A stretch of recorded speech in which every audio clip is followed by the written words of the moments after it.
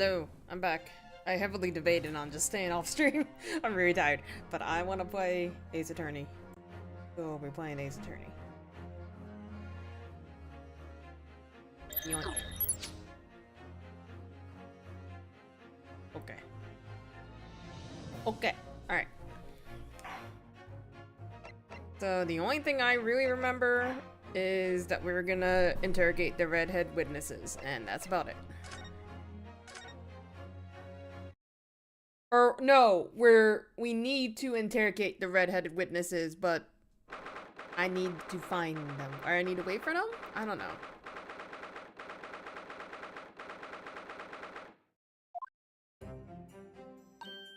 Oh, there you are, Odo. What kept you, my dear fellow? Hello, Mr. Holmes, Gina. You sure about what you said in there? Detective Zora's on the case? God, I hope. That the boss, you know, actually died the day before. It's pretty hard to swallow. Yes. I was shocked by the revelation too, Gina. Oh, my eyes are being weird. Oh, wait, shit. Hang on. I was helping someone out with this model, and I just realized I turned down the sensitivity.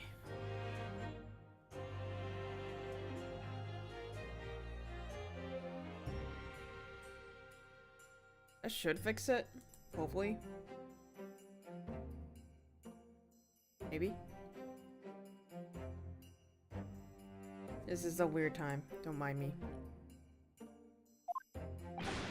As was I! Possibly more shocked than both of you. It's not a competition, Mr. Holmes. I was more shocked than all of you put together. This is the autopsy report in question, is it? Yes, it's strange that there are no time of death noted. I suppose it's a simple explanation, or perhaps it was a deliberate omission. Oh dear, if it was deliberate, it puts me in mind in the last case we worked on, and Dr. Sith. Is this supposed to be Scythe? Like an actual Scythe? It fucking just occurred to me. Whatever. I know. Anyway, it seems that on the day before Lord Von Zieks discovered his body, Inspector Gregson was investigating the Red-Headed League. So perhaps something happened with them. Come to think of it, you had trouble with those League men too, didn't you, Mr. Holmes? You were taken in by their trick. No, no, no. Naturally, I wasn't taken in, as you put it. My sleuth hound interest was merely piqued slightly by the rare scent of a weekly £4 income. And that scent masked the underlying scent of deception, I suppose.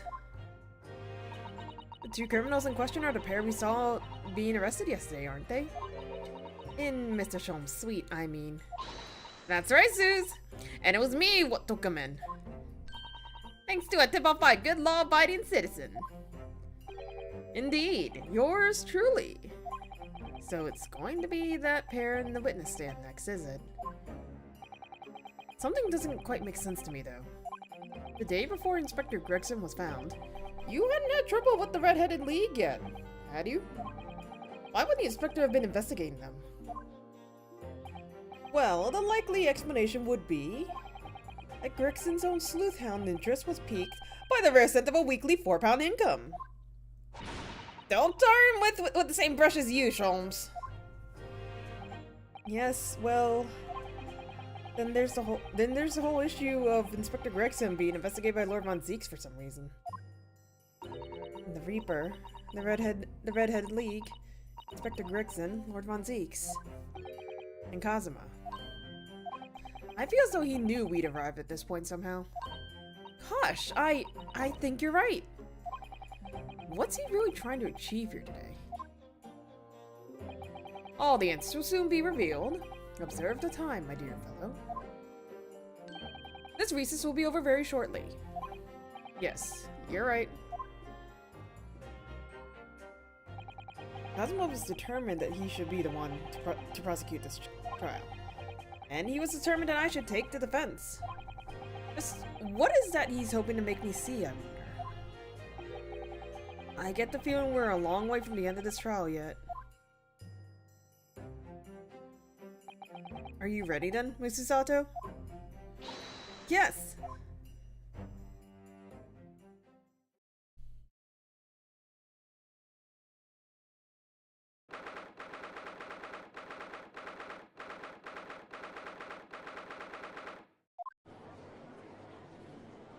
Ah, Baron. In the name of Her Majesty the Queen, I hereby declare this court to be in session again. We resume the closed court hearing of Baron von Zieks, here present, who stands accused of murder. Now then, Prosecutor Azuki. My lord? Have you summoned the witnesses as requested? Yes. The 2 members of the Red-Headed League who planned and carried out the deception. They've arrived not long ago from the local prison by police carriage. Very good. Bailiff, usher the 2 men into the courtroom.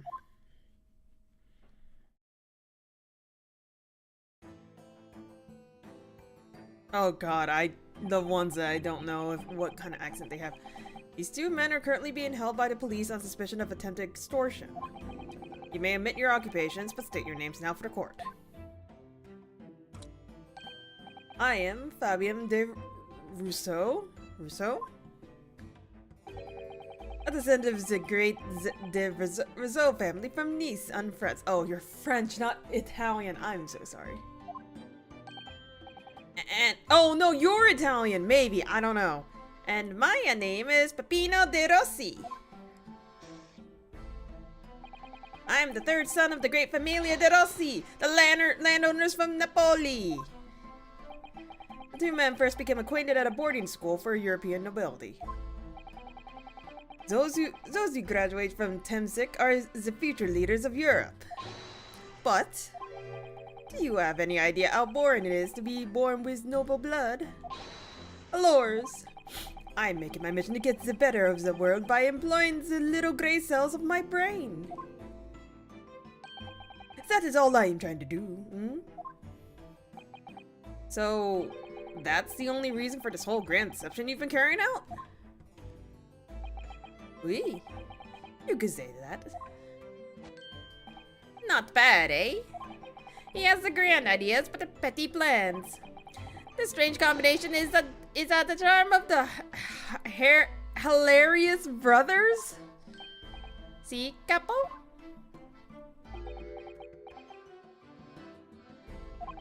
Listen to me, Peppino. I have 2 things to say to you. Eh? Che? Are you gonna tell me one of your grandi anecdotes? Eviva! Firstly, I want you to stop calling me this capo. And secondly, we are not the hilarious brothers. This is serious business. Gibello, there it is! The capo's trump a card! The furrowed brow. It is deep, huh, Capo? The photo and the meaning of your words. The court has been led to believe that under the banner of the Red-Headed League, you have conspired to swindle money from unsuspecting members of the public. Is this true? Oui. I don't know French. And what exactly was the nature of this deception by which you planned to defraud? Lors, I will explain it. No, Capo! Leave it to me! As you see, we both have the vivid red hair, no? At school, we were teased for this without pity. The Capo here, he was many times behind the schoolhouse, crying like the Trevi Fountain. Those dogs! One day the world will respect us redheads! Every night, he would bury his head in his pillow and weep. Says me and Peppino, enough! I will explain the rest. The first step was a newspaper advertisement. But 1 week before the plan was put into operation, we listed the same notice in every paper in London. Yes, we saw that notice. It was this one, I believe, entitled To the Red-Headed League. Oui. C'est ça? I am honored that you have seen it. It states that the only condition for joining the league is having flame-colored hair. And if you satisfy the interview panel and are admitted into the league, you could receive a weekly income of £4. The date specified, the red-headed hopefuls gathered in droves at the park specified in the advertisement. And from each person present, this pair took an application fee of 5 shillings. And with the money to France, it was a plan most elegant, non? No, it was most dishonorable. But to be frank, I'm stunned anyone was foolish enough to be taken in by such an obvious trick. The park was described by one witness as choked with red-headed folk, like a coaster's orange barrow. And the day on which all these men gathered to apply was the day before the victim was discovered. Crucially, these 2 men spoke face to face with every single person present that day. Oui. I've seen more red-headed people in one day than I would see in the rest of my life. See, and now every time I see the couple's hair, I feel sick to my stomach. Anyway, why have you been summoned here today? Sorry? The date for our trial was not until tomorrow, I was told. Naturally, neither of these men have been told any details about this trial. They've only been shown this photograph. Very good. So, Mr. De Russo and Mr. De Rossi, you will now give your formal testimony for the court on the subject of the gentleman pictured in this photograph. Of course, we are always ready to help with the law. Didn't you break the law?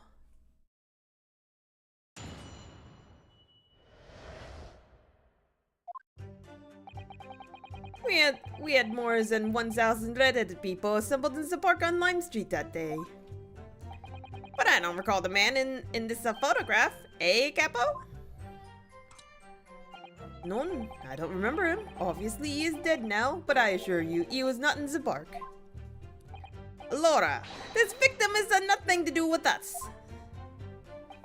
You have a lot to answer for, Peppino. It is your fault that we got caught in the first place. You've given sworn testimony that this man in the photograph was not present. Can you be certain? Oui. I'm quite certain we did not interview this man. Nobody looking like this came to the park, this I can promise. It must be noted that you have been arrested for a grand deception, however. Accordingly, this court has little confidence in your assurance. What's with this attitude? We get to nowhere, huh? He's really a sulkin now. This confidential document was obtained directly from Scotland Yard. It records an entry from the inspector's private diary dated the day before the incident. It reads, Lime Street, Red-Headed League, undercover. I have the answer. Maybe there was another similar event at the park in the day in question, eh? So that is ridiculous. There's no question that Inspector Gregson was investigating the Red-Headed League. Which means it's quite possible that that's when he was killed. Do I have any evidence?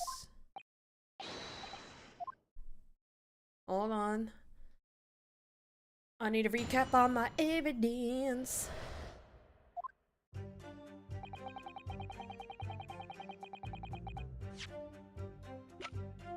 Because we have the wig. The wig has nothing conspicuous on it. Nothing at all. So my assumption is that there is... They will give me a piece of evidence in a second.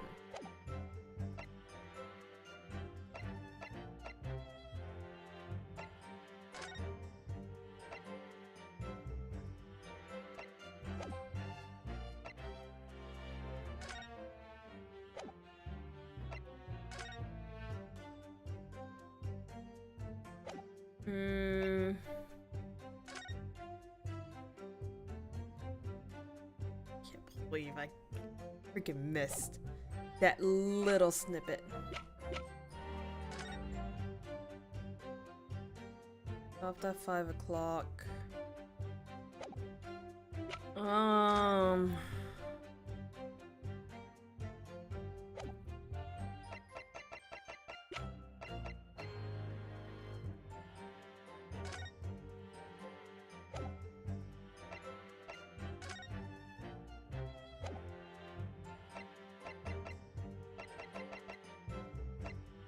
I don't know. I don't think I have the evidence. Hold it! 1,000 people? That's a very big crowd. It was quite the spectacle. Redheads had come from all over the capital. See, the capo here, he has a magnetismo animale. What? Nobody else could attract so many people. If I could be born again, I would be the capo. All those people wanted was the money, Babino. The £4 per week. Are you suggesting that you spoke personally with all 1,000 applicants? Oui, that's what we did, because every one of them paid us 5 shillings. We ticket their names, and we ticket their money, and we ticket their addresses as well. Then I tell them we ticket some days to let them know by post finito. Maybe 2 minuti a person? We started early in the morning, we stopped late in the night. So, you've earned 5,000 shillings in one day. That's a small fortune. Who'd have thought there were 1,000 such gullible redheads in London to start with? One of whom was a great detective with chemically altered hair.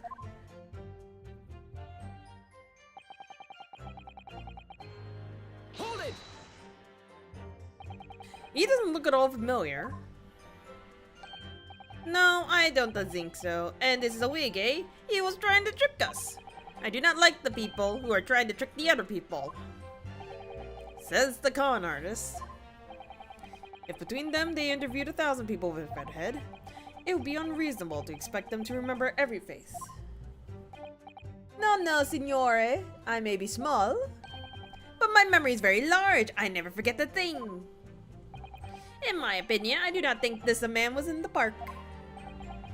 He's not going to give the court a defendant, it seems. Eh, Capo? You didn't see a man like this, hmm?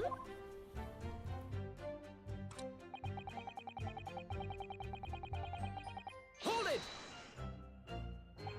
But according to what you've said, you spoke with 1,000 or more people that day. Louise, that's true. My eyes were burning by the end of the day. Surely then, you can't actually remember every single face. How are you so certain? My eye is giving me grief that this particular man wasn't present. Normally, the redhead is very distinct, eh? But not when you have 1,000 redheads crowding around. Then it's just an eyesore. But if there was some other information you could give us, maybe then we could recall. That is not the lie, Babino. Remember, we do not remember him. We are sure of that fact, huh? If there was a man with a red hairpiece, but his mustache did not match the color, then I do not think I could have forgotten him. Kazuma said these two have only been shown that photograph, they've been told nothing else at all. What if I fed them just one other detail about the victim? For example, his name, his fish and chips! His name. I can certainly appreciate that just knowing the man had a red head wouldn't help you remember in this situation. But what if I told you that the man's name was Gregson? The man is a photograph is a Monsieur Gregson? Yes. Names, they are boring. I did not listen to any of them. Oh. It was not the real interview, huh? It was just for show. Why would I remember the names? That's right. This changed nothing. The man in the photographs was not here, as we have already said. I see. Seems there's little to be gained from pursuing this point further. Tell them again what you've said before, Peppino. Si, capo, si! I say it again and again. I was honestly kind of hoping they would say the fake name, but they didn't.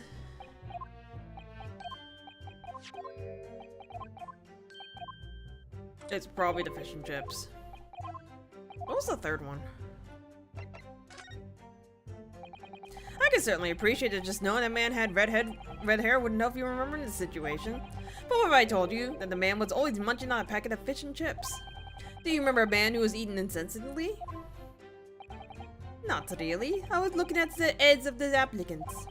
I wouldn't have noticed the fish and chips anymore as the caviar and smoked salmon. Or la spaghetti! Me! I love the spaghetti! Really, I had no idea. Tell them again what you said before, Peppino. Si, capo, si! I said it again, again, and again! Oh wait, so the fish and chips did not really, so it's profession? But he wouldn't outright say he's a detective, right?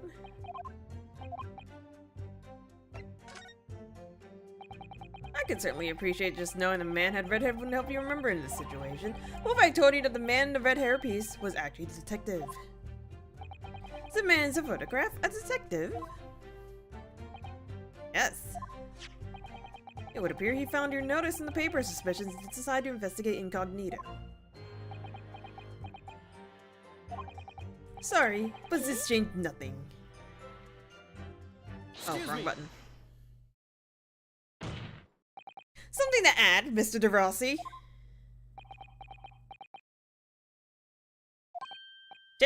See, I am always adding something. Parmesan, olive oil, pepper. What I mean is, did you not agree with your friend's last remark by any chance? Eh? What did he just say about the detective? Yes, that. Keep your mouth shut, Peppino. You have said enough already. But the why, Capo? What is the problem? There was a man who said, I am an inspector from Scotland Yard. What? Good lord! Order, order, order! Explain this volte-face in your testimony, witness. It's simple. Man who was at the park said to us that he was an inspector. There was no such man. Matai, what are you saying, Capo? Have you forgotten, eh? I have forgotten nothing. Nobody like this came to the park. Basta, Capo, basta! You beat me at the many things, but not to the memory and the meals. Like I said, when it's time to eat the pasta, nobody is a fasta. But you are inferior to me in every other way, so shut up. Objection!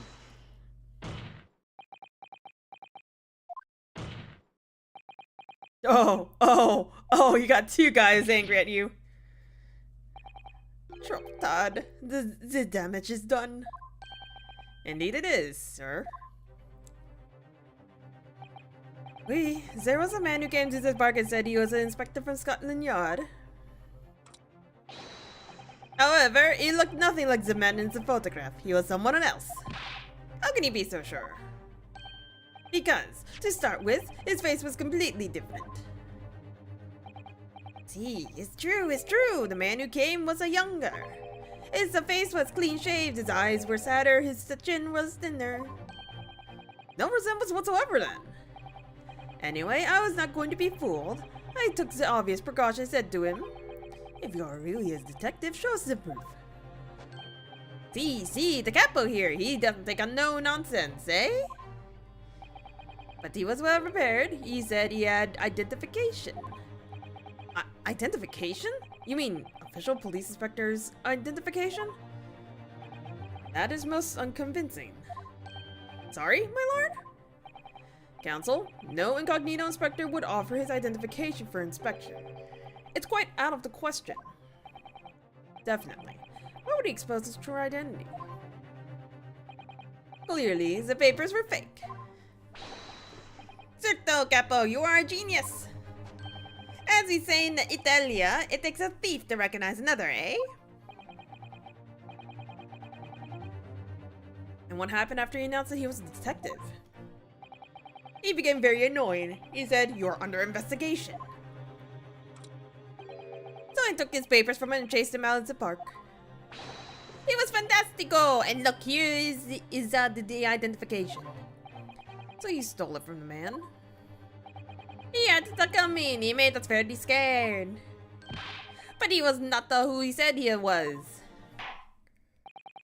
Indeed, the person described does not appear to have behaved as a true inspector would. However, I believe it would be prudent for these identification papers to be entered into evidence. But I like them. So we're gonna take this. No, shut up, you. Metropolitan Police warrant card. Alright, open it. Well, I suppose we should see what this inspector's identification looks like inside.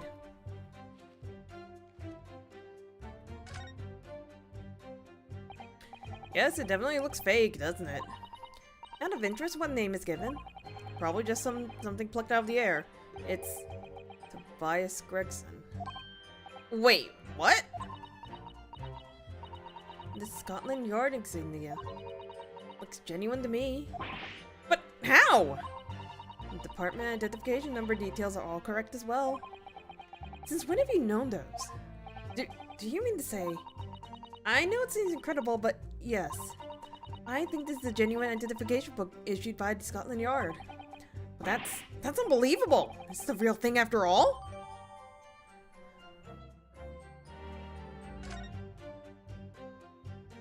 Well, where do I present this?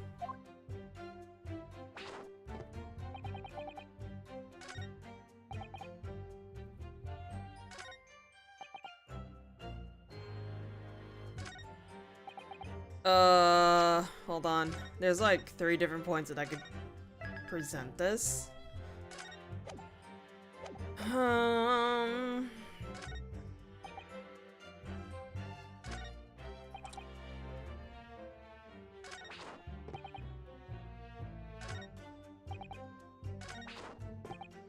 This one, maybe? Objection! Oh. I wonder if I could ask you to examine this identification book very closely. Miss Lestrade? Why Miss Lestrade? What is your intention here, counsel? Is this really a fake, or is it genuine? That's a question. Which we can't answer ourselves. Objection! Don't be ridiculous. No Scotland Yard detective would allow his or her identification to be stolen. That is the boss's! No question about it! It can't be! As I suspected. The undercover detective who attended the Red-Headed League's enrollment on the day in question was the real Inspector Gregson, carrying out an incognito investigation. Dolores!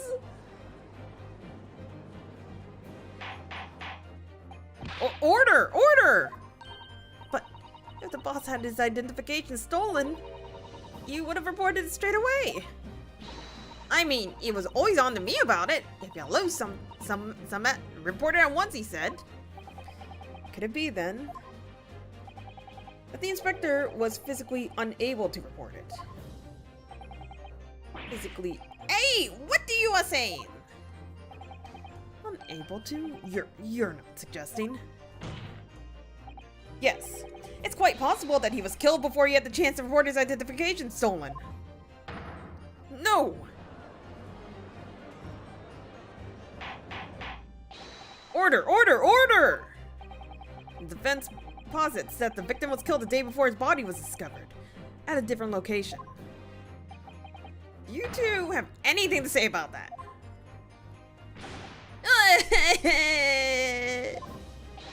I know nothing. I don't know nothing. Pull yourself together, Pepino. Mon Dieu, you can behave a little more like a master criminal than that, non?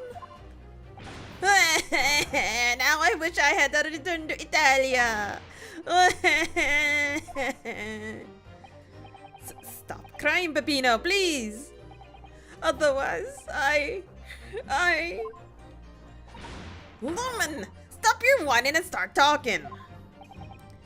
Well, I believe the court will need to hear your story in considerable... I know nothing. I know nothing. But you will tell everything, or face the worst possible outcome.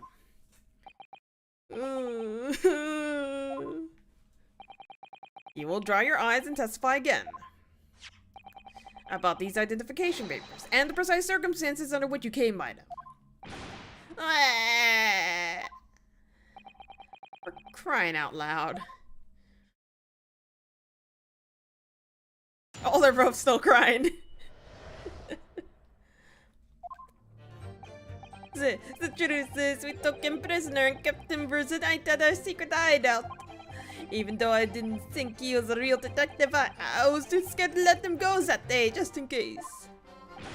We took the man's identification from him and shut him up in the room next to ours. There might have been a little tussle, but we did him no harm, and the next morning we let him go. He spent the night in the nice room. It was nothing like the prison.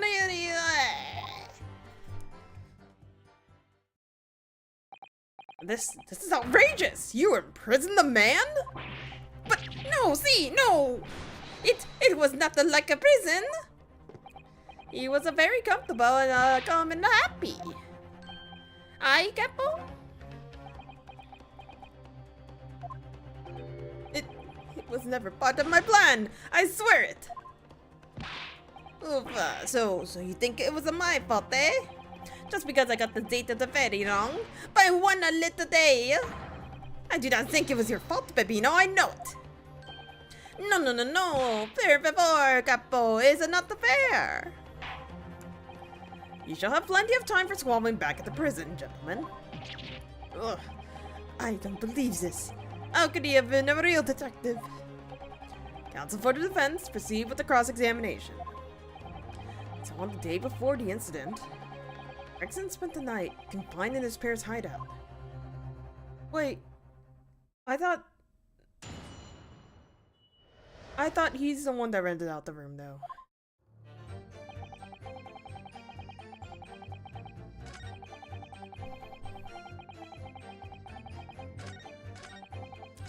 Oops.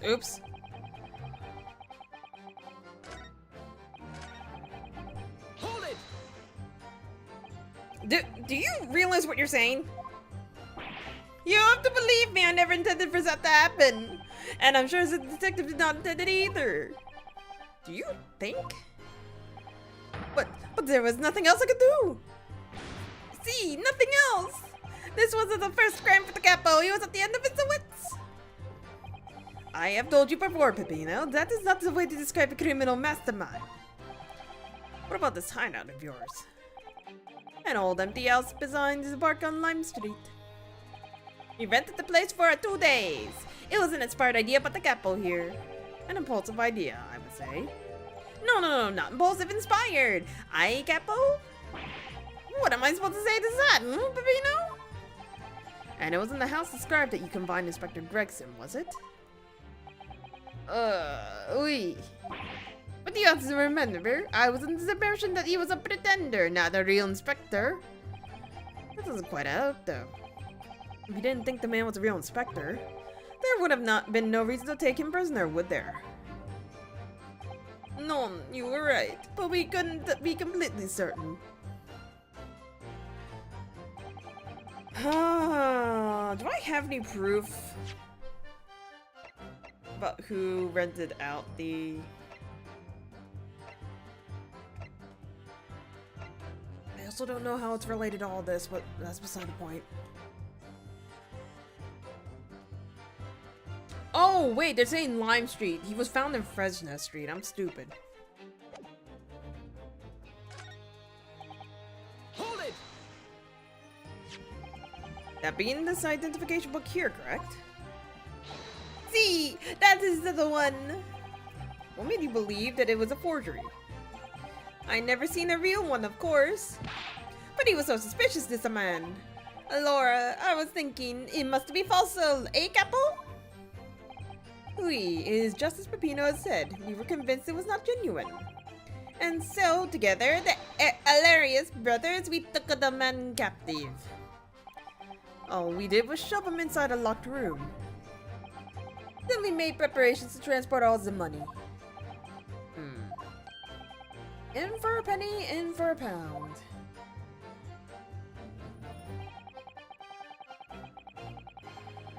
Hold it! What do you mean by a little tussle exactly? Well, it was nothing. Just a minor incident. The Valso Inspector, he was a real piece of the work, eh, Capo? What happened? It was a disaster. We give him a nice room, and what does he do, huh? In the middle of the night, he tries to escape through the ventilator. Can you blame him?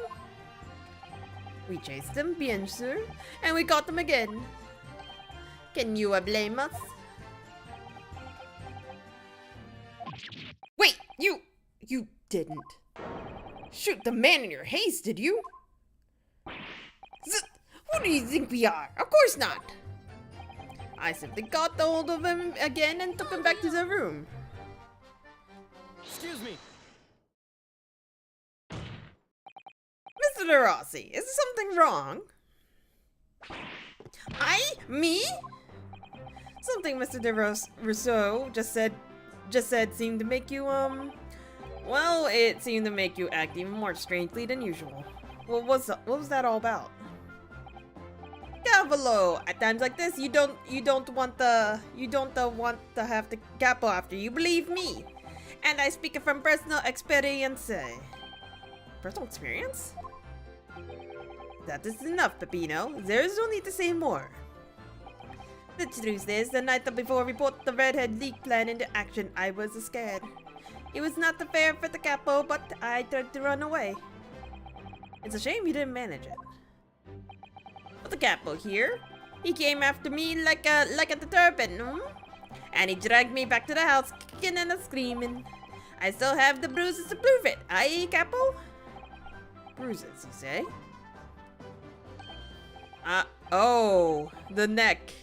You want to see my fantastical bruises? That's it enough, Peppino. No one wants to look at any part of you. Does he have bruises around his? Not you.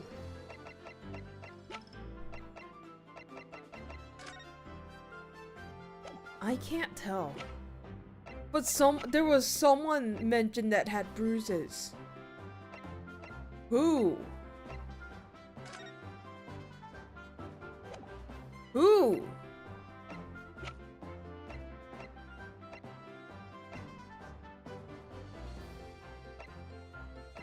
Who the fuck am I thinking about that had bruises? What to do, huh? I show you or I don't. Oh wait, hang on. Their autopsy report.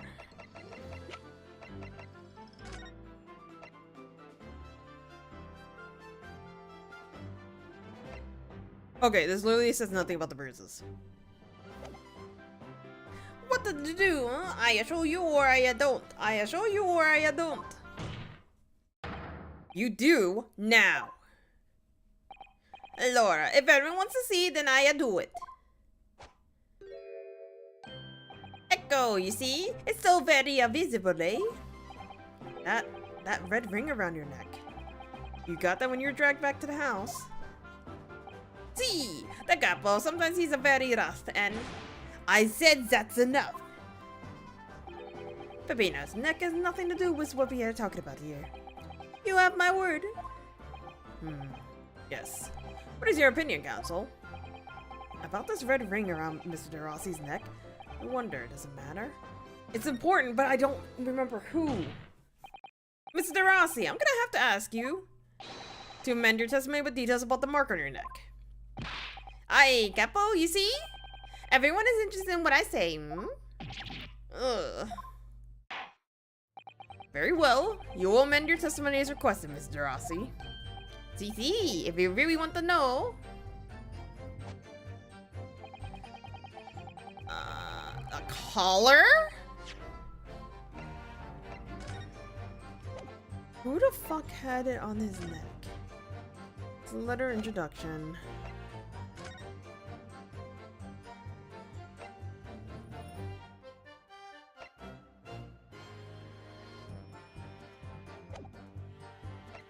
I am trying to remember. Where did I see the neck?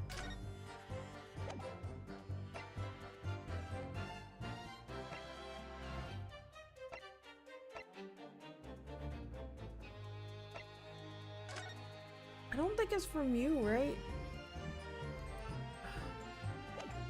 If it is, I can't see.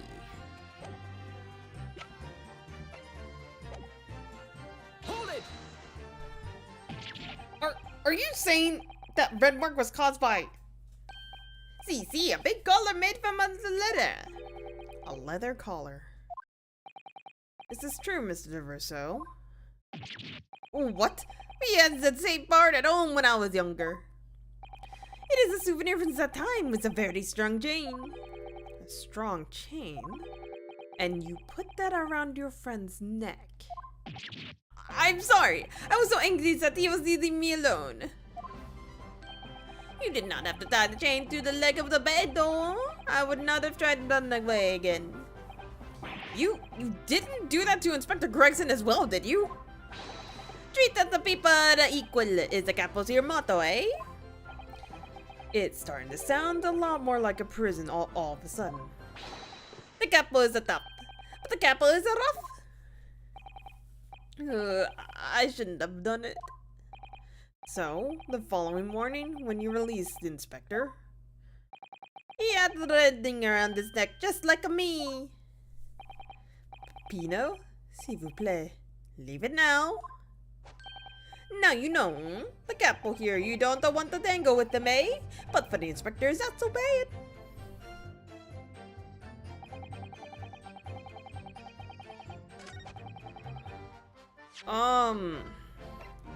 So the only thing I can present is a picture. Objection. So the day before his body was discovered, Inspector Gregson was taken prisoner while working incognito.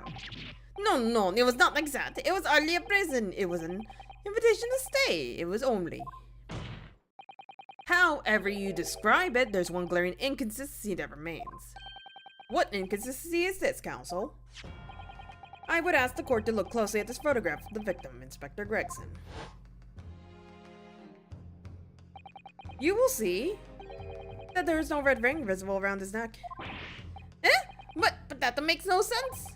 It was me who took the collar off the man in the morning. And I saw the red bruises on his neck, just like I have. So, wait. Hang on, can I see people? One of you fuckers had it. Oh, you have a fucking... It's so distinct in his picture. Who had it? Was he... Oh, it was you! You stole it from Gregson. Given that the mark is still clearly visible on the witness's neck, we expect to see bruising on the victim, who was put in a collar more recently than Mr. de Rossi. Indeed, that is most peculiar. But what do we tell you, Huh? We say this from the beginning, many times. Peppino is right. The man in the photograph is someone different to the man we held captive that night.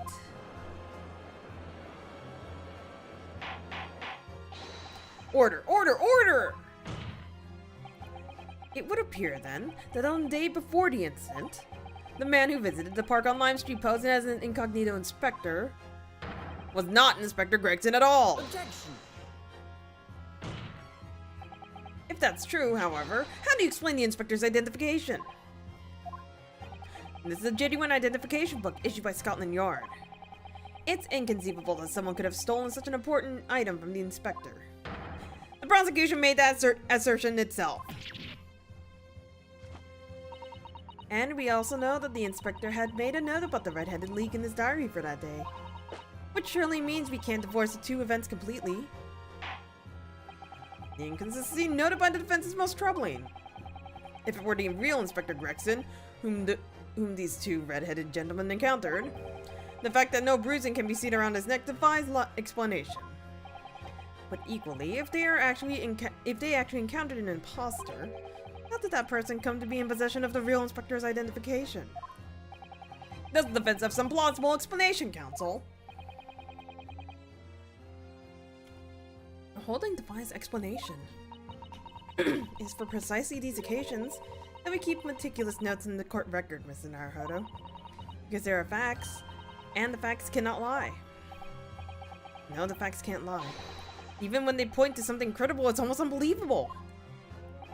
Well, my lord, the true identity for the person who turned up the park for the red-headed leak's enrollment is revealed by the information in the court record, I believe. Good gracious! Very tantalizing, Mr. Naruhodo. So why don't you help us all to see whatever truth that you've apparently seen? Who exactly was this inspector that appeared before Mr. Verso and Mr. De Rossi? Though it seems incredible, I admit the undeniable facts point to only one other thing. Since no bruising can be seen on the victim's neck, the person who these two red-headed men took prisoner that day cannot have been Inspector Gregson. In other words, your whole argument up to now has been a waste of time. Objection! On the contrary, I haven't finished. What? There's no bruising on the victim's neck, so the question immediately posed next is, who exactly was this man in the park on Lime Street found to be carrying Inspector Gregson's identification? See, that's right. We tell the same story every time. Whoever this man was, the capo dragged him from a pillar to a post with the dog collar. Mon Dieu, Peppino, I was not so harsh as you say, hmm? So who was that false inspector, eh? Who was he? Clearly, the defense has an idea about that. About the true identity of the man these two imprisoned that night. I must ask the counsel for the defense to elaborate post-haste. Who did the witnesses encounter in the park posing as Inspector Gregson? It was gossip. Take that! Goodness me, isn't that? One of the witnesses who was in the stand this very courtroom earlier today. A nameless man whose only occupation appears to be peddling hearsay to passerby. Objection! What on earth would the street seller be doing with the police inspector's identification papers? Witnesses, is this the man or not? What does happen to his lip? See, this man is not for the Redhead League, eh? He looks for the Twist Lip League, no? Perhaps rather than making such a rash claim next time, you should bite your lip instead.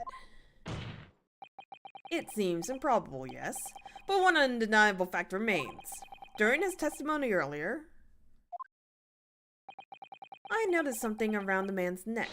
A red ring of bruising. What? The defense demands that Mr. Gossip be brought back to the stand. Order! Order! Bailiff! Bring the aforementioned witness back to the courtroom. Immediately.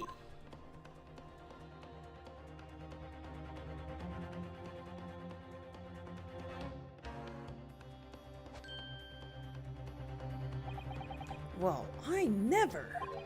An undeniable ring of bruising indeed. And identical to that of the witness beside him.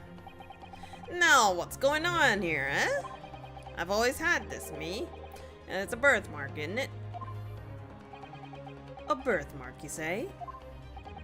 I assume the reason you've been recalled to the stand has been explained to you. Something about an inspector again. But I'm telling you, you got it wrong as usual. You're going to deny all knowledge of it. Well, of course I am. Are you trying to kill me with all this nonsense, eh? Well, at least you'll have more stories to peddle back on Fresno Street, won't you? Now, we're going to need you to testify again. And you, Mr. De Verso and Mr. De Rossi, I'm sure you'll cooperate, won't you? Do we have any choice? We are in the big trouble, eh, Capo? That's quite enough dilatory chatter. Proceed with the testimony.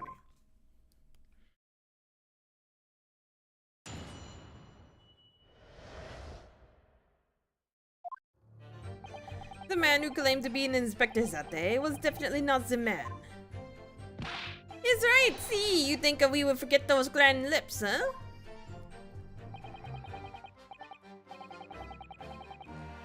I wonder if it's a mask. It shouldn't be a mask. I never leave Fresno Street, alright? I've no interest in any redheaded league. I'm all alone in the world, me. I have no kinfolk or nothing. Why would I be involved in something like that? Just look at me, eh? Does it look like I could carry off a disguise with a face like this? It would certainly appear that we have the wrong man. What have I been telling you? There was no need for the pointless testimony. That's right. I'm just a simple peddler. Remember, rest of the street's all I know. And when I've come by a police inspector's identification book. Well, yes, that's hard to explain, but... A brief cross-examination, I think, counsel. Very brief. Ugh. Is there anyone in this courtroom who thinks I might be onto something?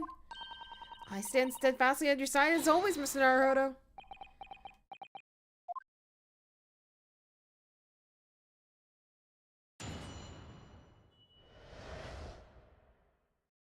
Oh.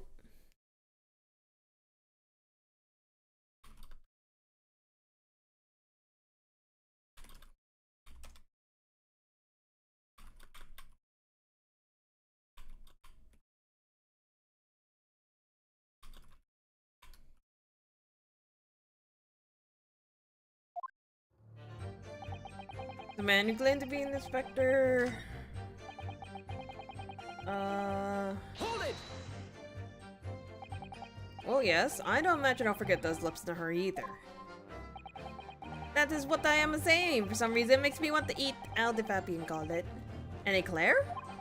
You know, I've never seen the hair as black as yours before either.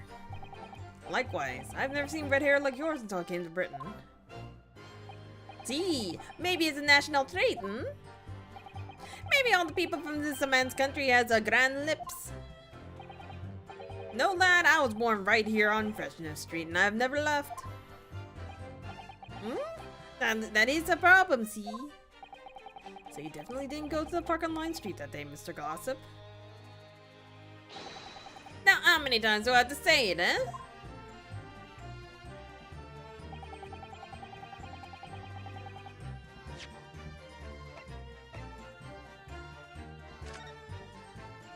I'm definitely thinking this is Virgil. But how is he masking that?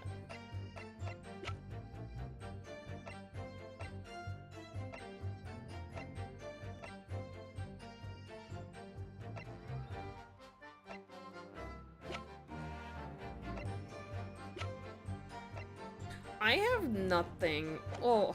No. I can present this. I can present this. Objection! Really? You would think he would be doing it for the money.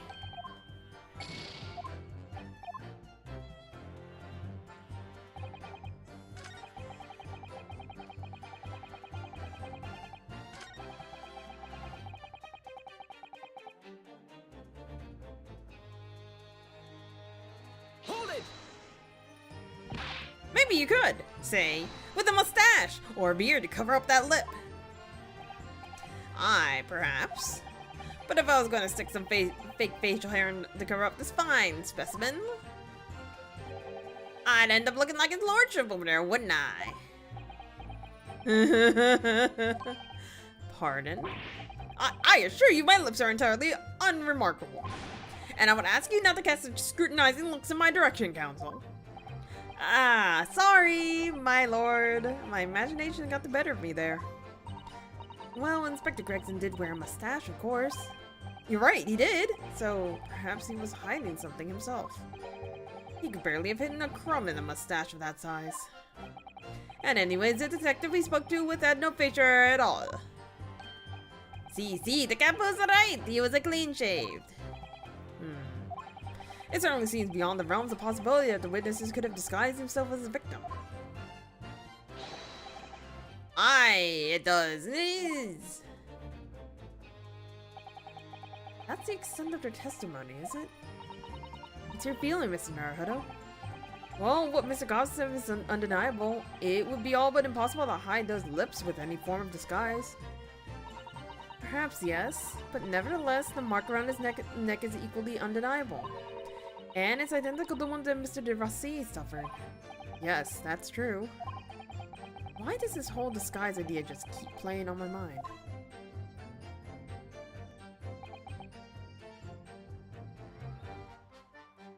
Hold it! So you say, but how could you be so quite certain? There's no need to irk their hands on the desk, monsieur. Surely the reason is obvious, don't? Because I have never before seen lips like this. Nevertheless, there's a clear red mark around Mr. Gossip's neck. And it looks very much like that left behind on the neck of your colleague by your prize caller. Mon Dieu, with your words, it is like you are trying to wring my neck. It does look very much like my neck though, eh? No, this is a birthmark, lad. The biggest lips in London and a neck to die for. Aye, they broke the mold where they made me. For the first time in my life, I feel lucky to have been born with red hair. And I thought being Japanese made you stand out in London. So you maintain you've never seen this man before.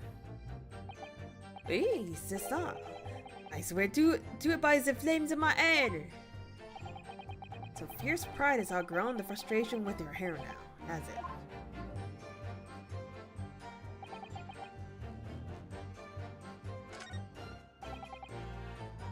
Hold it! So, you've heard of the Red-Headed League, have you? You don't get a name like Gossip for nothing, eh? It's my business to know what's going off in town.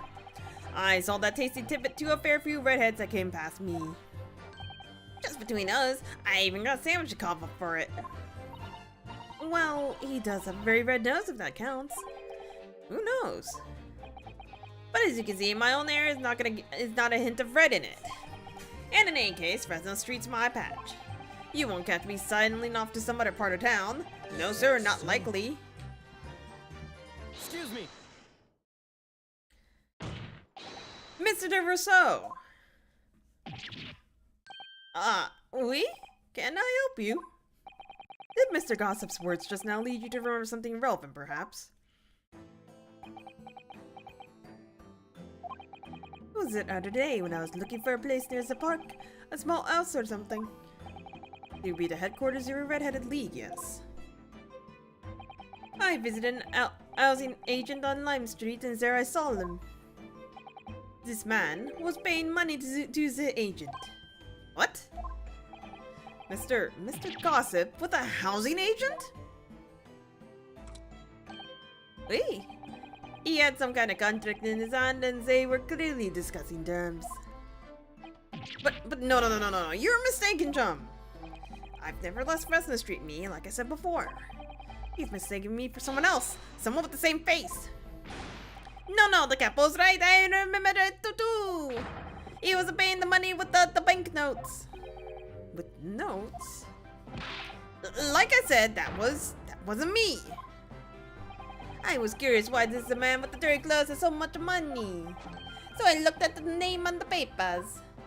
And what name was written? Mr. Gossip? No, there's a man. He lies. He tells you that he has a no name. But in fact, his name is Hugh Boone. He's better than Mr. Gossip, I think. No! Peddler of tidbits of information, like I said, on Fresno Street. And that's it. I don't much like folk talking about my personal life. Indeed. And it is not the intention of the court to invade the privacy of witnesses. Very well. I shall respect your wishes, sir. The aforementioned name shall be redacted from all court records in this trial. Assuming no objections. Objection! No, there's objection. I'm sorry, my lord, but the defense does object. Because the name just mentioned has a very deep significance to this case.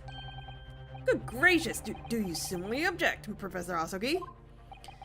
As it happens, my lord, that particular name has already been mentioned during today's proceedings. Well, I never! In what capacity? Hugh Boone, the name of the leaseholder of the room. Let me put this very simply. The victim's body was discovered in your rented room.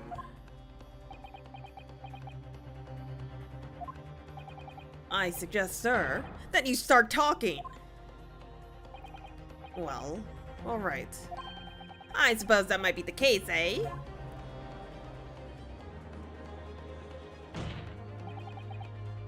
Ah, Red Bullet, I'm about to I'm about to turn this case around and I'm a little scared. So your name is Hugh Boone. Wait, hold on, just to double check. Mr. Vigil, okay. Well, just between us, I don't like to blow me own trumpet, but there's no finer peddler of tippets in town. So, hey, I am to be able to afford a grubby little room in a fallen down backstreet townhouse. You do? And once every 6 months, I go and pay the rent to the agent on Lime Street. I remember it now. There were 2 vulgar redheads in there last time. If either of us is a vulgar, is it not to me? Sink again, Peppino. Why didn't you bring this up before? It's like I told you already. I don't like talking about my personal life. I'm a tippet peddler as far as everyone else is concerned. No fuss. You will update your testimony to include the most surprising revelation, Mr. Boone. If I must. The leaseholder Scotland Yard has been looking for since the body was discovered. Has been here under our noses all along. If the room where the fellow is found is true, for what difference it makes.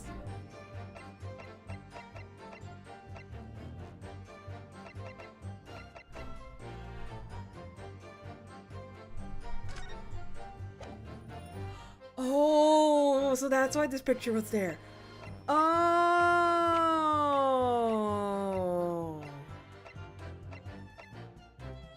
Oh. Objection! Damn it.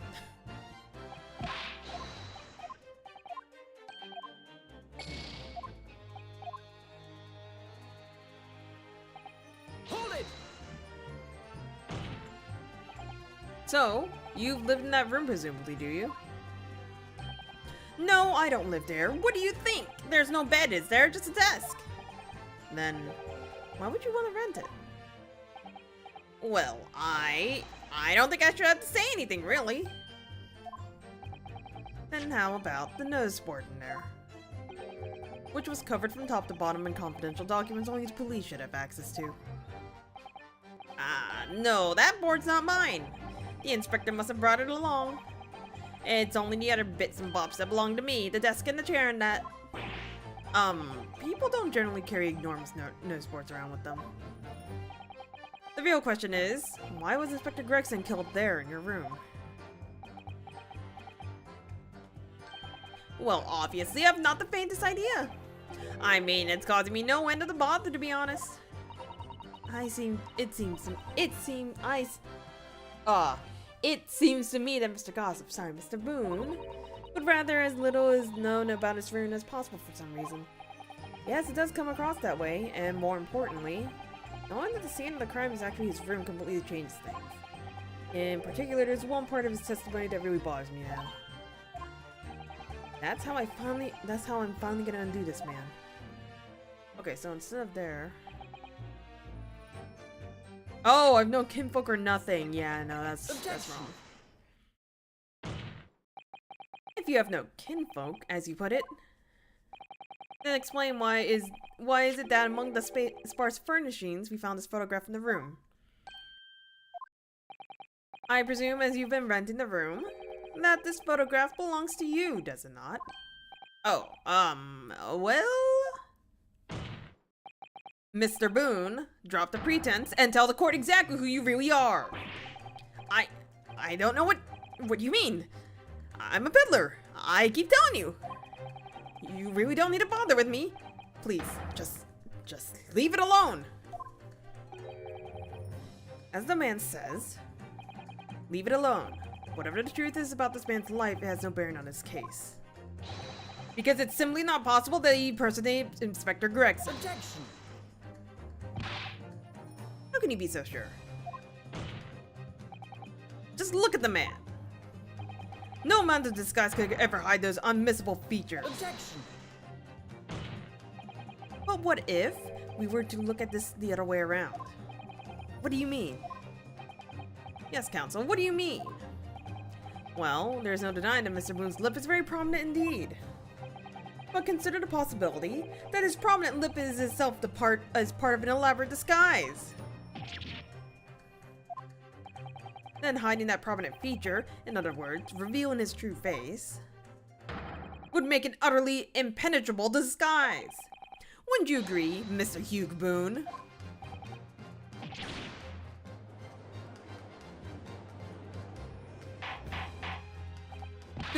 Witness! Are you still hiding the truth from this court? If that's a disguise, then underneath it, his true identity must be... Yes, that's right. There's really one other person he could be. My lord, the defense believes it can reveal Mr. Boone's true identity to the court. No. Please. No. Very well then, counsel. What is the true identity of this peddler who goes simply by the name of Gossip on the street? Take that! Your real name is actually Mr. Vigil, isn't it? Mr. Daily Vigil. I don't recall that name, counsel. Who is this Mr. Vigil? That's a name I encountered yesterday, my lord. It has to do with a certain client of Mr. Herlock Sholmes. A young gentlewoman came to the detective asking to locate her missing husband. The woman in this photograph, in fact. This is Mrs. Vigil. What? From what I understand, you haven't returned home since the night before the inspector was found dead. But of course, on that night, you were being held captive by the two red-headed League men.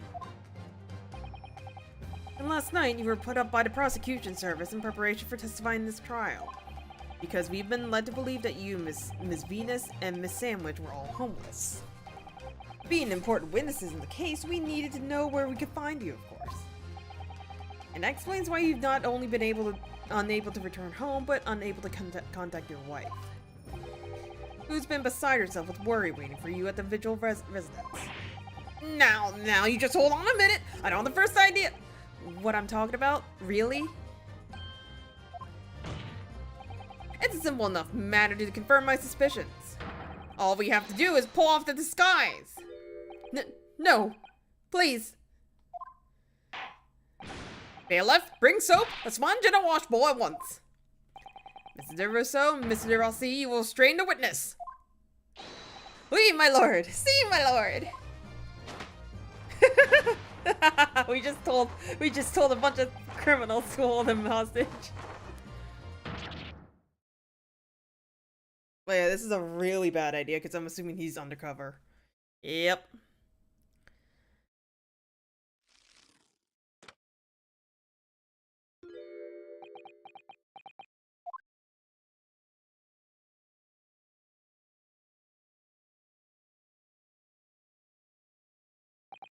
Well, we are now seeing your true features, I presume.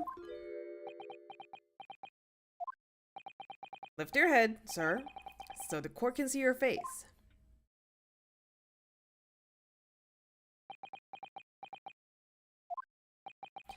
It would appear that the defense counsel's assertion was entirely correct. This has all been a very elaborate deception. So, witnesses, tell the court. Have you seen this man before? I don't believe it, but... See, there's no question. This is the inspector we saw at the park! Extraordinary!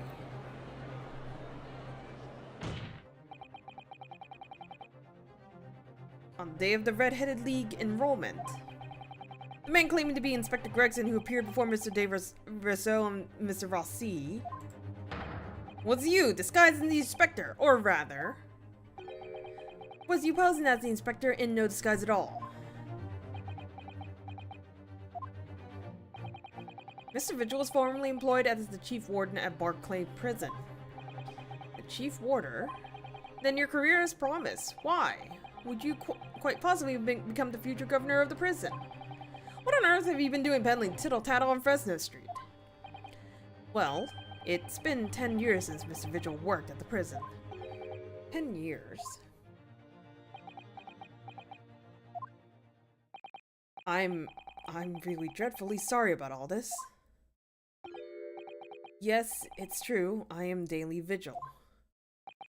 And you were the chief warder of Barclay Prison 10 years ago. So when did Mr. Hugh Boone come from?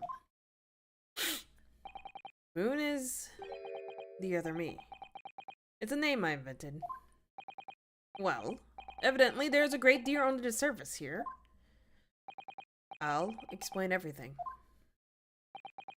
I'll tell you just how wretched my life has become.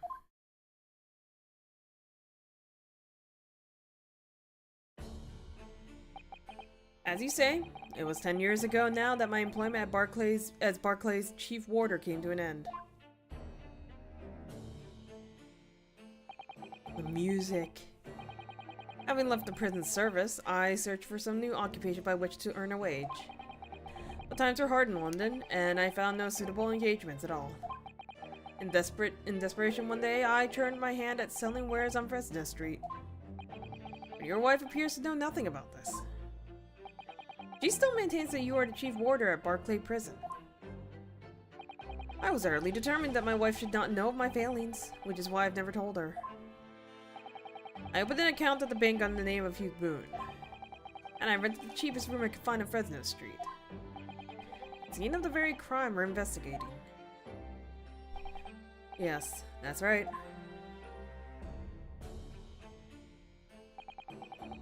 A place from which I could emerge every morning at 8 as a squad-led peddler,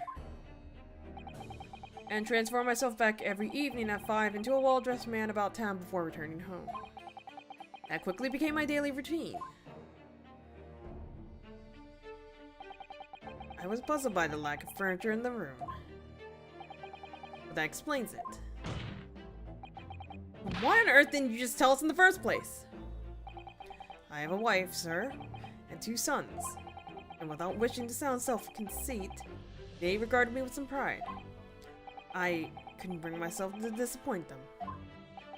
So instead, you decided to conceal your occupation from them? Yes. I've made such a terrible mess of everything. Still, one thing doesn't add up. No matter how many tidbits of information you could sell to passing gentlemen, even at 6p apiece, you couldn't hope to match the salary you must have commanded as chief warder in the prison. Very true. To have kept your family in comfort despite 10 years of somewhat misbegotten employment.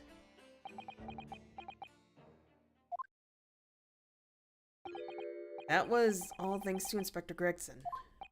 What? Inspector Gregson? What on earth? It was some years after I've invented Boone begun my utter life as a street seller. He, the inspector, that is, recognized me one day. You mean to say the victim was an acquaintance of yours? I knew him from my time working at the prison. When he saw what I'd become, he was deeply troubled for me and my family. And from that day forward, he visited me on Fresno Street with increasingly regularity.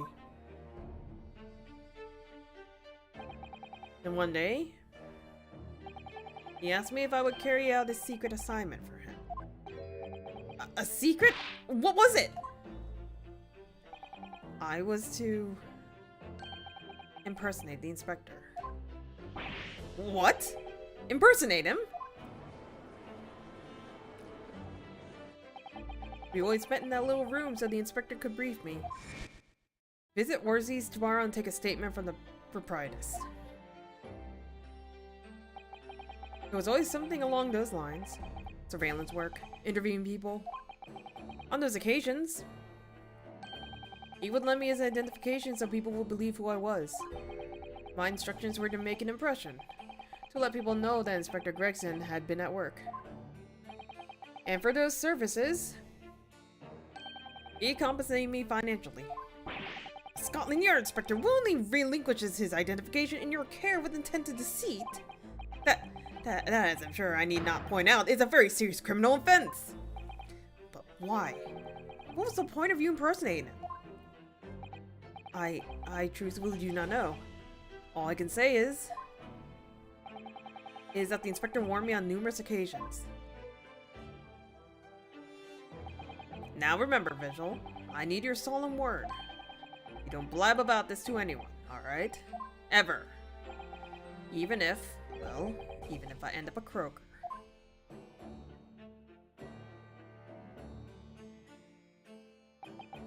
In time, he started to bring papers with him to the room as well.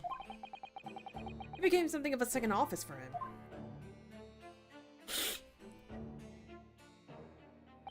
So, in fact, the person who declared himself to be the Inspector Gregson at the park on Lime Street was really... Yes, it was me. Being on the inspector's orders.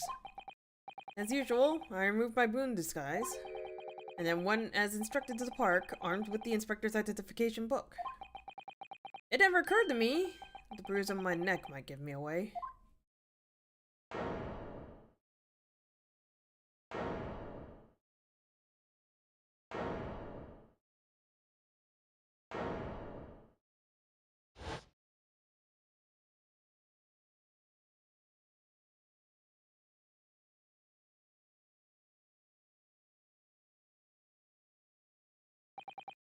Well, it would seem this confession completely destroys the defense's case.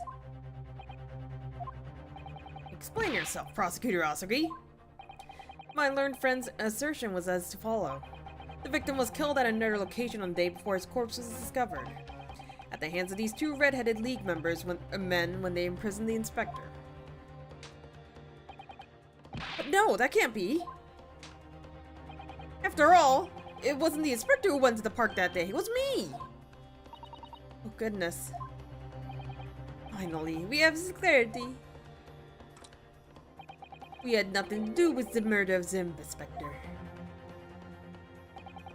And merci, Monsieur de la Defense, for proving it. What? What? Order! Order! Order! Indeed, it would appear that we have reached a de facto conclusion of sorts. These witnesses have no involvement in the murder of the victim. As proven, somewhat ironically, by the defense. I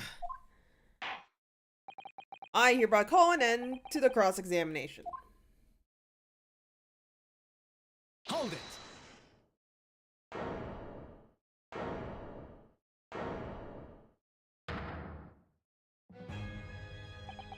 Pardon me, my lord, but with your permission, I would like to pose one further question to the witness. Kazuma? What question, counsel? It concerns the events of 10 years ago. I believe you have been present at a very significant execution that was carried out at the time. 10 years ago? The execution of the professor, Genshin Asugi. I want to know exactly what your involvement was. Oh! Answer me, man! One moment, counsel. Is this related to the current case? Naturally. It is the prosecution's belief that this case and the events of 10 years ago are inextricably linked. Does the defense concur, counsel? Kazuma, you're not yourself. You're not as calm and collected as usual. Poor Kazuma-sama. No wonder he's acting this way. Mr. Vigil's memories of what happened 10 years ago will tell the tale of Genshin Asugi's last moments, his own father. I know, I do understand that, but even so. Professor Asugi, Prosecutor Asugi. Do you genuinely believe that this question requires an answer in order to learn the truth behind Inspector Gregson's death? I need you to trust me. Please.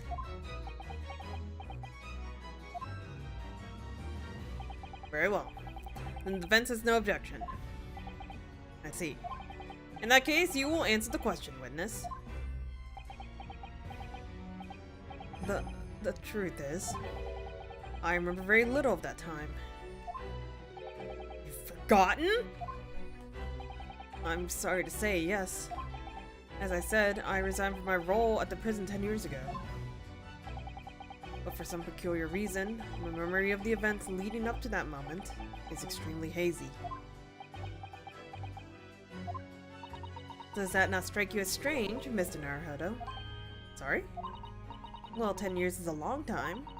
To have forgotten the reason why you left such an important job. Yes, you're right. And not only that, Mr. Vigil's claim contradicts what we already know. The human spirit is a fragile thing. It's broken all too easily.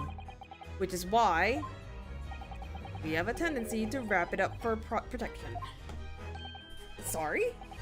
The human spirit? I'm afraid I don't understand what you mean. When we experience pain and suffering that we feel unable to bear, we block it out, obliterate it from our memories, seal it away. But it never truly leaves us. If the seal is broken, the memories resurface. And when they do, that fragile spirit may finally be crushed. But I really don't. Kazuma-sama. But if it must be crushed, then so be it! Because the truth will not stay buried. It's coming out one way or another. Right. Now I understand. It's clear what his intentions are. He means to expose the truth at any cost. Perhaps if I point out the contradiction in what Mr. Vigil claimed earlier, it might cause some crucial memories to return to him. But should I?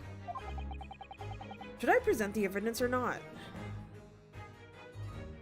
What happens if I leave it? Like, honestly, what happens if I just leave it?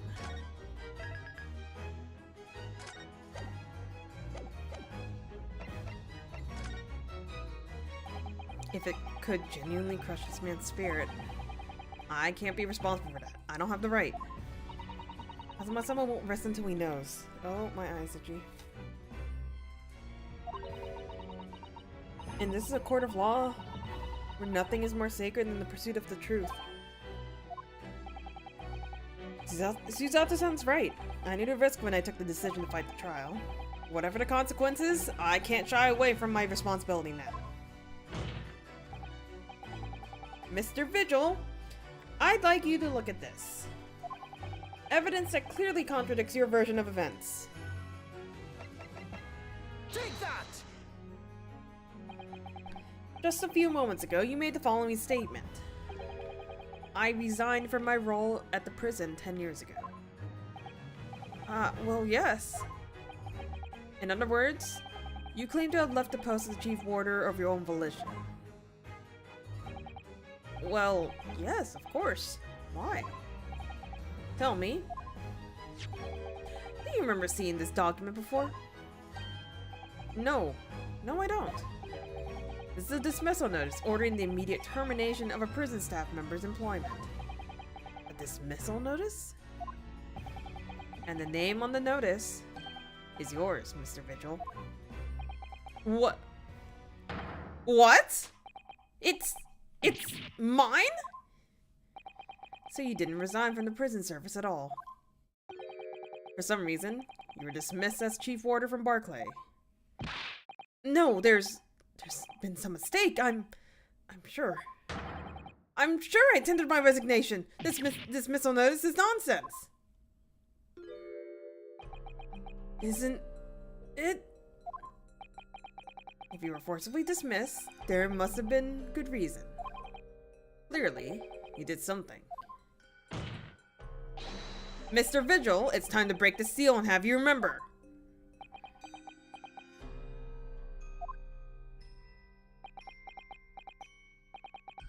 According to the few remaining records, the final execution that you supervised was on 17th June 10 years ago. And on that day, something very serious took place at Barclay Prison. The 17th of June. Was that the professor's execution? Professor... As you were the chief warder at the time, it stands to reason that you would have been present throughout the proceedings. It does sound familiar.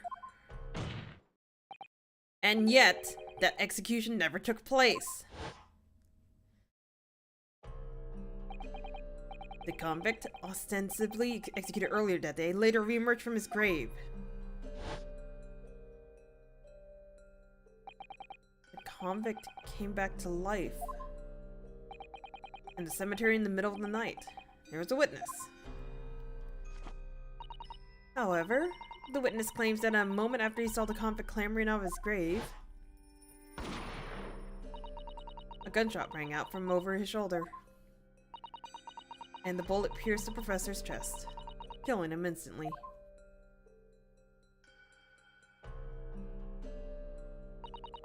Those may have been the professor's actual last moments. Yes. Yes. Seeing as you were in charge of overseeing executions at the time, you must know the truth about what really happened. It's in your head, somewhere deep down.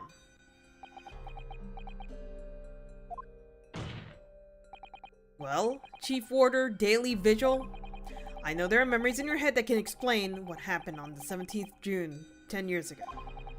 And now it's time for you to drag them up!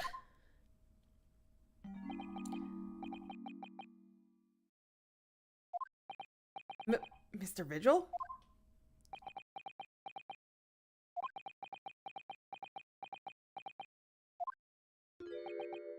Yes, the whole prison. It was complete chaos. The prisoner escaped. He was killed in the cemetery.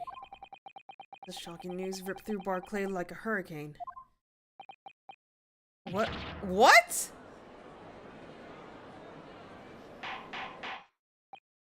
Order! Order! Order! Do you mean to say, Mr. Vigil, that your memories of the time has returned? My head, it's like some floodgates have been opened. The images, the screams. Oh my goodness. The papers.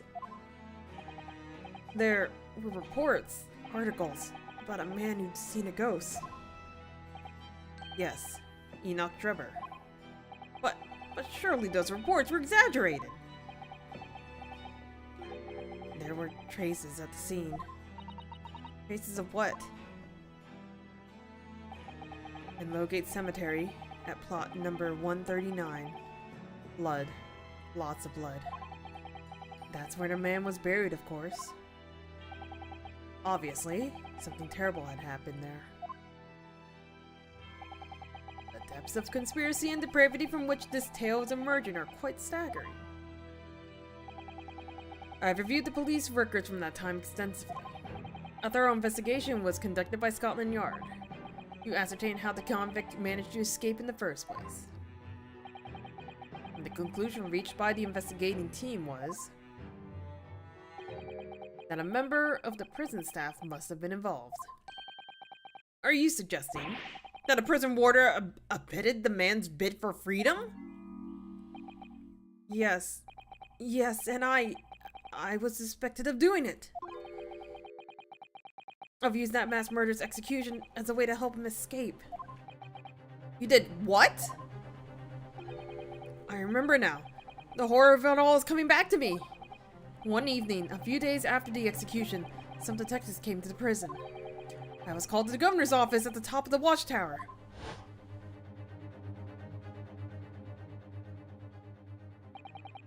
I'm sorry, Daly. This is serious business. I cannot help you now. As Chief Warder, you're responsible for overseeing the execution of 4, eh? Well, it seems the fellas at Scotland Yard want to have a few wee words with you about it. You'd better pack your things, laddie. You're to attend in person. As soon as he told me that, my mind just went completely blank. And the next thing I knew, the professor, the most hated killer in our country's history. And I let him escape. I'm finished. My life is over.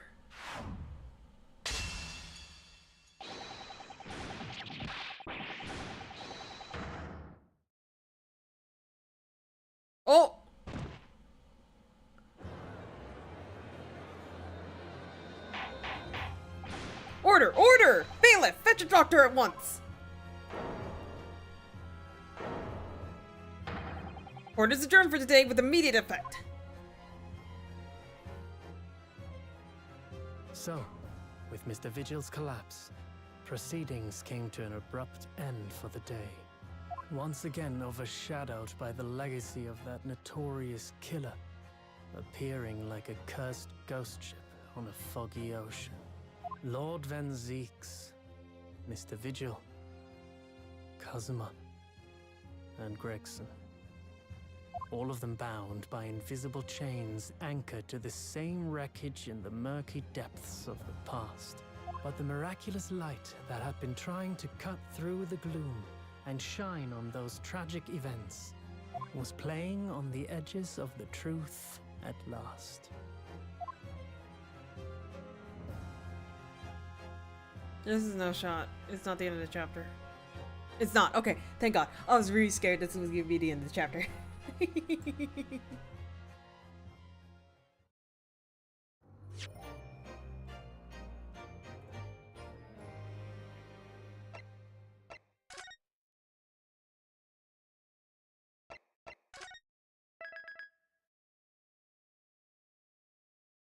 Whew.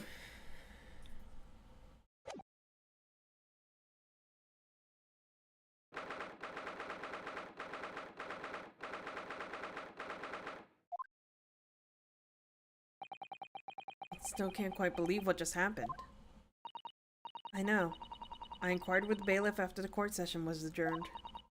And it seems Mr. Vigil was taken to a hospital to recover. Right. 10 years ago now, Mr. Vigil attempted to commit suicide by jumping out of the window of the prison governor's office. But ever since then, he's completely blocked the memory of those events from his mind.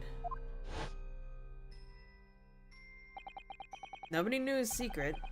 Not his family, not even the man himself. But I forced it out into the open. Was it wrong of me to do that? Did I overstep the mark, I wonder? Bruno! Oh, Iris. You were miles away! Anyways, I brewed a fresh pot of soothing tea for you. Oh, thank you. You and Susie have an exhausting day so far, haven't you? Oh! Thank you, Iris. How thoughtful of you. You happen to know where Mr. Sholmes is? When we came to the courtroom back into the defendant's antechamber, he disappeared. Oh, no, I don't know. He just suddenly sprang to his feet and left. All he said was, I must leave. I wonder if he's pursuing the mystery of Inspector Gregson's death. Well, you know what Hurley's always saying, don't you? There are mysteries in this world that should perhaps never be solved. But the construction of a solution only comes at the expense of the destruction of something else. What does that mean? He knows very well that when you open someone else's old wounds, you often open your own. But he can't just take his own advice and leave well alone. Solving mysteries is too important for him. That's so true. But that is what I like about Hurley after all. I suppose that's a lot of a great detective in some ways. So then, let's have tea, and then I'll give you a hand. Oh, do you have time, Iris? Yes, I finished this month's manuscript at last, with barely a day to spare before the deadline. Oh, I'm so looking forward to it. A brand new story to read in the adventures of Sherlock Holmes. You know, I've always hid Hurley's violin in the days before I have a deadline. You do? Poor Mr. Sholmes. I am sure that's very wise, Iris. How sensible of you. Now then, my dear fellows, let's make a plan of action before we continue our investigation. Oh my god. Oh, hang on. I need to crack every part of my body.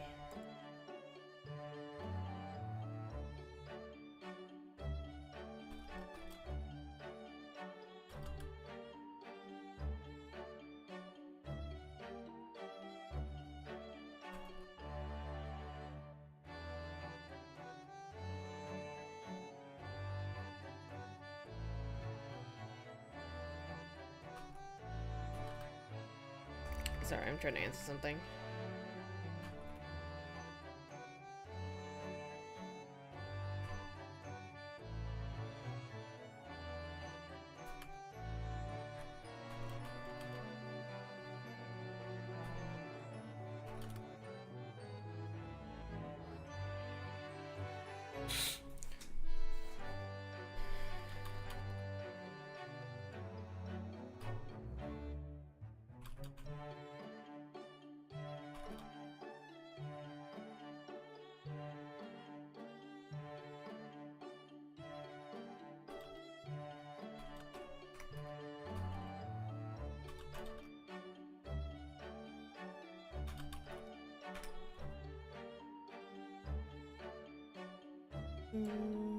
I need to get food soon, but it requires me to bake.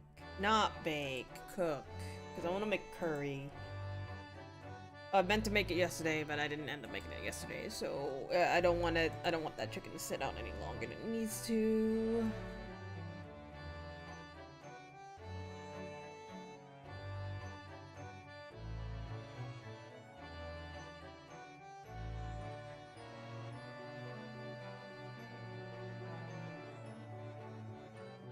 I'm trying to crack my neck. Okay. So, can I present you something? I don't think I'm gonna care about any of this. Oh no, what happens if I... No, do I now have the picture of Gregson? Oh no, I do. Iris, about this. Oh no, what was I thinking? Why on earth did I show her that? Poor Grexy.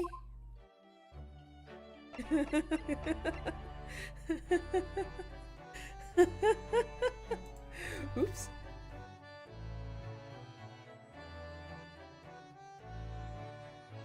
Oopsies.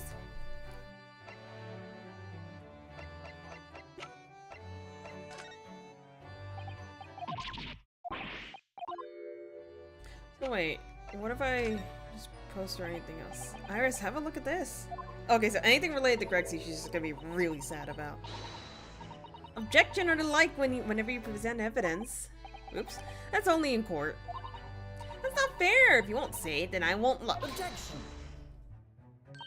Yay, that was great. Right, next. Alright, I get the message. Someone's not in the mood for looking at things. God, I feel like a terrible person.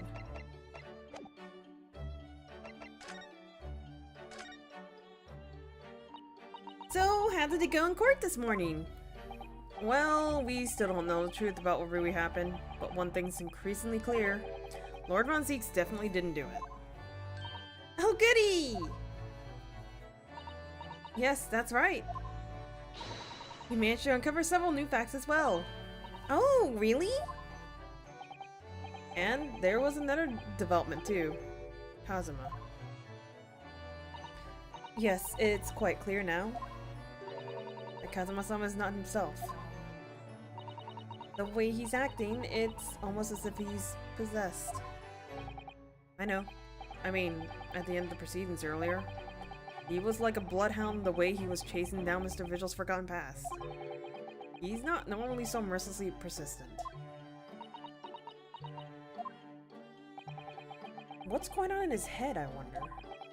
I really need to sit down with Kazuma and try to understand what he's going through.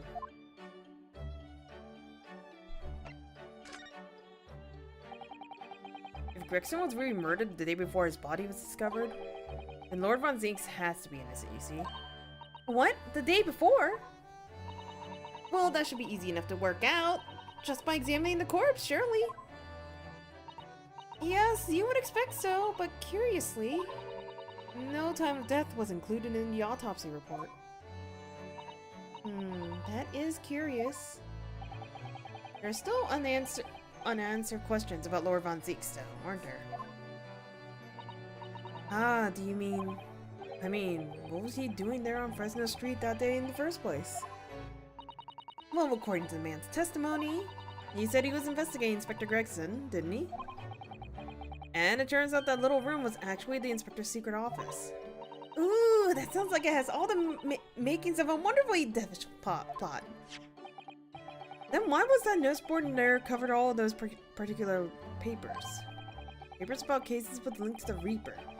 I'm starting to get a bad feeling about all this. Oh dear, that sounds more like something horribly devilish.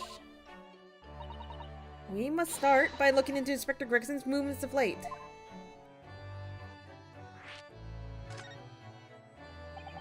I never imagined I might have to be investigating the Inspector's movements. Well, according to the entry in his diary, he was carrying out an incognito investigation of the Red-Headed League at the day before his death. Oh, you mean he was doing the same thing as Hurley? Well, Mr. Sholmes was trying to apply, whereas the Inspector was supposed to be investigating. I do wish it had been the other way around. Anyways, as it turns out, the Inspector who went to investigate the Red-Headed League that day wasn't actually Gregson at all. It was Mr. Vigil, in possession of Gregson's identification. You know what that sounds like to me? Establishing an alibi. Oh my! Yes, you're absolutely right, Iris! But why would Gregson need an alibi? It would appear that the Inspector had something to do that he wishes to keep secret. I don't believe it. I always thought he was just a harmless lover of fish and chips. Perhaps, but they were seasoned with something a little more potent than salt and vinegar. I think perhaps we should try to move away from food analogies. Well, anyway, if Lord Von Zieks felt the need to investigate Gregson... Yes, I agree. We must try to find out what he knows.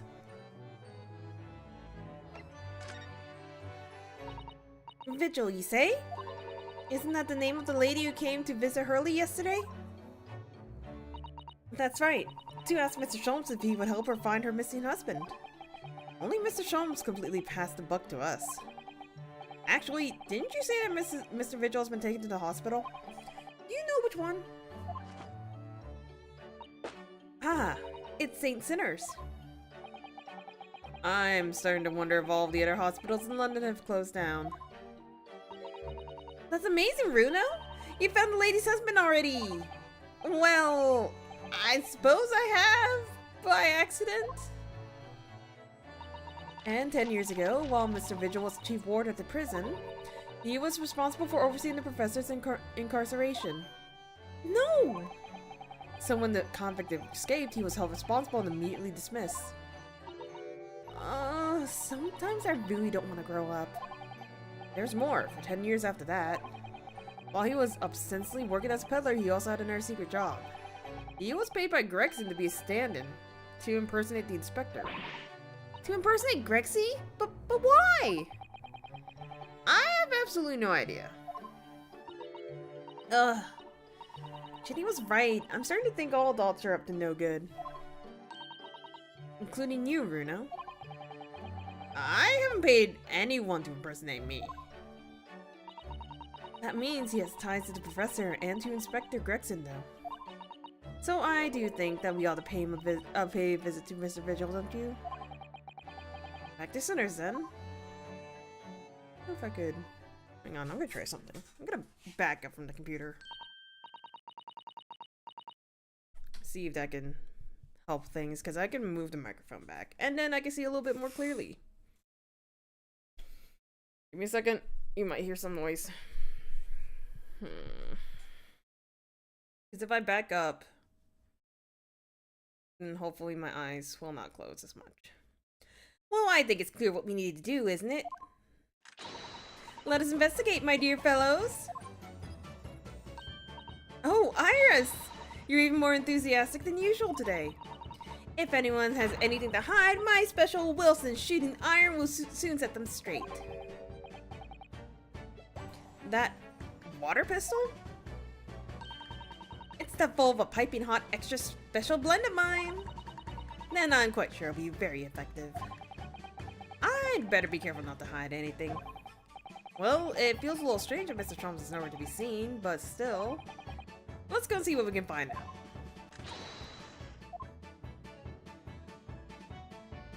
Okay, so I might I might be able to only just do a little bit of investigating, and we probably won't be able to finish this chapter today.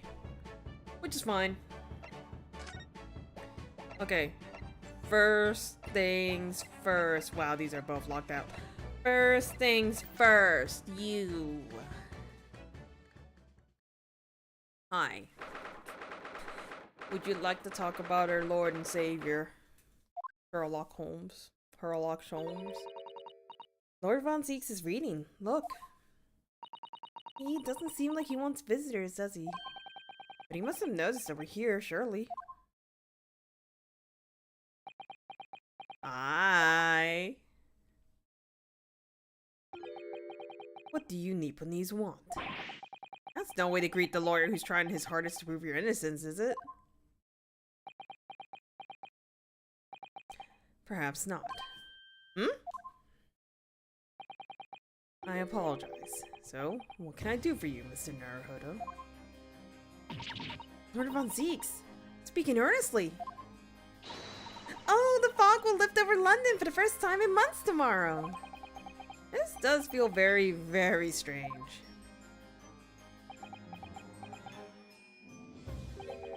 I must say, I was impressed. Oh, well, thank you. Not by you, by your fellow Nipponese, your prosecutor friend. Oh, I see. It's sardonic, don't you think? For a man such as me, so loathing of the Nipponese, to be entirely at the mercy of the two. I suppose. It's retribution for having played the part of the Reaper all these years. Played the part? What happens if I show you the picture? I'm gonna feel really sad in a second. What's that? Ah, it's just something I was hoping to ask your opinion about, that's all. It's a serious crime for the defense to attempt to extract information from the prosecution by illegal means. I think we have more of a defense and a client relationship now, don't we? Okay, I didn't do anything. Fine!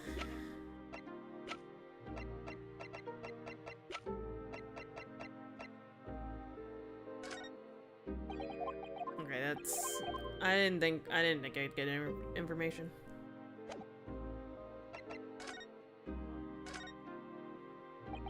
You once told me that you gladly allowed people to believe you were the Reaper, because it helped reduce the amount of serious crimes that took place in London.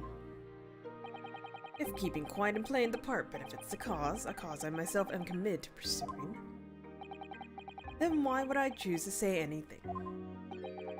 The henchman of a criminal killed by the Reaper attacked you the other day. And that was just the most recent of many attempts of your life, wasn't it? Someone is clearly profiting from your silence about all this. Someone is using you! Believe me, ever since the Reaper first appeared, I've been doing my utmost to expose them. Or rather, expose the organization. It's a whole organization? It's inconceivable that all those accidents were orchestrated by one man. No, the Reaper always appears to have very acute information about the accused in each case. Which can only mean that somebody at Scotland Yard is involved. Someone at... You can't mean... It's taken me many years, but I finally identified the central figure in this Reaper organization. Tobias Gregson. No. No! Gregson, the Reaper?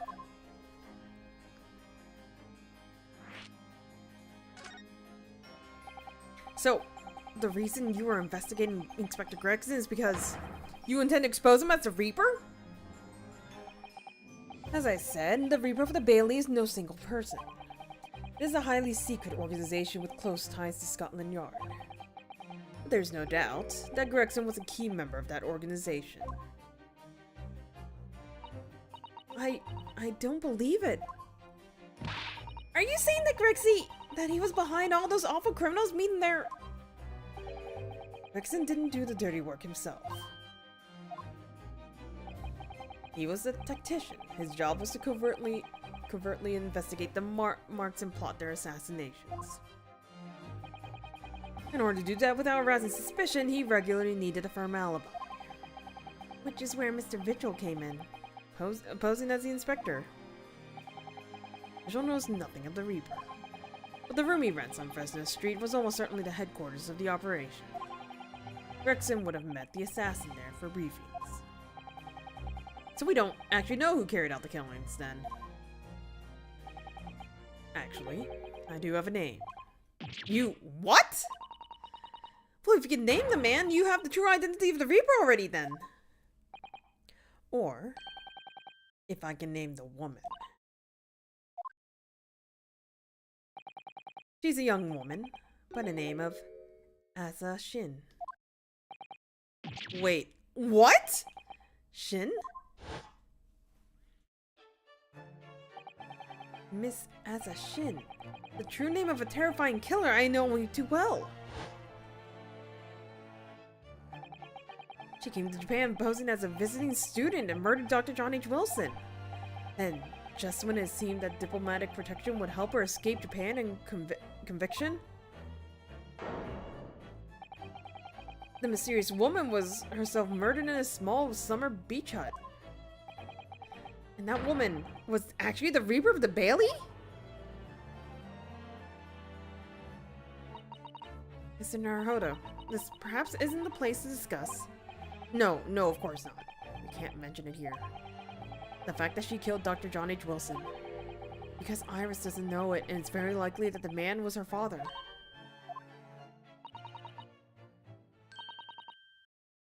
Asa Shin, I should let father know at once. Yes, I agree.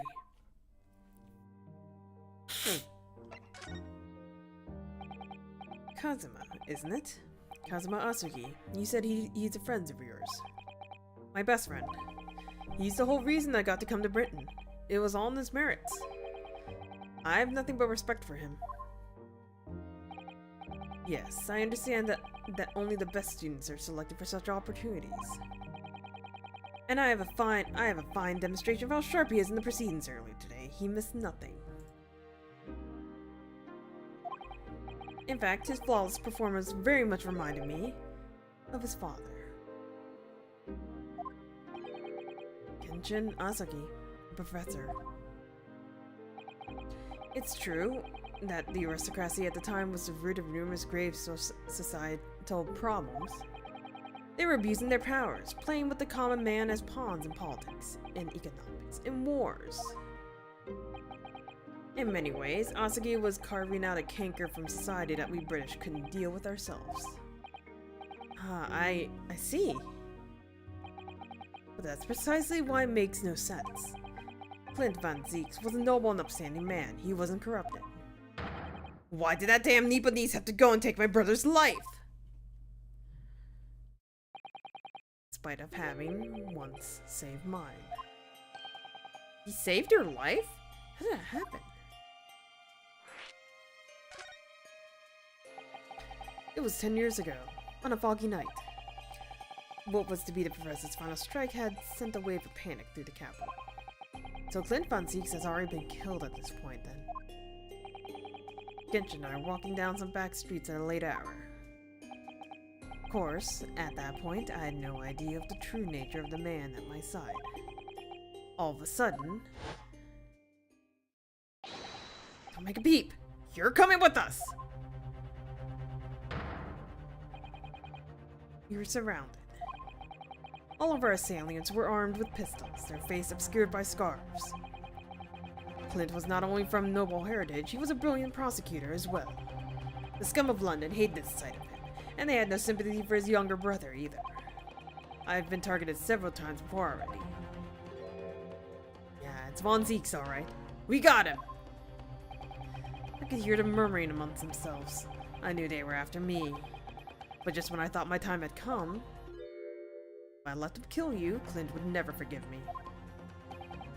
It was Asagi's voice, just a whisper in my ear.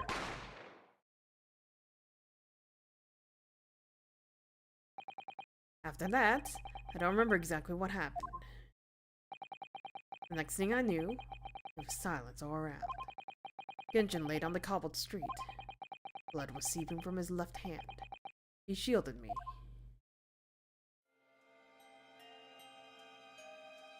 But he didn't have a bullet in his hand, did he? 2 days later, they arrested him. On suspicion of being London's most notorious mass murderer ever, the Professor. How awful for you. All at once, I lost the brother I revered and the foreign friend I held in such high regard. I'm so sorry, Lord von Zieks.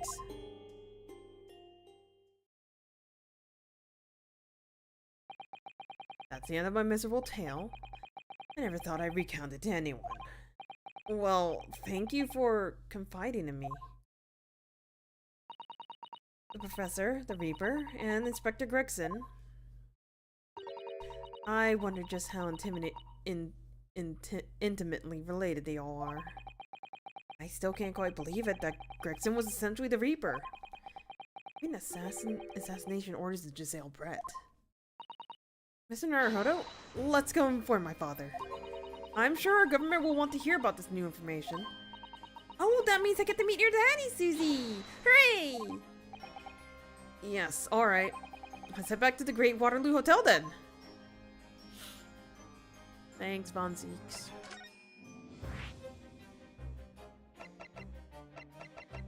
No, we can check the hospital, but I want to check the hotel.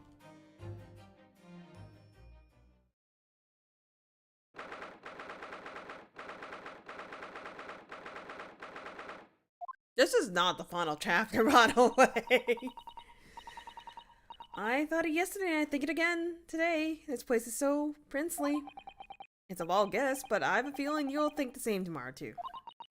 My tea has a finer fragrance than whatever they're serving in this tea room here, though, wouldn't you say? Ah, look who we have here. This is an unexpected pleasure. Ah, Father! Ooh, is this your daddy, Susie? How lovely! What a charming young lady! And you are? Ah, really? So you're the author of The Adventure of Sherlock Holmes, are you? That's me, Iris Wilson, at your service, sir. Susie's been such a wonderful friend to me over the last year, you know. Well, Miss Wilson, I must say I read your work regularly and with much interest. Iris actually lives with Mr. Holmes, you know, Father. That's so. Well, perhaps that goes some way to explaining that bright look in your eyes.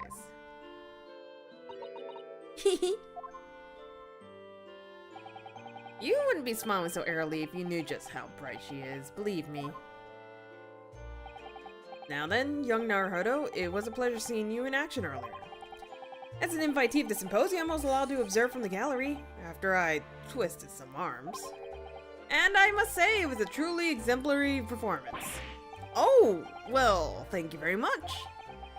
Although I'm fairly sure you omitted by Kazuma on the end there. No, no, no, please don't misunderstand. It was you who impressed me. Really? You didn't miss a step against Atsuki. We all know how capable he is. Really, to have returned to such a fine defense lawyer in less than a year. It's quite extraordinary. It's very kind of you to say so.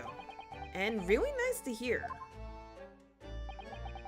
What I saw in court today confirmed what I've been hoping for. The favor I mentioned you yesterday, Naruhodo. I trust you haven't forgotten. Oh, no, you did mention something, didn't you? First, we have something to report, Father. Of course, of course. Shall we take a tea while we discuss matters further? I wonder where Judge Jikoku has got to. Can I present you with anything? Do you know of Inspector Gregson? I wonder, could... yeah, that's what I thought.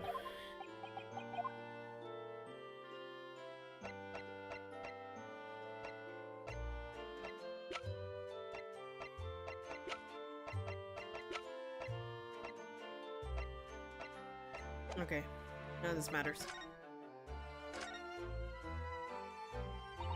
Father, do you know about the so-called Reaper of the Bailey? I've heard rumors. Some members of the judiciary explained it to me all yesterday. Of course, when I was a visiting student here in London, the Reaper was yet to emerge. Right, he didn't appear until after the case where the visiting students have already returned home.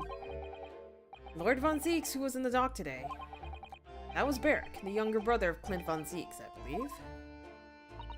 That's right. And he's known throughout London as the Reaper, as you've heard, but the truth is, it wasn't him behind all those mysterious deaths. It was somebody else. I see. So what you're saying is there's been a professional killer at work here. Exactly. Someone by the name of Asa Shin, in fact. I beg your pardon? Did you just say Asa Shin? You mean that Giselle Brett woman who was responsible for killing my great friend? Oh no, a friend of yours was killed? Professor Mikotoba, I think perhaps we shouldn't discuss this right now. Because the friend of the professor is talking about is Dr. John H. Wilson. And that's not something we want Iris to find out about. Not like this, anyway.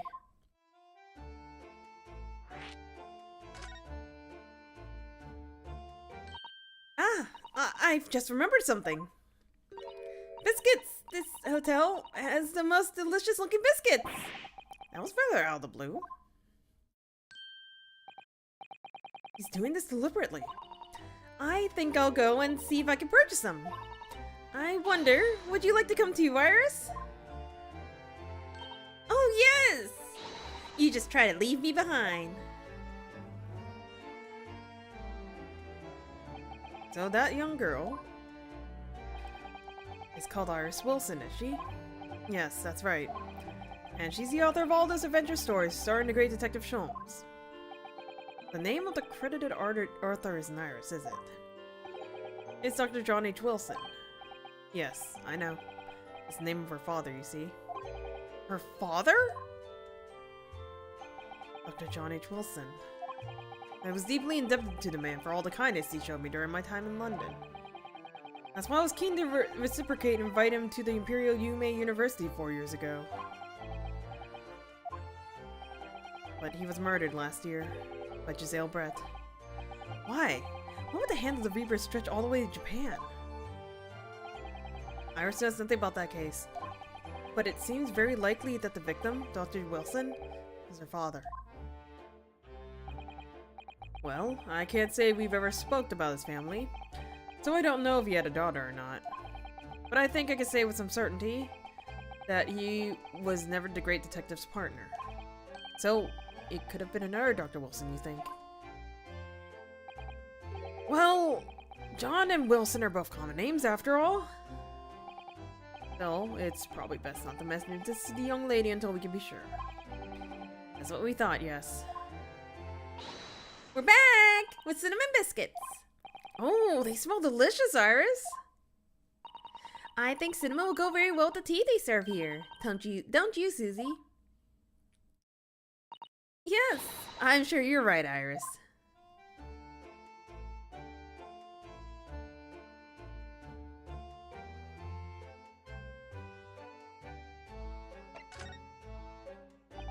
I haven't seen Judge Shikoku for a while, have you? Guilty! Guilty! Like, yeah. No, now that you mention it, I haven't seen him since this morning either. I suppose since the symposium's opening was postponed, he'll have gone to explore at the Great Exhibition. That reminds me of something you mentioned yesterday. About Judge Shikoku having once been in the dock himself. Ah, yes, it was all tied up with that cursed trial. Whose trial? Of Kazuma's father. Seishiro was trying to mitigate Genshin's guilt, so he took to the stand to testify. But he got a little carried away and, actually managed to break the witness stand!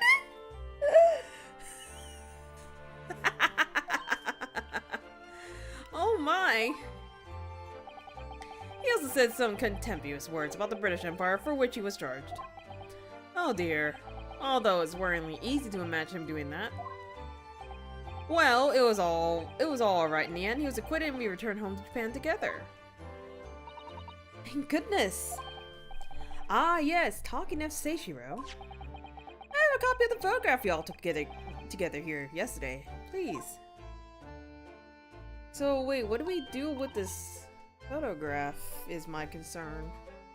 Oh, what a lovely picture. It certainly sends a shout. We've arrived in Britain.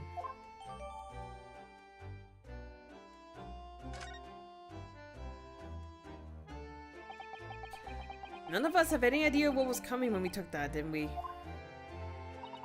No, that's so true. So, you mentioned a favor that you'd like to ask me.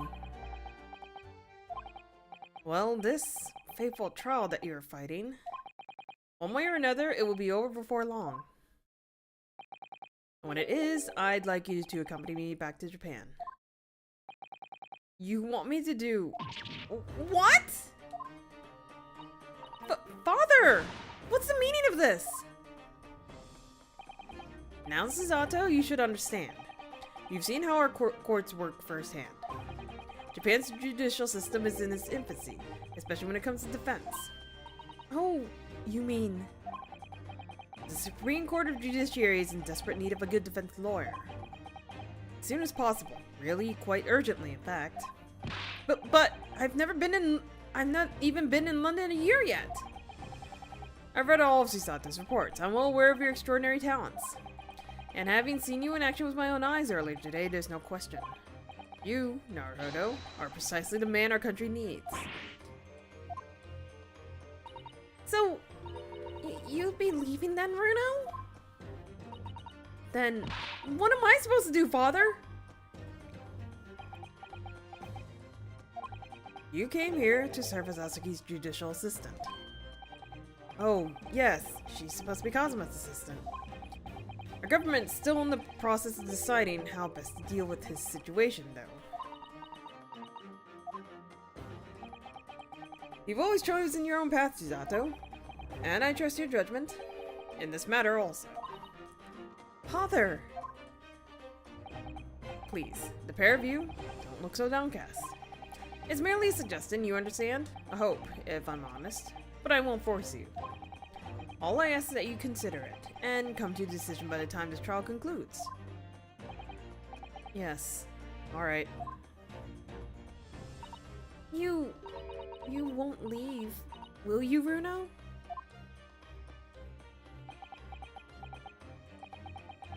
Thought hadn't even crossed my mind. Up until now, I've just been trying to do whatever I believe to be Kazuma's will. But if it turns out that he's still alive, so... where does that leave me?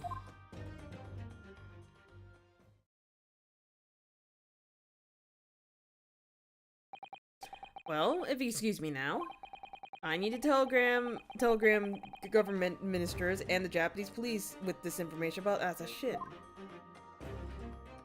Of course, Father. Thank you. I look forward to the next month's installment, Miss Wilson. Oh good, and please do come to Baker Street sometime, won't you? We'd love to entertain you. I would be delighted. Best of luck for tomorrow, Naruhodo. And give my suggestion your full consideration, won't you? Yes, I will. Going back home?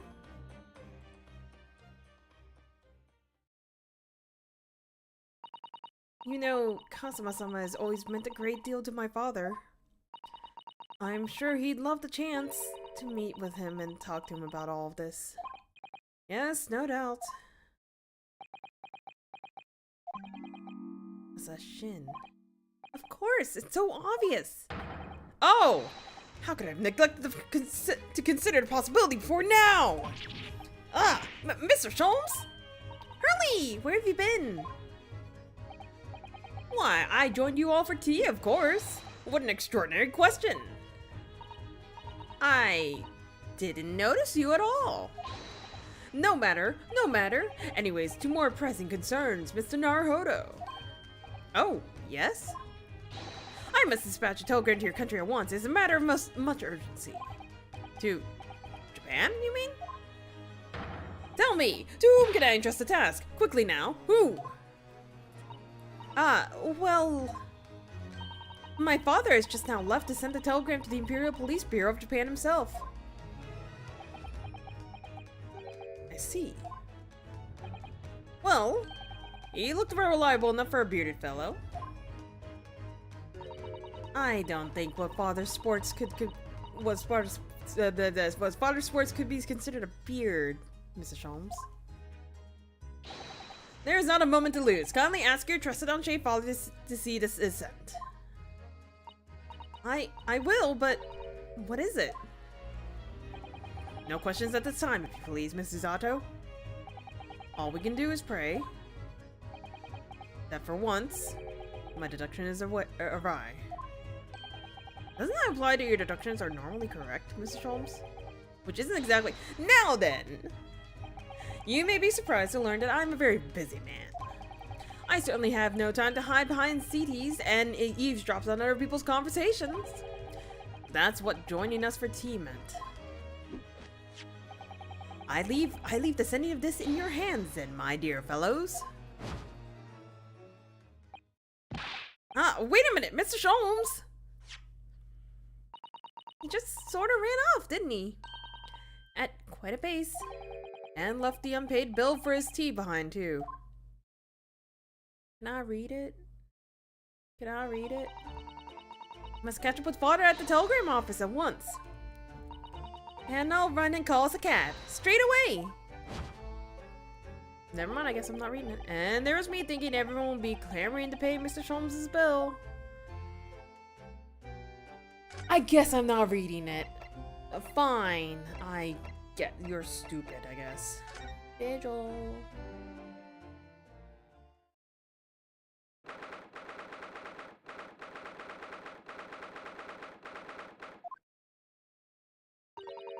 This is the ward where Mr. Vigil was brought, apparently. To be frank, I'm a little worried about seeing him again. The lawyer. Hello again. Are you feeling better now, Mr. Vigil? Yes, thank you. Somewhat better. I'm so sorry to have caused you to... I mean, it was because of me. If I haven't exposed your secret and forced you to remember things you obviously tried to forget.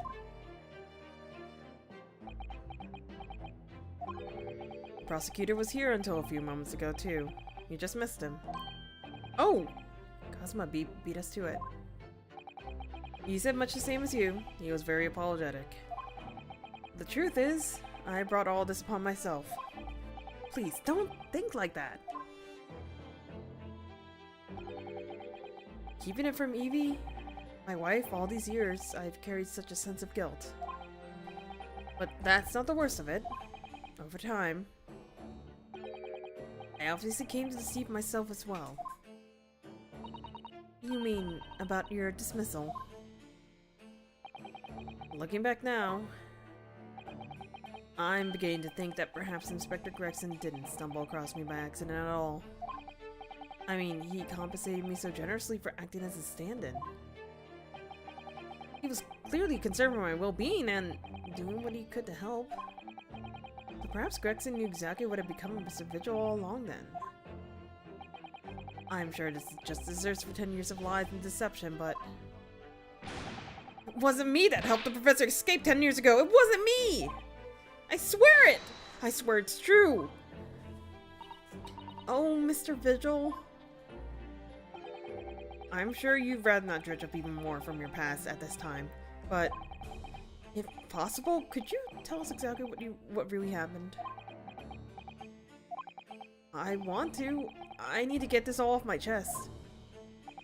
I just want someone to tell me what I should have done.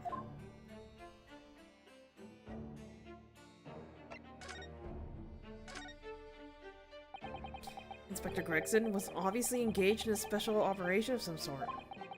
He was investigating something that even Scotland Yard couldn't know about. Details of the Reaper's marks, yes. It was when he had to carry out these investigations that I would take his identification and impersonate him. You pretended to be the inspector and carry out investigations on his behalf. Oh, no, never! A common street peddler couldn't possibly carry out a proper police investigation. All I would do is go to the specified location and make a little hoo-ha. Just something to leave an impression, so everyone there would think a detective called Gregson was here. So, that's what you were doing on the day prior to the incident? Yes, he asked me to make an appearance at the park on Lime Street for the Red-Headed League event. Though as usual, when I flashed the inspector's identification around, I was very vocal about my presence. But then you were taken prisoner by those red-headed fraudsters. Yes. So, you always made a point of showing Gregson's identification and genuinely being loud? That's what the inspector asked me to do, yes. That's one way of becoming a legendary detective, I suppose. Not a good one, though. And as you know, I suffered this bruising around my neck at their hands. But the following day, they kept their word and released me. Without returning the inspector's identification to you, however. We had arranged to meet in the Fresno Street room at 5 that day so I could report back to the inspector. But at the agreed time, that's when I heard the gunshot.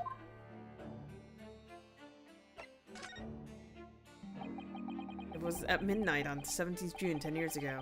That was the time scheduled for the execution. The professor execution never actually took place, did it? Or rather, the execution itself must have been used to effect the plan of escape.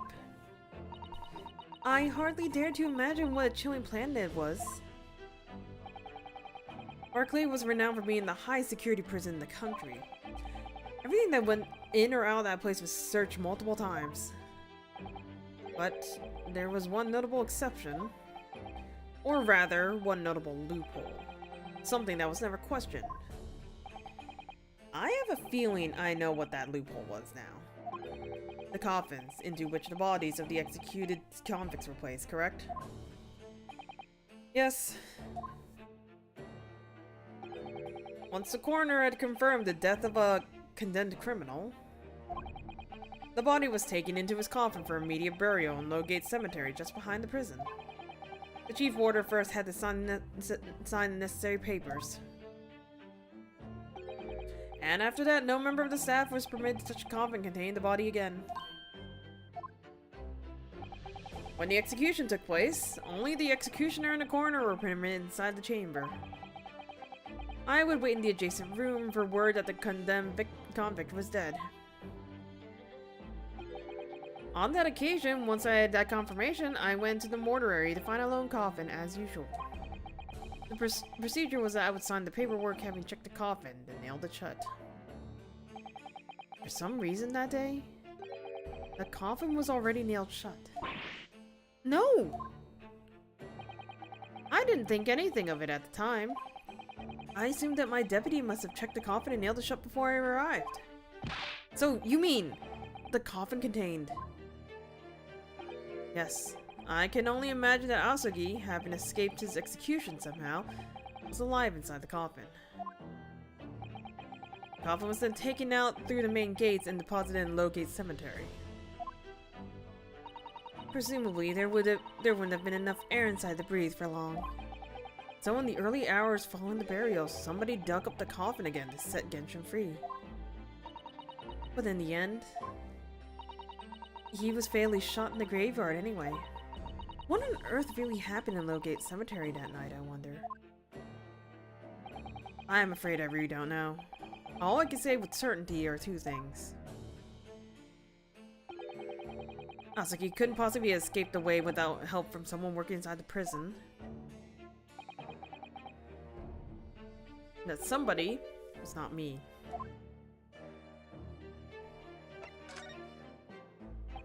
Obviously, you knew the man then? The professor, I mean. Genshin Natsuki. Yes, I remember him well, in fact. Would you mind telling us what you know? Well, having been condemned to death as he was, any contact I had with the man was short, obviously. After that trial, which was carried out behind closed doors, attended only by elite members of the judiciary. They called for his execution to be carried out in the earliest possible opportunity. The outcome of the trial was set from the beginning, wasn't it? It was a time of delicate diplomacy, where Britain and Japan were in the process of signing an important treaty. That meant that this potentially destabilizing case had to be dealt with swiftly and discreetly. The man had less than a week in total. As I was the chief warder, I oversaw his short stay in cells until his final hour. I remember being struck deeply by his noble character and incredible resilience. What do you mean exactly? He was a killer of many men, but he was always quiet and polite. He was a gentleman and a man of intellect. In fact, I couldn't bring myself to believe what he's done, so I asked him one day. Those 5 members of the aristocracy whose lives were taken, were you really responsible?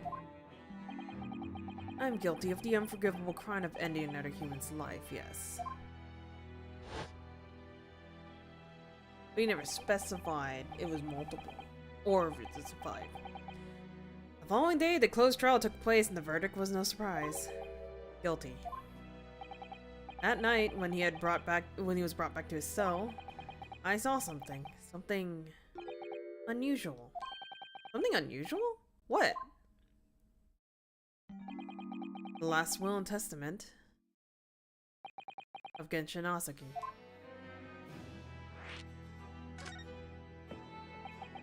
As I said, it was on the night following his trial after he had been found guilty.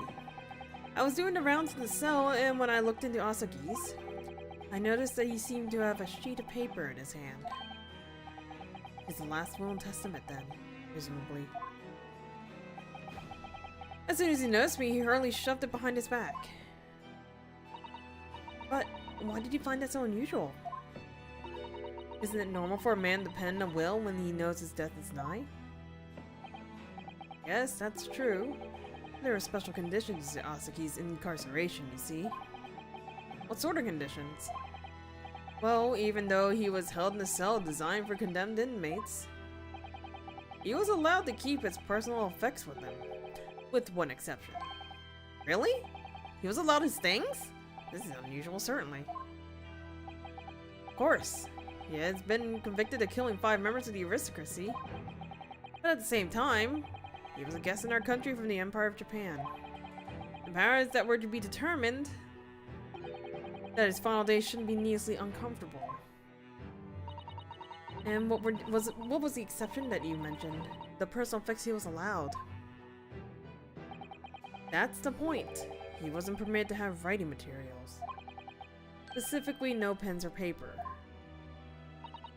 So, he was prevented from leaving any written record of what had happened to him. Yes, that was the long and short of it. I have no idea where he obtained that paper. Any writing materials would have been confiscated from him upon his incarceration. As I said, he hid the paper behind his back and then he pleaded with me. What did you just hide behind your back? Please, please, turn a blind eye. This is my lifeline. But you know it's against the rules. You're the only person who's seen.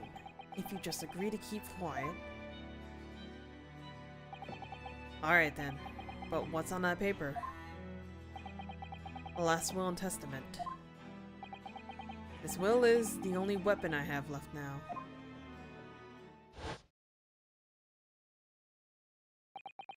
How could a will be a weapon? So I decided to pretend I see nothing, and I let him keep his will. But then later,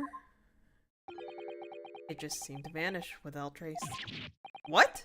What do you mean, it vanished? It will seem that isn't the end of the story, this mysterious will.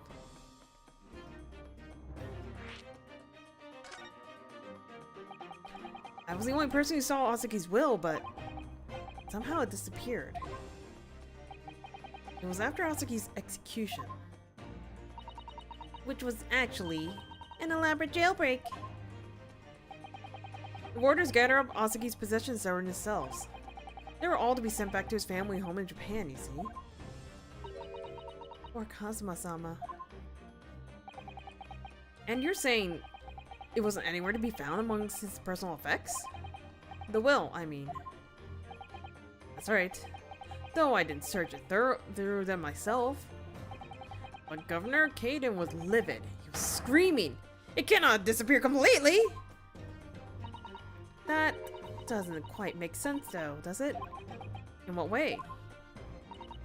Well, we understood that only Mr. Vigil was aware of the will's existence. In which case, how did the prison governor know to look for it? Oh yes, you're right! I really don't know how he knew. But it certainly seems as though he knew of the will's existence from the outset. Only he didn't refer to it as a will. What he said was... the Asaki papers. Asaki papers? I really can't tell you anything of the subsequent events. Because, well, of what happened. Your dismissal, and the way you blocked it all from your memory. I'd forgotten all of this until today. I don't suppose it's relevant to the case, though. Well, anyway, thank you very much for sharing it with us, Mr. Vigil. We're very grateful.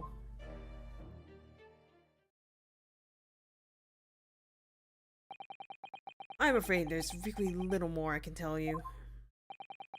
My wife Evie will be here shortly, so I do hope I don't appear rude, but... No, not at all! Thank you again! But what will become of you now? Well, impersonating police officers at criminal events, of course. I imagine that once I'm fully recovered, I shall be arrested.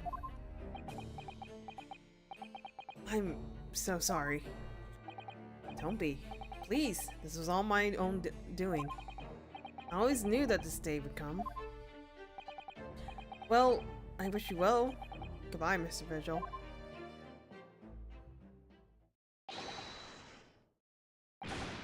Before you go, there's just one thing. Oh, yes? What is it? The Asaki papers. I'd be very grateful if you make no mention of the things I told you about them. Presumably for some good reason? It's my understanding that their very existence is a closely guarded secret. If it became known, did I remember? Well, it could be rather troublesome, I think. I understand. Some sort of will that Genshin Asaki penned just before his death, which the man himself claimed was his last weapon. I wonder, perhaps it had something to do with his plan to escape. If there's anyone who might know more about a document that Kazuma's father left behind, it would be Mr. Vigil's governor. Then we know precisely where we must go. Back to Barclay Prison. Oh, buddy. He's not doing so hot.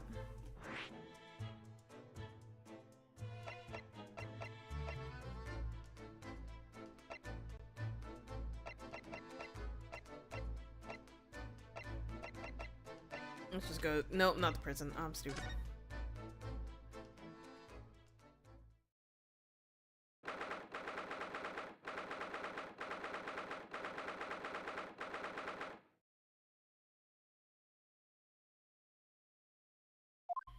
Bird.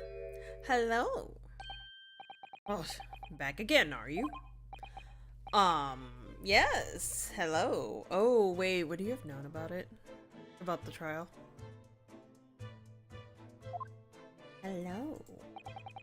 I've heard all about your investigations. I read the report just now. You found them, eh? Vigil. Yes, luckily. Well, anywho, the Lani doesn't work here no more. So your case is not to do with Barclay. I wouldn't like you to get the wrong idea about it. Of course, yes. Mr. Vigil stopped working here 10 years ago now, so... Yes, we've seen his dismissal notice, haven't we? He was given a job. Aye, Kimmer, you can very well. So how about a wee handcuff biscuit? Oh, they really are like little handcuffs, and as hard as irons, too. So, what's brought you down here today? Well, there's something else we'd like to ask you about, actually. Is that so? We believe there might have been a document that disappeared from Genshin Asaki's cell. I think it's been called the Asaki Papers or something.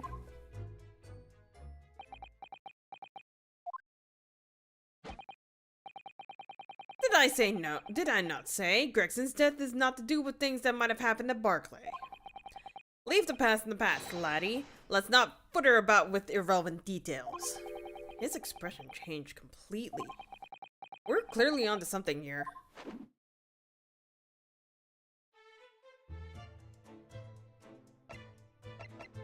Can we present something? Can we present this photo? No. Can't. Would you rather have a wee handcuff, biscuit? Biscuit. Or maybe you prefer real handcuffs, eh? No, neither for me, please. Lovely offer, so.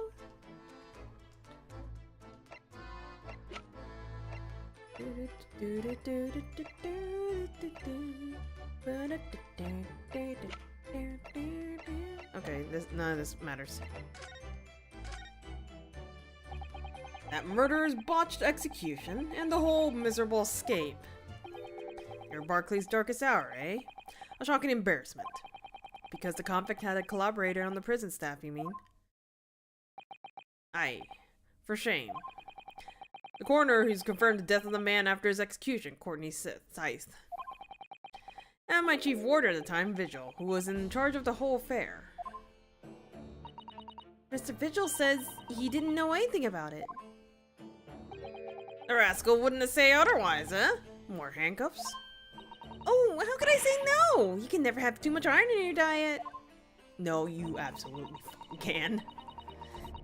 Mr. Vigil was handed his dismissal notice as a result of what happened. He was so despairing, he jumped out of your office window, didn't he? I did not like to say it, but that's just Vigil trying to get out of it. Do you not think he would have just jumped from the shock of his crimes being exposed, eh? I do. You wouldn't say otherwise, though, wouldn't you? Of course, I cannot shun all responsibility myself. I shouldn't have let him deceive me. Actually, there's barely anyone that kens what went on at the time now. Miss Gregson had been murdered and Dr. Scythe forbidden from having any visitors. No visitors? Someone obviously doesn't want her giving anything away.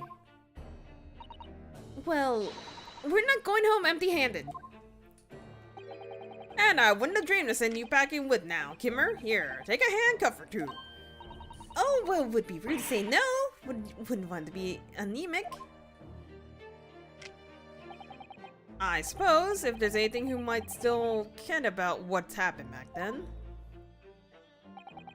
It'd be the last from the forensic division, Maria Gori. Maria Gori? Aye, Scythe's daughter. She didn't have no more, just a one. The wee Baron's followed in her mom's footsteps. You didn't ever want to see her without a scalpel in her hand. Oh, it's the one in the little plague doctor mask. Hello.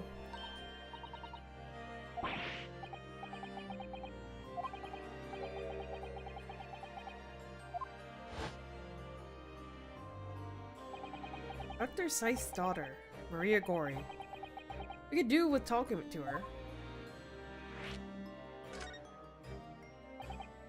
So, she's Dr. Scythe's daughter, but her surname is Gori?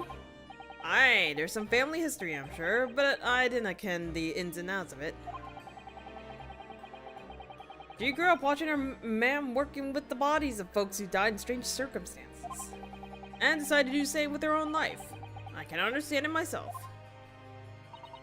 Perhaps she was driven by a deep respect for her mother. Perhaps. Anywho, she was in charge of Gregson's autopsy, I believe. Right, and the coroner's responsible for this incomplete report. Someone told me once that the wee lassie always loved her mom's story about cutting up bodies. There's even a rumor that she used to listen to the funeral march as a lullaby. Well, then perhaps her mother might have told her about the autopsy from the case 10 years ago. Aye, I see there's a fighting chance at least. After all, there's a life-changing case for all of us. We really need to speak to Miss Corey herself about this, I think. Well, thank you very much. I'm no happy about any part of this. It took years for Londoners to finally forget the whole professor business. Can you not give up on this, laddie? Stop asking pointless questions. I'm sorry. I don't like dredging up these painful memories for everyone. Can you not just stay away now? Leave me alone and didn't I come back here, eh? Demon cat? Yeah, I have a demon horn and a cat. For no reason, just because I thought the horns were neat. And I wanted a cat. I tried doing a black cat with yellow eyes. The black cat literally melded into my head. It blended with my hair. Even if I had highlights, I'm pretty sure it would have been hard to see. So I'm like, fuck it. We're making it a Russian blue, and that's the end of that. Yeah. I just wanted to add in a toggle, and I'm like, you know what? We'll just add in the horns and have no cat on my head. Yeah. Anyways. How do you come to ken about it, laddie? There's no many folks here in this prison who've heard of those papers. Ah, well, I can't tell. Vigil told me. I'm afraid our sources must remain confidential, sir. We've been led to believe that the papers are actually a last will and testament. Is that right? The professor's, or rather, Genshin Asuki's.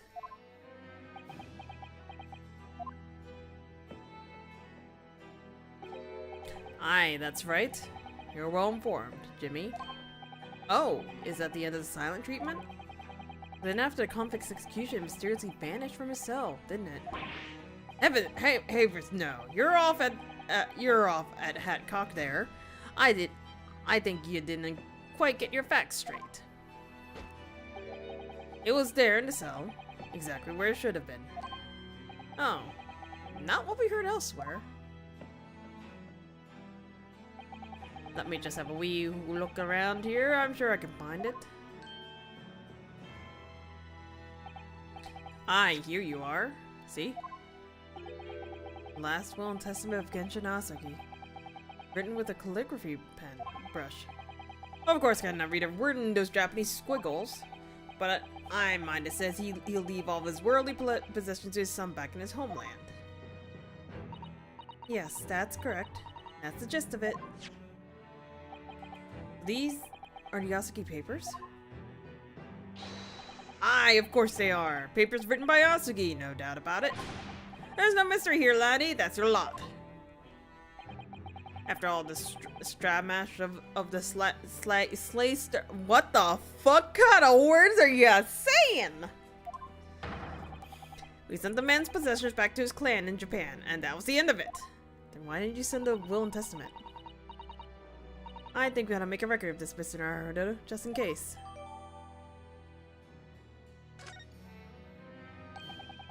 I'll think it before you go your way, Mr. Naruto. No, I am gonna look at this. I, Genshin Asuki, hereby request that upon my death, any and all material possessions and wealth belonging to me in London to be delivered to my son, Kazuma Asuki, in the Empire of Japan. It is with deep sadness I accept my fate in this foreign land and the knowledge that I will never see my homeland or family again, but I regret nothing about my chosen path. Oh, Kazuma's gonna fucking break when he sees this. Oh, yes? Those papers are not to do with Gregson's death. I'd prefer if you didn't make no mention of them outside this office. Or rather, I would have just preferred it, consider it an order from the highest levels of our government. I understand. Ooh. So where the fuck am I going?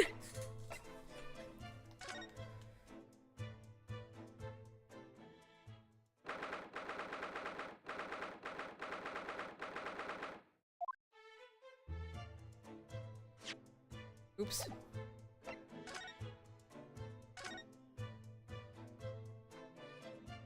Nope, nothing looks different here.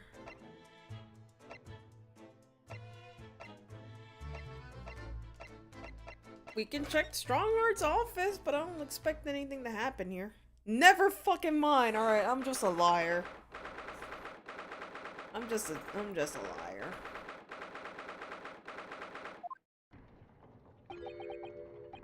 No argument, Professor Asagi. Or prosecutor. I don't know why the fuck I keep on calling him professor. You will continue with the trial exactly as I instructed. Is that clear? Perfectly. It's Kazuma-sama. Define Lord Strongheart by the sound of it. He never did know when to back down.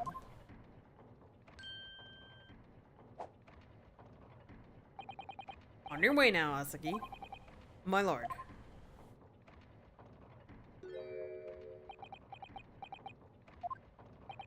Kazuma.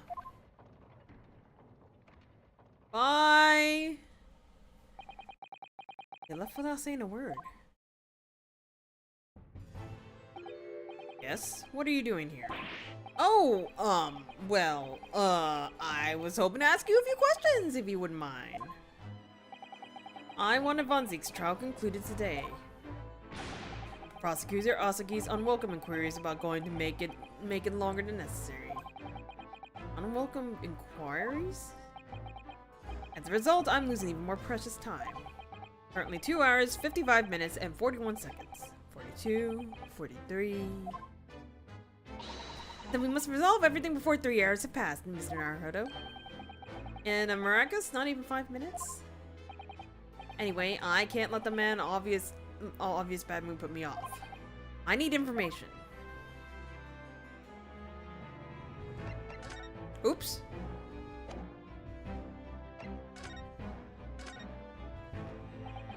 Does Prosecutor Asagi believe that Lord Von Zieks is the Reaper?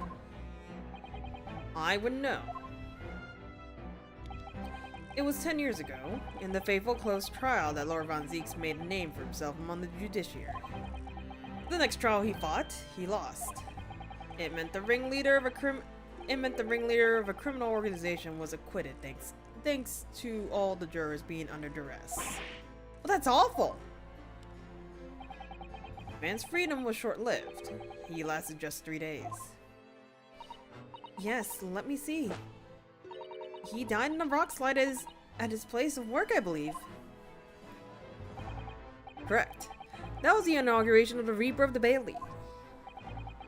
People believe Lord Von Zieks was responsible?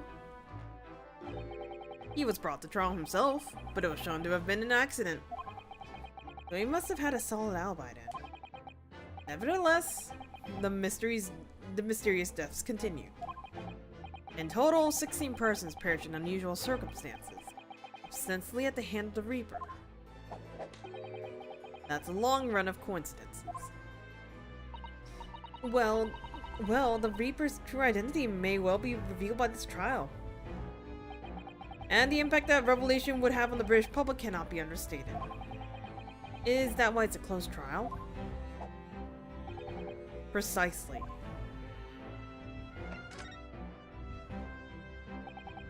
This country hasn't seen a closed trial for 10 years. The last one was the professor's, the trial of Genshin Asagi. Correct. Actually, we heard that originally you were going to prosecute that trial yourself, Lord Strongheart. Von Zieks entreated me to relinquish the prosecution to him, that he might avenge his brother's death. And here we are 10 years later. With the son of the man Von Zieks has condemned now, looking to avenge his father's death in the same way.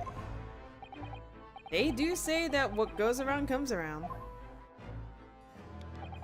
However, it would seem that the new young prosecutor is harboring some ulterior motive as well. Kazuma is? I like my organization to run smoothly in the exact manner that I prescribe. As with the giant clock in here, I won't tolerate a single cog being out of step with the others. Ah, so that's what all those gears are about here.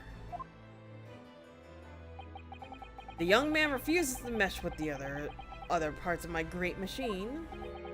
I will be forced to take steps. What do you mean? Not something with which you need to concern yourself. In any case, all your questions will be answered tomorrow. Okay. Okay. Now I shall have to ask you to excuse me. As of this moment, I've been delayed from attending my next meeting by precisely 3 hours. Oh my, that is a long time. And I hold you entirely responsible. Even though we miraculously managed to fit everything into not even 5 minutes. I wonder if you might agree to us, talking with prosecutor Asogi. Discussions between the defense and prosecution outside of the courtroom are generally frowned upon. However, I will make an exception in this case. Now go. You can find him in his office. Oh, thank you. Yeah, I wanna see Asogi. I wanna see Asogi. Let's go see him at once, Mr. Naruhodo. Kazuma's my best friend in the world, but I'm really not sure I know how to talk to him at the moment.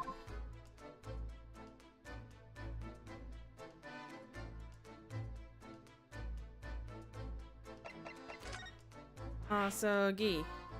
Kazuma. Kazuma, hey, friend. Hello? Hello? Oh, he recreated the little... Oh. So this is the office of prosecutor Asogi now, is it? Kazuma-sama is doing so well for himself. Even though he's always forced to kneel on the floor Japanese style in that dark corner, it's his habit to sit Seiza style whenever he works.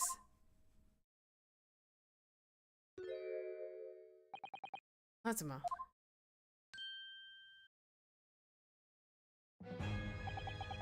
I thought it wouldn't be long before you paid me a visit, Ryunosuke. I was right about what I said, wasn't I? Sorry? That you have all the makings of a great defense lawyer. Well, I always believed that you'd fulfill your dream of advocating in the British courts. Just never imagined for 1 second that it would be as a prosecutor. Seeing you stand in the foreign courtroom so gallantly realizing your dream, Kazuma-sama, I'm truly happy for you. And I'm truly thankful to you, Judicial Assistant Mikotoba. Ryunosuke, I always thought it would be fun for you and I to shake up the British legal system a little together. This isn't quite how I envisage it, but I suppose it's just another twist of fate. I've learned a lot of things during my time in London. About how Sato-san's father was himself a visiting student here once with Judge Jikoku. And about what happened with your father. And you'll have no difficulty understanding why I had no choice, why I had to find a way to get to Britain as a visiting student myself. I want to hear from you, Kazuma. As you wish, Ryunosuke Naruhodo. Can I show you something? I don't think he'll let me. Kazuma, what do you make of this? There's only one place where defense lawyers and prosecutors should discuss evidence, the courtroom. So it seems you're still confused by the situation. That's what I make of it. I get the feeling my friend's always gonna have the edge over me, isn't he? The picture? No. Man, you're such a stinker.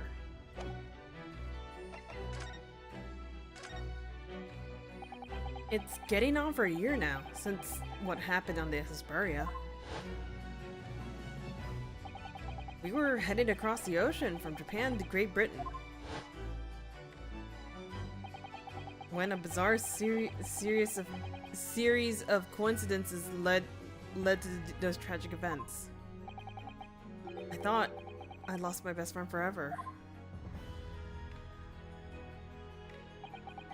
I must have been unconscious for a long time. When I woke, I was lying on the bed. It was a narrow little room.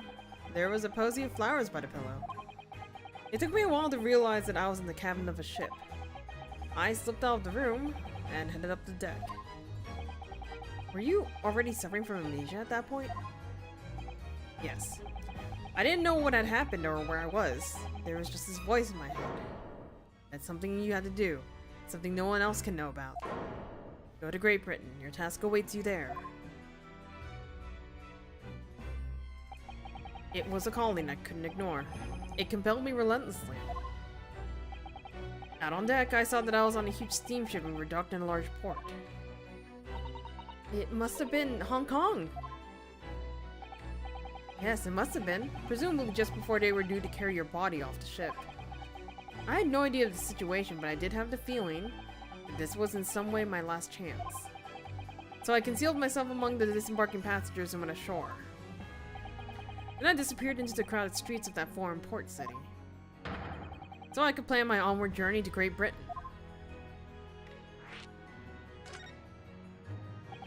Just under a year ago, with all my past memories lost to me, I was left behind in Hong Kong. Everything was foreign to me. The sights, the sounds, the smells. My head reeled. I was truly at a loss. I realized now that I escaped as a dead man, with nothing but the clothes on my back. No money, of course. Oh, how terrifying for you! Luckily, though, I had 2 feathers in my cape. One being your knowledge of English, I suppose. That's right. And on the back of that, I was able to pick up some work as a deckhand on a cargo ship. Eventually, after calling at Count's Ports, I finally arrived at Dover. That must have been some 3 months ago now. Your formidable tenacity of purpose showing itself again. I mean, the man had lost his memory, had literally nothing to his name. But he still managed to make his way to London on the opposite side of the world. Of course, I had no idea why I moved heaven and earth to get here at that point. So, how did he end up becoming Lord von Zieks' apprentice then? That can only be called an extraordinary stroke of luck, really. You see, I was stopped at the border because I had no papers. They took me straight to Scotland Yard. And by sheer coincidence, Lord Strongheart was there to attend a meeting. That's when the second feather in my cape came into play.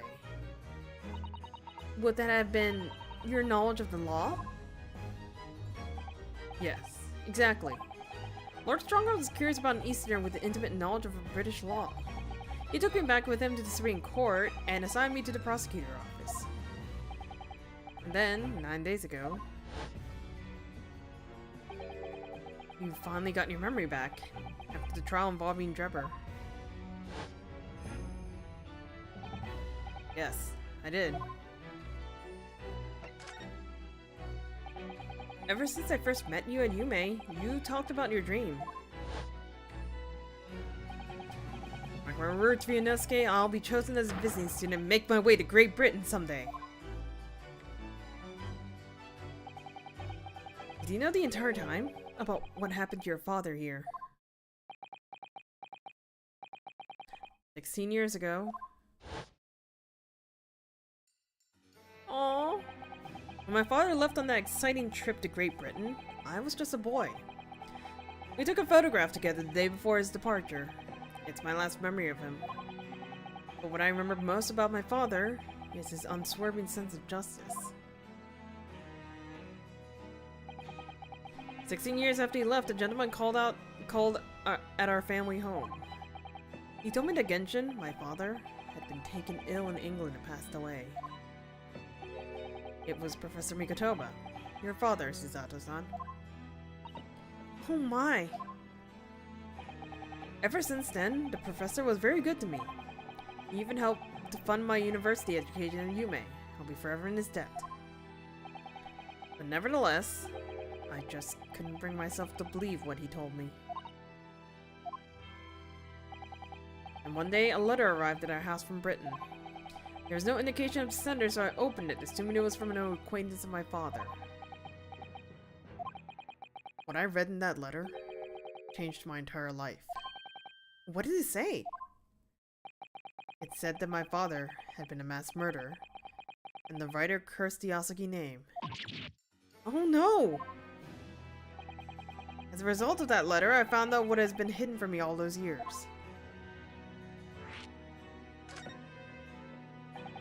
Presumably the letter was sent from a relative of one of the victims. If whoever it was had been a member of the judiciary, he could have been present at the closed trial. The letter revealed that my father had been sentenced to death, executed for being a killer.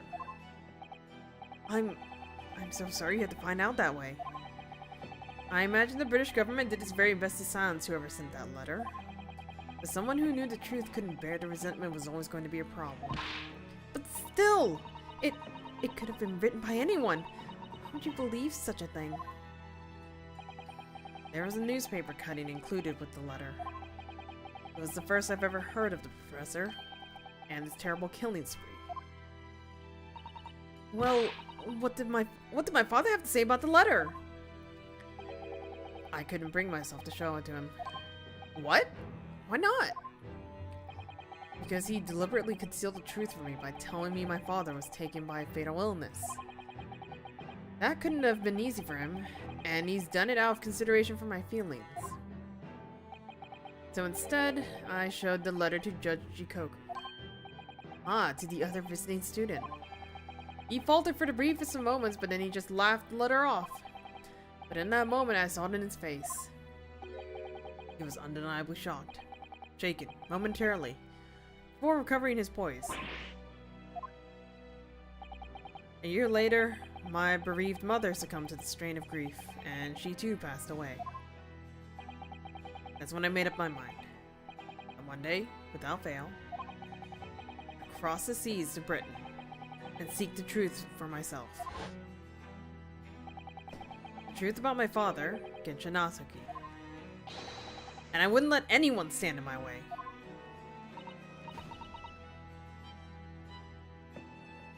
Hello?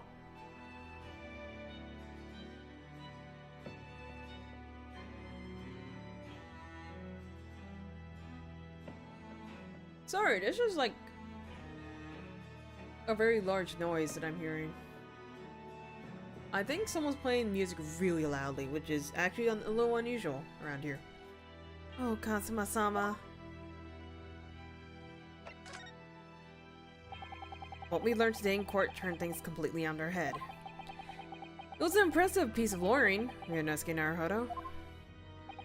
Lord von Zieks isn't the Reaper, you know. I almost don't want to believe it myself, but it turns out that Inspector Gregson himself, the victim, was... It's clear that the Inspector was behind the Reaper's activity all along. What? You mean you knew? The real question is, who's been giving the orders to the Inspector? Yes, Barrack von Zieks is the real Reaper. And I know that 10 years ago, it was him who decided my father must be a mass murderer and sent him to his grave. No, he was merely seeing that justice was done as the law dictates. He's not to blame. Ultimately, it's people who condemn people. The law is just a tool that they use to do it.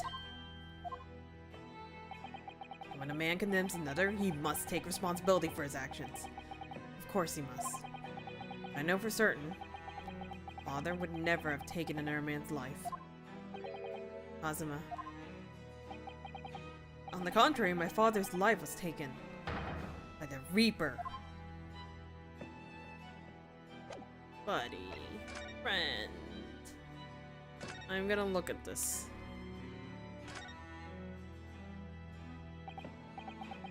What the? The scale model of the crime scene. Oh. Yes, I realize that. Does the prosecution office make a model of the scene for every single case? Apparently so. Sometimes it helps to visualize things better and note things you haven't spotted before. Actually, the miniature notice board is my work. Be honest, you enjoyed making that. Wait.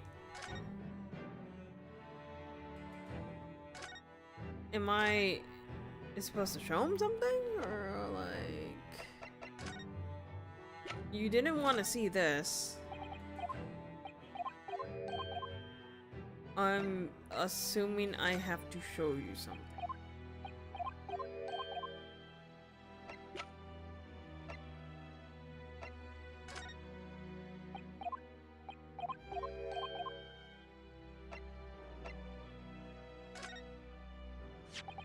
Oh, right! I need to go talk to the lady. This came up in the trial, didn't it? As something a little dubious, I mean. The fact that no time of death was recorded on Inspector Gregson's autopsy report. Yes, there were some unexpected turns in the courtroom earlier. Suggesting you came up with certainty took everyone by surprise. The identity of the victim died previously at some other location is quite something. Well, considering when the pocket watch had stopped and the scorch marks on the candle, it's certainly a distinct possibility. The evidence and the scene both point to it. To be honest, it bothers me too. So I paid a visit to the autopsy room earlier. The coroner responsible wasn't there, but I got a name. It's Dr. Gory. If it wouldn't trouble you, Kazuma-sama, we'd very much like to speak with the coroner too. Of course. The last thing I want is for anything to be brushed under the carpet. Scotland Yard's autopsy laboratory is behind Lowgate Cemetery. Lowgate Cemetery? A Barclay prison, you mean? Ah, you know it, do you? The prison where my father was incarcerated, and robbed of his life. Kazuma-sama... Well, thank you. We'll pay a visit to the laboratory later today. Yay. Inosuke, I want to thank you. What for? For this. You safeguarded the soul of the Asaki clan. Well, it is a famous sword that's been in your family for generations. My only slight regret is that I never got the chance to draw before I returned it to you. Karma is said to have been forged by a master swordsmith during the Sengoku Warring States period. I come from a long lineage of warriors, many of whom were expert swordsmen. Well, then you're a chip off the old block, I say. This blade, Karma, is a symbol of the Asaki clan's honor and might. Apparently, one of my father's apprentices even took the blade's name for a surname. Really? Karma. It does sound formidable, that's for sure. 16 years ago, when my father was a visiting student here in London, he had this very sword forever at his side. Which is why it means so much to me to have it by my side again now, too. And that is all thanks to you. It was an honor. Look at my best friends. Now, I have preparations to make for tomorrow. Perhaps I said a little too much. Kazuma, you've changed. No, Ryunosuke, I haven't changed at all. It's you who's changed. I can completely understand your resentment of Lord Von Zieks given what happened. The fact is, those events in this case are, well, unrelated? Is that what you want to say? How can you be so sure? What do you mean? Never mind. That man is the Reaper, and it's for that reason that the inspector was killed. I'm gonna prove as much in court tomorrow, by whatever means necessary. I can't let you do that, Kazuma. I know you'll do what you have to as a lawyer, but I'm sure I don't need to tell you that I won't be taking any prisoners in the court. But expect nothing less. Until tomorrow, then, in the Old Bailey. Oh, okay, that's it. Well, Karma reference, Japanese, Manfred and Franziska go and May Karma. Ah! Oh. What the fuck? Wait, how does that work out?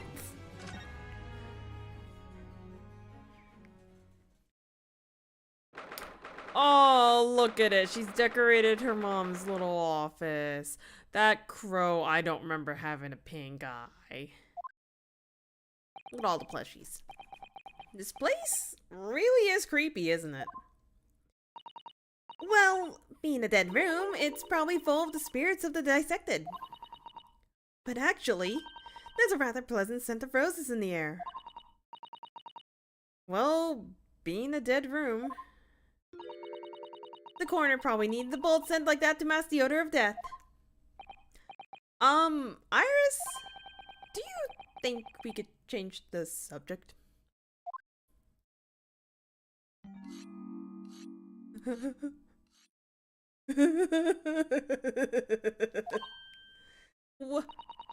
What was that? That is the sharpening of a knife. No, wait, is she cutting something? Ah, Dr. Gory? No, that's exactly what I thought it was. What? That noise before. I was sharpening my tools. I'd be dead meat if I didn't keep a perfectly keen edge on them. Right. When following the collagen fibers in the dermis, an expertly sharp scalpel. Oh, these are medical terms. Cuts like cheese. Would you like a demonstration? Oh, yes, please. I'd love to see it. Then, I think you'll do nicely. Huh? No, I wouldn't do nicely at all. I mean, maybe some other time. Tut. Well, we came to ask questions, so...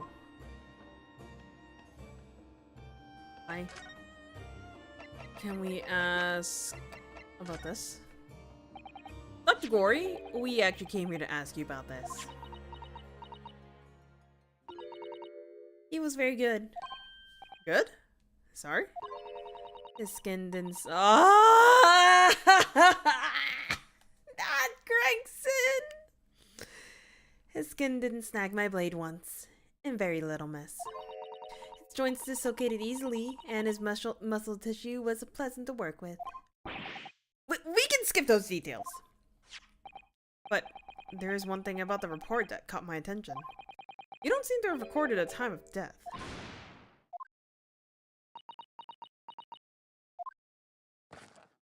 Hi! That's not my fault. Oh, that made me jump.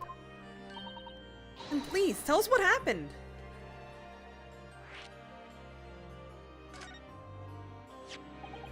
So, why does this autopsy report include the victim's time of death then? It's really the most crucial detail. I was told not to write it. What? By whom? Male Strongheart, the Lord Chief Justice. He came here. Lord Strongheart came? He said that from the witness statements about the gunshot and the other evidence, it was obvious. The man clearly died at 5 p.m. on 1st November when the gunshot was heard. That's not the time of death you wrote on the report. You didn't write anything. Was there some reason you didn't include it? Oh, she stuttered. Dr. Gory? If you hide something under Lord Strongheart's orders, then sooner or later, you're gonna go the same way as your mother. Give it here, then. Why'd you scribbling so furiously? There. You've written. What? What's she written? Tell us! Indeterminate. What?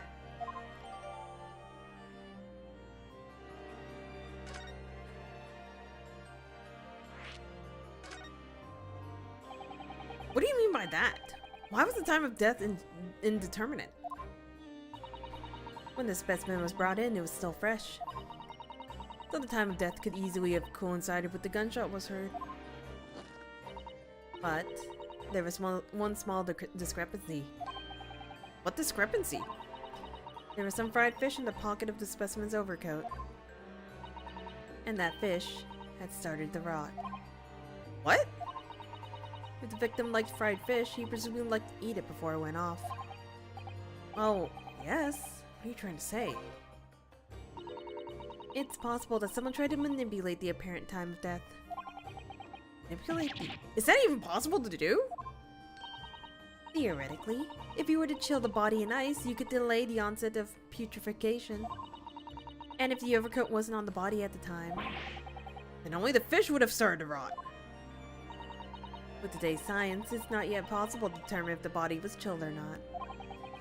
Today's science is advanced enough to let you freeze a corpse, it seems. Surely, to chill a corpse like that would require an enormous electrical refrigerator.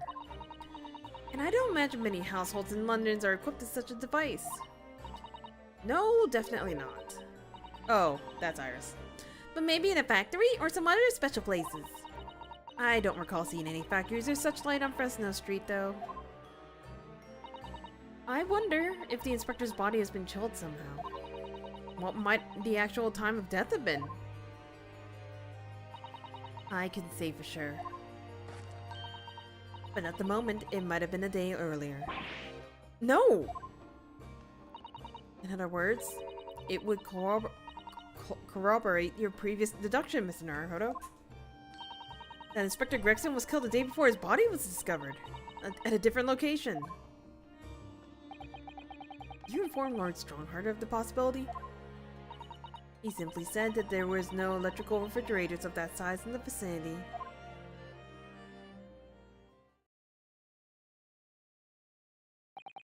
Oh yes, one other thing. It's something the governor of the Barclay prison told us. He said that your mother, Dr. Scythe, was responsible for confirming the death of the professor after his execution. The professor. Apparently you always enjoyed listening to your mother's stories about her work, so... We were wondering if you might know something about what happened 10 years ago. That's not all Mama did. Sorry? My mama carried out the autopsy of Clint von Zieks as well. What? Really? Oh my god, her eyes are shining. The brother of Lord von Zieks, the professor's final victim. The idea of carrying out an autopsy on a member of the aristocracy was completely unthinkable back then. The detective in charge of the investigation insisted, and it was miraculously authorized. That detective being Inspector Gregson, of course. Quite an accomplishment for one man. That autopsy provided the vital clue needed to arrest the killer. And Mama was there for that historic event. What does this all mean?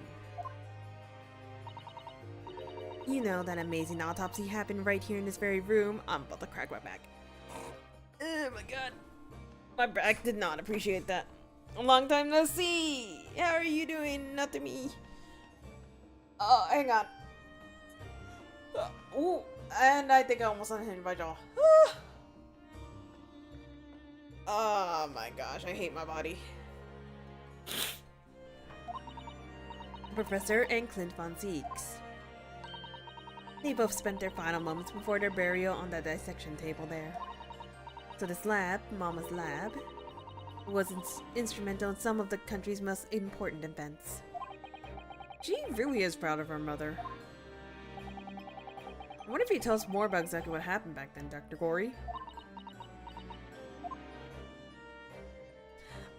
Okay, hang on, hold up. I don't think we have much longer until the courtroom.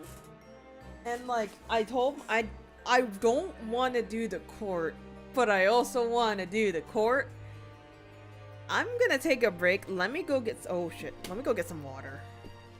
Cause I ran out like, what, 30 minutes ago? Let's see if we can find our snack. I'll be right back.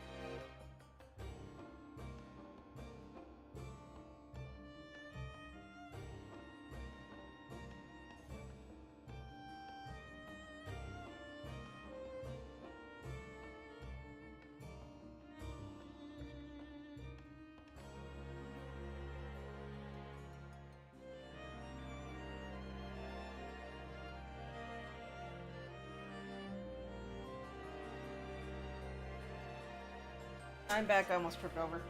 I need more snacks. I don't have snacks. Ugh, but I have water.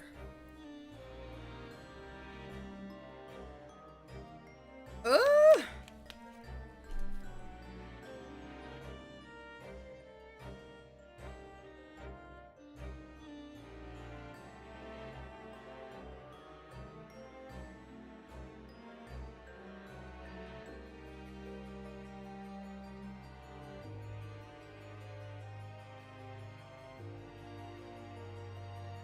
I come back, I open up Discord. Matt's being fucking Matt. One of my other friends said at 118 degrees and humid, kill me. A car in front of me at a stoplight was catching fire. And his response must have been a hot rod. The picture that as he posted shows my true feelings about that joke. Oh god.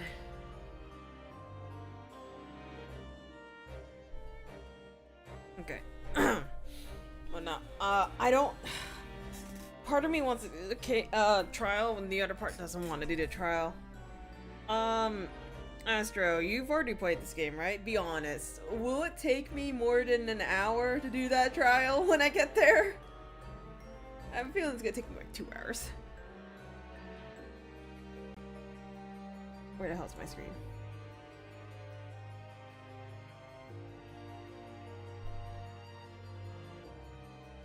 But no, I'm hoping I don't have to spend too long on it because I still need to make curry. Would like curry.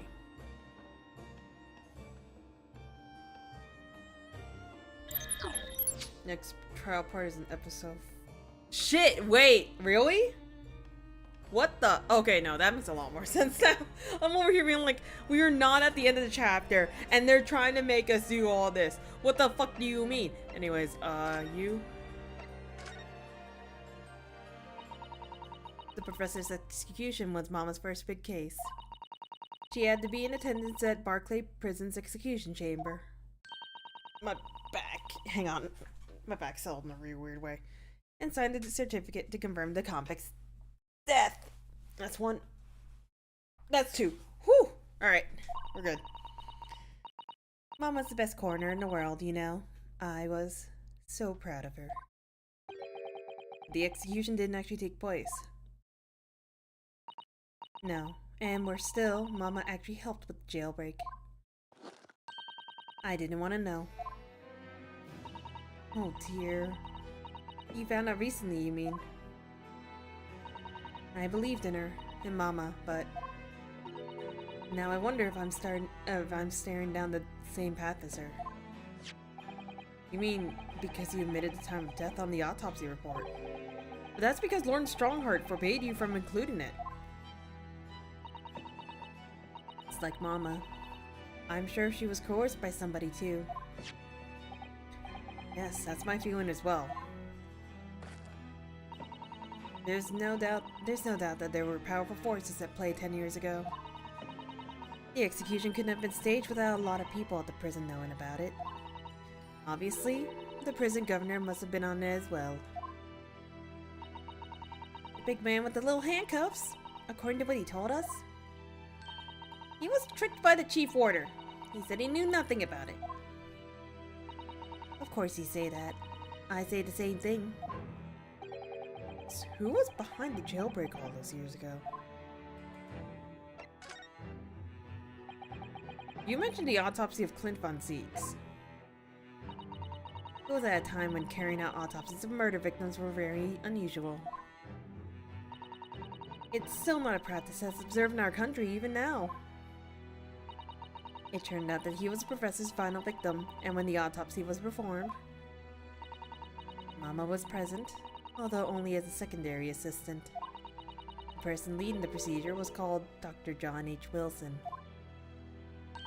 That's right, my daddy! And there was one other person present, the primary assistant. He was a visiting student from the Far East. Wait, a visiting student? It must have been my father. Yujin Mikotoba. I had no idea Professor Mikotoba has been involved in something so important. The outcome of that historic autopsy was the discovery of a vital piece of evidence that led to the capture of the professor. That's how they came to identify Genshin Asuki as the infamous mass murderer. Do you happen to know anything about that piece of evidence? Can you tell us anything more?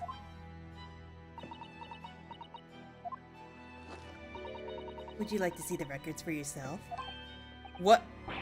Would that be alright? What's the point of keeping records if people can't look at them? They're filed under V at the back of those cupboards, with the other records from the last decade. Thank you! Let's see. Van Zieks. That's strange. What, Mr. Naruhodo? They aren't here. There's nothing under Von Zieks. There must be. Have somebody took them away? No. No one's allowed to take documents related to the professor case out of this room. But you're right. They're gone. Well, when was the last time somebody looked at them? Do you remember? It was... Oh, yes. I remember now. It was 2 years ago. A consulting detective came one day saying that he'd like to see the records. No. You don't mean... Harlock Sholmes was his name. Deep down, I knew this was coming. You think he stole the records? Oh no. Surely not. Iris, that can't be right, can it?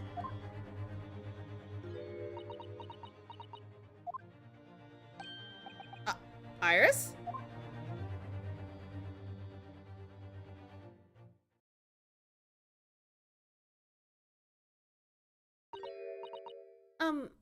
Bruno?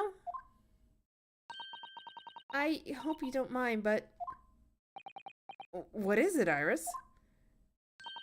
I've just remembered something very important I have to do. I'm gonna have to leave you now.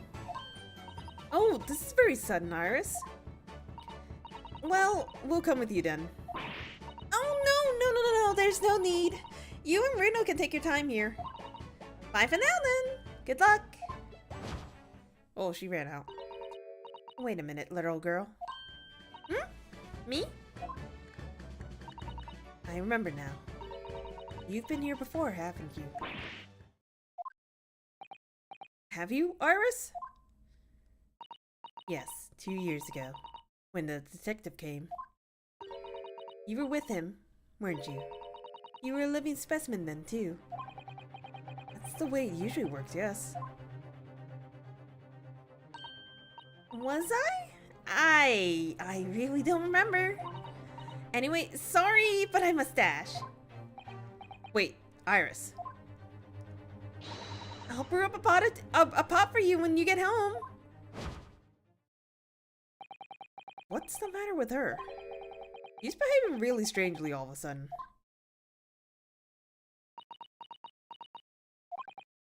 Well, in that case, we won't keep you any longer either. It's been quite a while since I've had any visitors.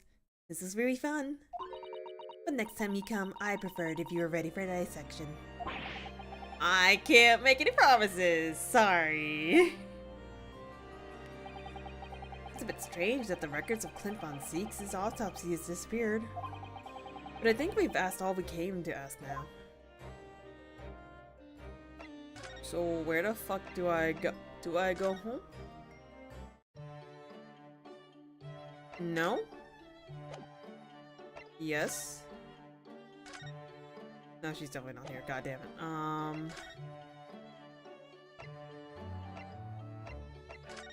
Mikotoba? No. Do I go up to my room? I'm gonna be very shocked if this is the answer. Yeah, that's what I thought. You. Never mind, he's gone.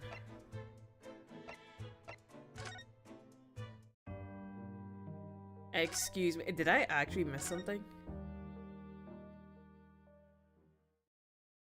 Okay, thank God. I'm like, if I miss something, that's gonna be a whole nother issue.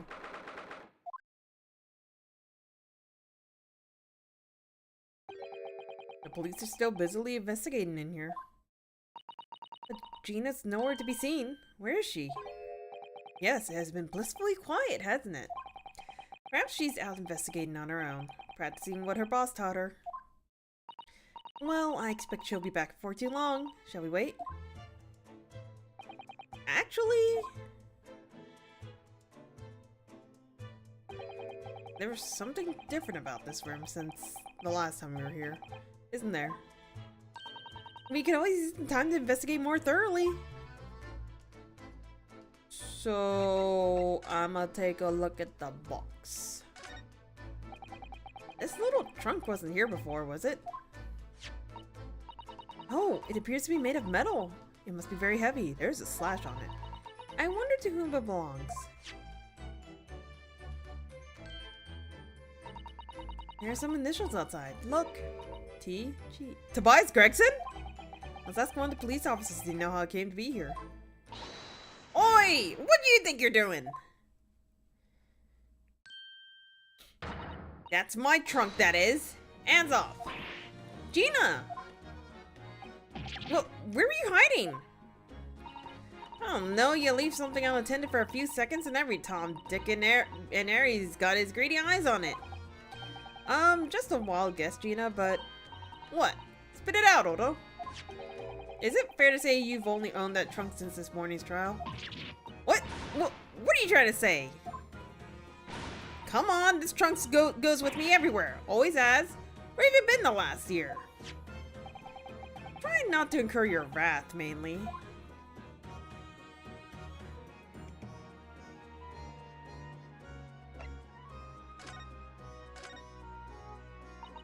You should have heard them talking at the yard now.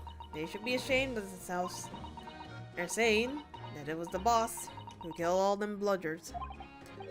Ah, you mean the whole Reaper thing. Yeah. Apparently the boss was investigating stuff that no one else in the yard knew nothing about. Do with all them criminals what got off scot-free. Yes, the ones prosecuted by Lord von Zieks who used bribery and corruption to evade conviction. Well then obviously, it was that blooming Reaper giving the orders, weren't it? But why would people be suspecting Inspector Gregson of being involved in the killings? There was a notebook hidden in his office. Oh no. This doesn't sound too good. It had details about all the crimes that have been pegged as the Reaper's work. What? No, did you see it, Gina? Did you see that notebook? They wouldn't flamin' let me. Because I'm just an apprentice, apparently. But it was me who found it, and he was my boss. That's right.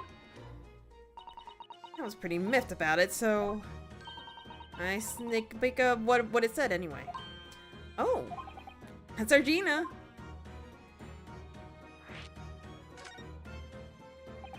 So, you managed to see what was written in Gregson's secret notebook anyway, did you?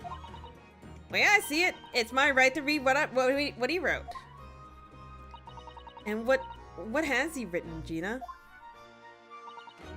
Dates, times, place, names, an old long list of them.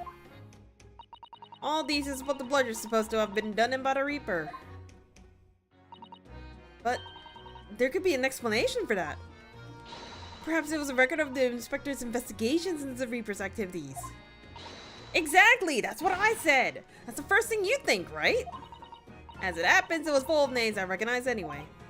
Well, the Reaper's targets were almost exclusively known leaders of London's criminal underworld. Oh yeah, but there was one name right at the end that was a bit odd. At the end of the list, you mean? I'm pretty sure the date against it was 31st October. Oh, the day before the inspector was found dead!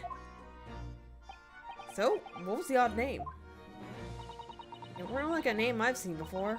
It was something like, Nah, it's no good. I can't remember it. I don't think it was an English name, put it that way. Oh dear, what a pity. There's something else too. I don't know if it matters, but the same name kept coming up over and over. Chin. It was. Not supposed to mean anything, but...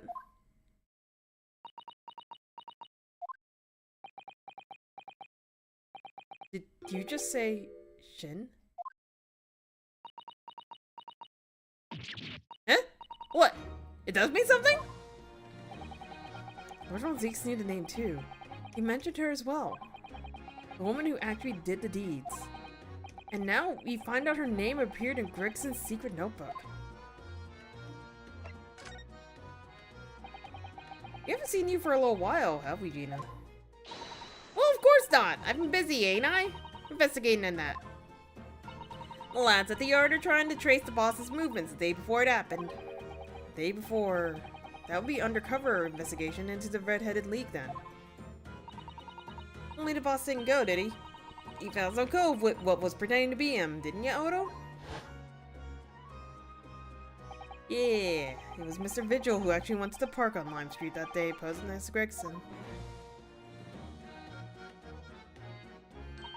Well, anyway, you ain't the only one turning stuff up. I got me own ways of getting results. Hi, Toby. When me and my partner here get together, there's nothing we can't track down. Oh, little Toby! He's such a faithful friend.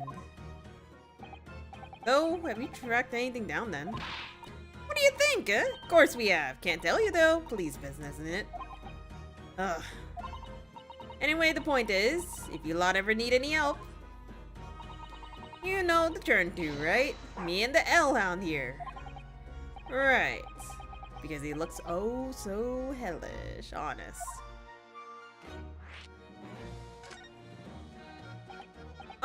Gina, about your Hellhound there? Chief Inspector Toby, you mean? He's the pride of the force, he is.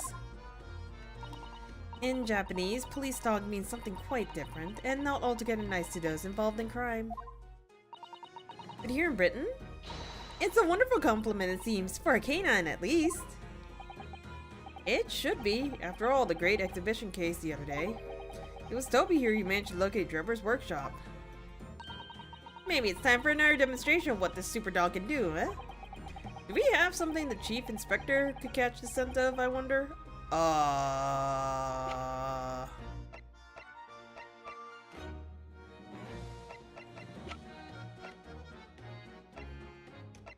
This? Take that! Well, Chief Inspector Toby, if you wouldn't mind having a sniff of this.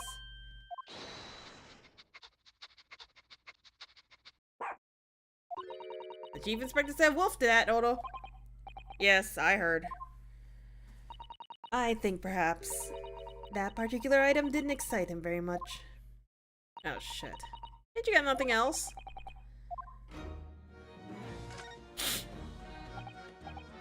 Gina, about your Hellhound there?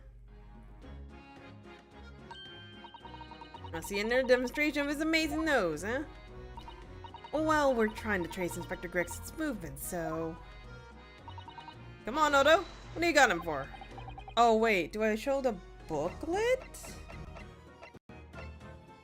The booklet or the key or the watch?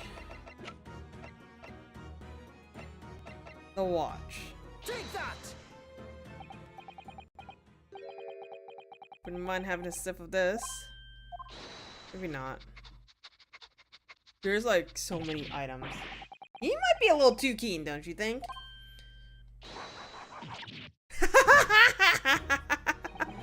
The Chief Inspector made short work of Gina there.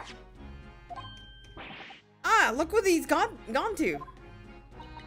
Oh my, that truck clearly still has a very strong scent. Of Inspector Gregson. In other words, it must have belonged to him.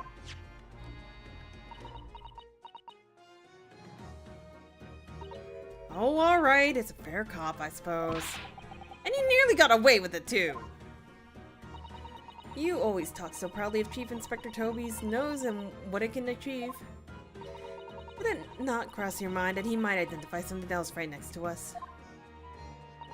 Yeah, that was a bit of a bloomer, weren't it? That's enough now then, Gina. Huh? I think it's time you told us the truth about that trunk.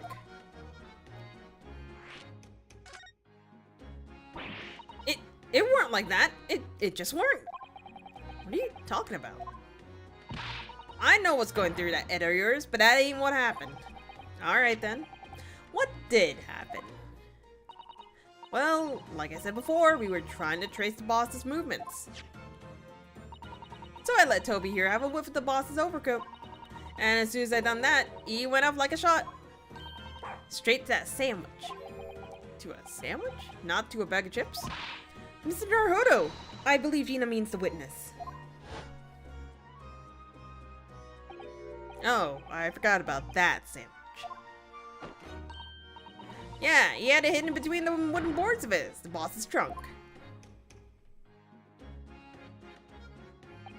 You mean when they heard the sound like a gunshot and all piled in here? Exactly! He nabbed it from the scene! Goodness. Me and the chief inspector gave that sandwich a good grilling, and you know what he said?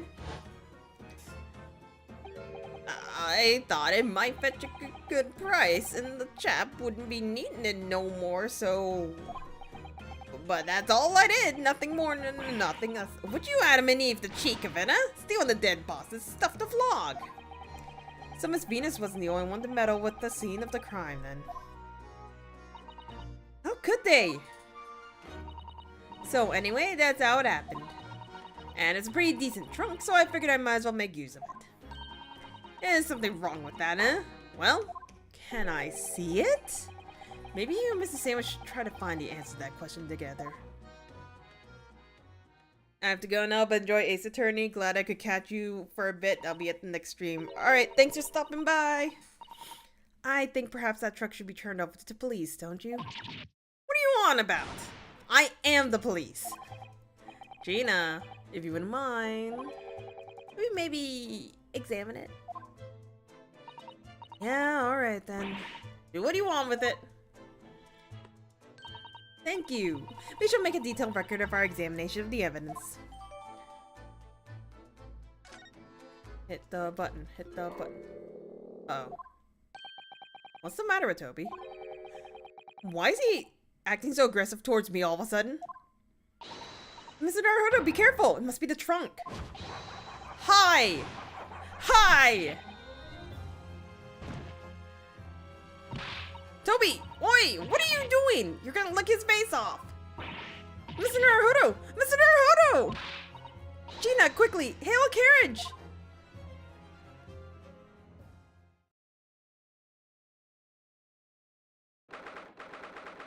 Did I just get killed by a dog?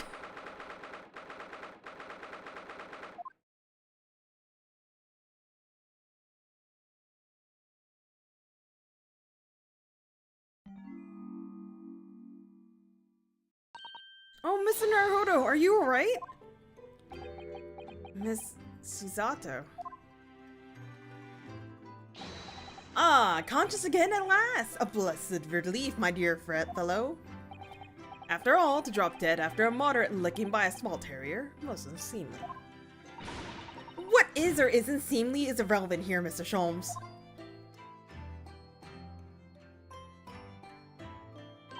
I'm so glad there's no lasting damage. How are you feeling? I'm fine, thank you. Did you bring me back here? Ah, what's this on my head? A bandage? Sadly, we had no ice, so that's a compress of sugar water. Sugar water? Don't worry, Mr. Naruhodo. It's a first aid treatment that my father taught me. Oh, thank you. So, let us take tea when you're feeling up to it. But of course, no sugar in the patient's cup. Ugh, the bump of my head is throbbing sweetly enough, don't worry. Whenever you're feeling ready, then. Do we have the box? Are you alright, Mr. Naruhodo? It's rather unusual to find ourselves here in the middle of our investigations. It's just occurred to me that I might have forgotten something when we left this morning. Please don't worry. As long as you continue to investigate thoroughly, you won't go far wrong. Oh, yes, of course. I must get back to work as soon as possible. Okay, you, rat bastard. Talk to me. Thank you for your concern, Mr. Sholmes. My dear fellow, think nothing of it. I must say I was quite startled when I heard that you've been attacked by a dog. For a moment I feared that the infamous murder of so many had come back from the dead. You mean, the professor? Fortunately, I see your prize steward is unscathed. That stiff, turned-up collar of yours obviously afforded some welcome protection. Was I that close to death? All I remember is the dog looking my face over and over and over again. Well, if you wish to avoid such troubles in the future, a little mustard spread on the cheeks should do the trick.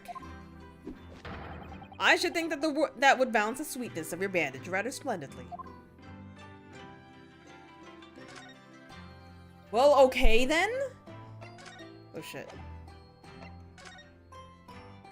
I'm going downstairs? Iris, we need a fucking talk. Sholmes, we also need a fucking talk. Both of you, we need a fucking talk. Herr mit dem Schwarzbiergebot, brodelt wie ein Feuerberg, den Schlund es What mir the fuck? verbrannt. Ach, Hopfen, deine Wut. What on earth is going on here? Am I having a bad dream? Ah, no, it's an old German folk song. Rather a fine rendition, I think. That's the least of my concerns. Iris? Iris? What's the matter? Is he dead? Who's that sprawling, that relaxed gentleman over there? Iris? Is she even listening? Excuse me, sir. I do apologize for troubling you whilst you're singing so merrily, but would you be so kind enough to explain the situation? Well, that worked. A grinning gentleman and a mute young girl. A rather tantalizing juxtaposition. And one that appears to have incited the gods of deduction within me to find her voices too. Ah, Mr. Sholmes, do you mean? The strains of reasoning within me are playing now as a delightful duet. One melody sings a reunion full of nostalgia, whilst the other is a morose theme of the great secret you're trying so desperately to conceal, Iris. She's turned as white as a sheet. I didn't realize she has something stuck in her mouth. So, as usual, you've instantly seen the very heart of the matter. And by the time my own brief performance is over, I feel sure this gentleman's song will reach its finale. This is so fucking scary, by the way. He looks like he's dead. And having that folk song playing in the fucking back, bro, I'm scared. So then, to Musicland, where all is sweetness and delicacy and harmony. Pray, do enjoy Herlock Sholmes' latest logic and reasoning spectacular. I did not fucking expect this.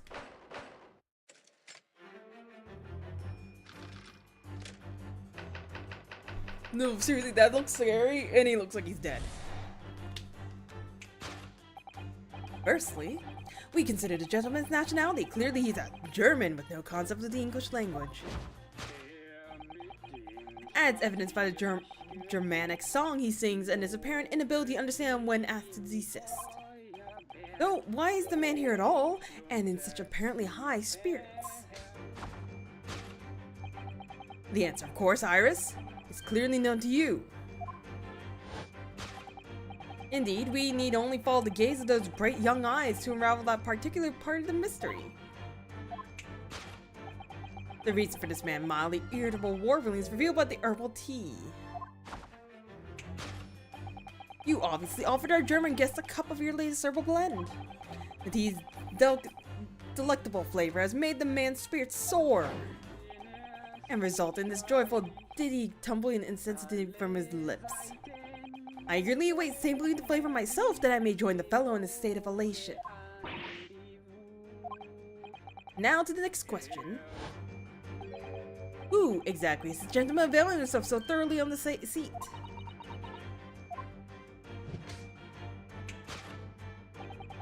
As it happens, a number of years ago now, a certain gentleman of German origin engaged my services in solving a particularly delicate case.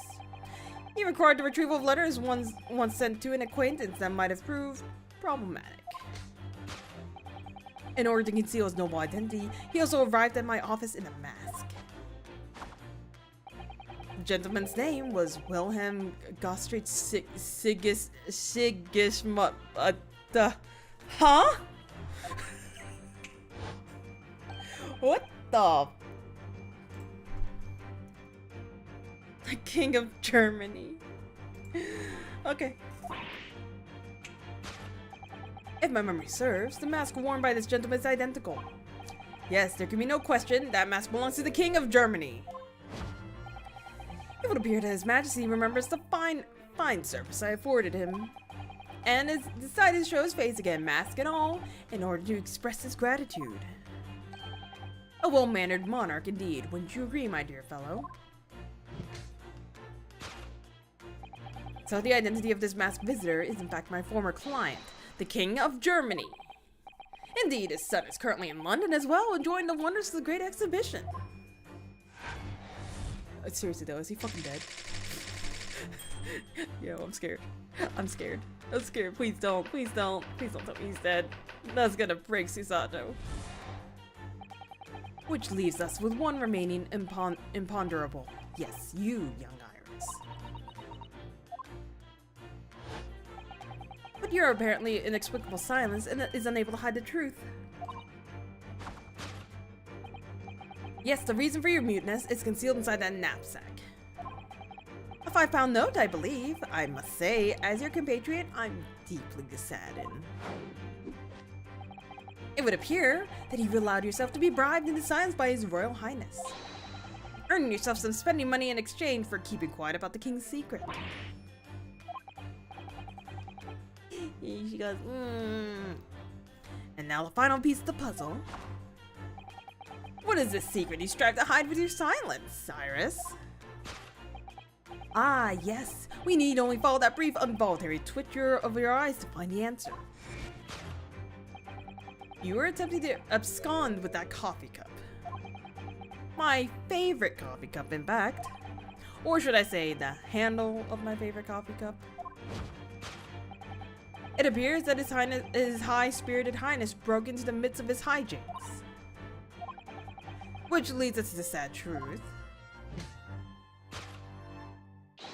My favorite coffee cup has been broken by the King of Germany, and Iris, you tried to conceal it from me. Shall have a bill sent via governmental channels to the German royal family for its replacement. I fucking love Sholmes, yo.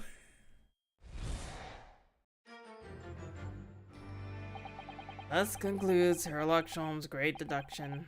This painful puzzle.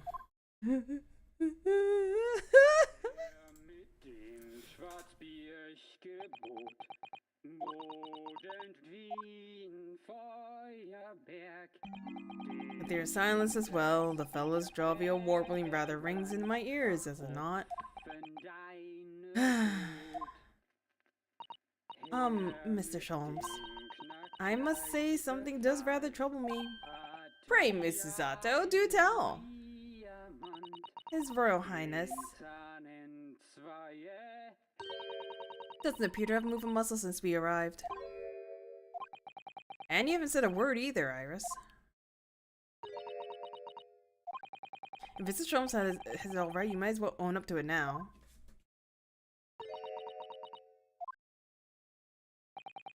Your reasoning isn't entirely without substance, I must admit. And one other thing, Mr. Sholmes. Yet another grievance, Mr. Naruhodo? Surely not. Well, I actually read the story of that case recently, the one you were just describing. And according to that, at least, it wasn't the King of Germany. It was the King of Bohemia. Goodness, was it? Yes, that's quite true. Master Gotz, the prince, testified that in court. In his words, I have come to see the great exhibition all the way from my home in Bohemia. I would ask you to keep that minor error to yourselves. It could easily become quite a scandal. The fucking folk song's gonna be in my nightmares. I believe, Mr. Naruhodo, that it's our turn to make some corrections to the number of minor errors that may have slipped in. Can we talk about the guy who's just literally dead on the sofa, yo? Yes, even Mr. Sholmes is willing to admit that he might be slightly wide of the mark this time. Although it's clear that Iris is definitely hiding something. We need to find the truth behind the mysterious scene. But one truth is incontrovertible. My favorite coffee cup is no more. So, shall we embark again on a joint presentation of Herlock Sholmes' logic of reasoning is spectacular. There's no shot we are doing this with a dead body. I refuse. He's not dead. He's not dead. He's just sleeping. Completely knocked the fuck out. They drugged him. It's fine. It's fine. Isn't that right, Sholmes? You're not this stupid, okay? I love you. You are not this dumb. You have your serious moments. This should be one of those. It should be fine. It's fine. I'm not coping. You're coping. I'm not coping. You're coping. I'm so fucking scared, yo.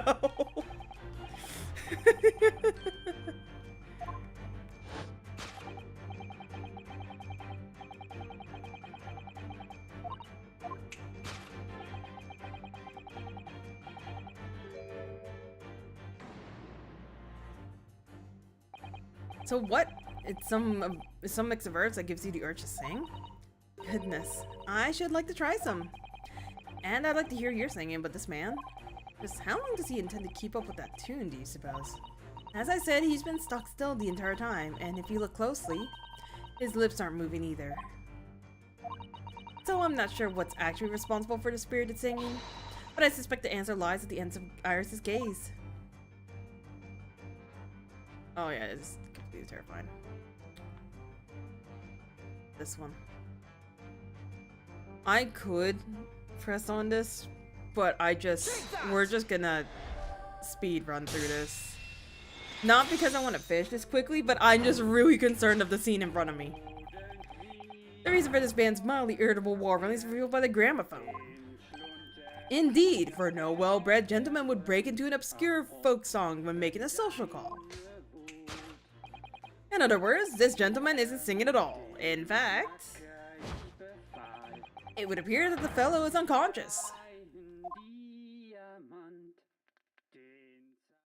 Thank you.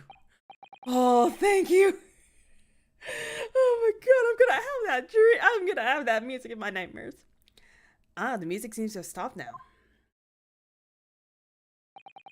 I ask you, Mr. Naruhodo. Yes?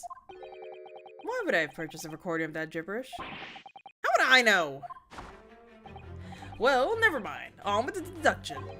Who exactly is this gentleman availing himself so thoroughly of the seat? Oh, is it easy? Are you still going down the German? As it happens, a number of years. Yeah, that's all the same.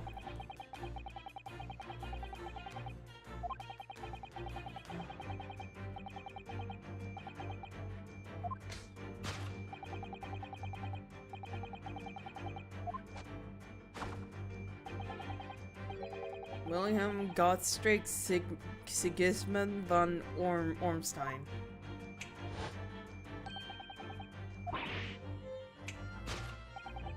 Memory serves, the mask worn by this gentleman is identical. The King of Germany. Well, we've already established that it was actually the King of Bohemia. It seems Mr. Sholmes intends to persist with his Germany theory for some reason. Come to think of it, the young prince was wearing a mask as well, wasn't he? Mr. Gotts, the boy whom you had in tears. Remind me or anyone else. Do you suppose all members of the aristocracy of mainland Europe wear masks? I'm sure they do. Well, probably. Anyway, the point is that mask doesn't belong to any king. No, that's right, as we all know. Because we can identify the true owner of this mask. Kazuma, where are you? Take that!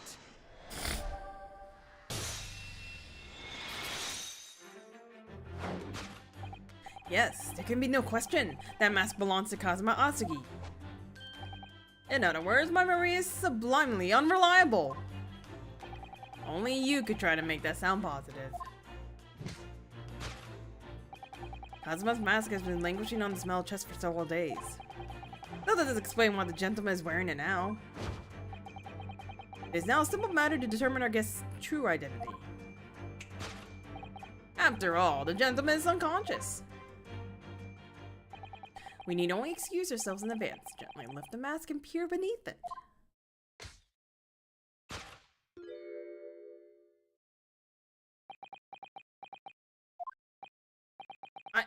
I don't believe it.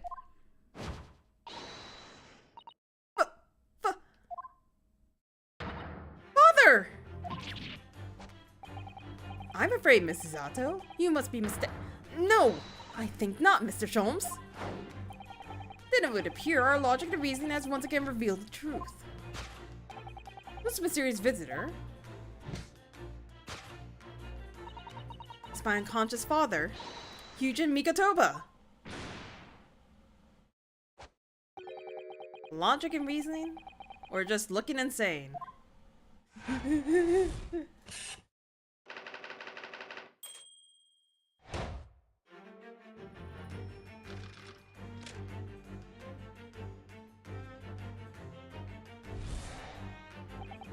Which leaves us with one remaining impoundment. Yes, you, young Iris. But your apparent inexplicable science is unable to hide the truth. So, what is in her mouth? I just have to know. That's a 5-pound note poking out from Iris's knapsack, is it? Oh dear, I can't be sure. Most money that we encounter is in coin form. I know, I'm not even sure if we've seen any banknotes here in Britain at all, have we? But anyway, Father would never have paid money for Iris' silence. He certainly seems like the silent type himself, though, judging by his present state. There must be some other reason for Iris' silence, I suppose. Perhaps what Iris is trying so hard not to give away with her eyes is something entirely different.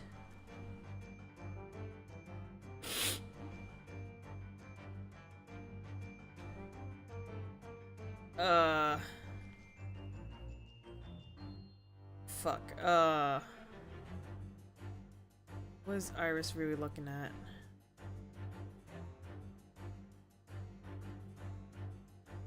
Persian slipper.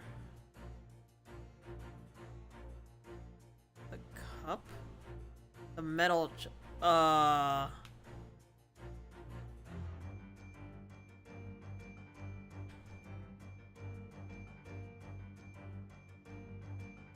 It has to be somewhere here, but I can't select her dad.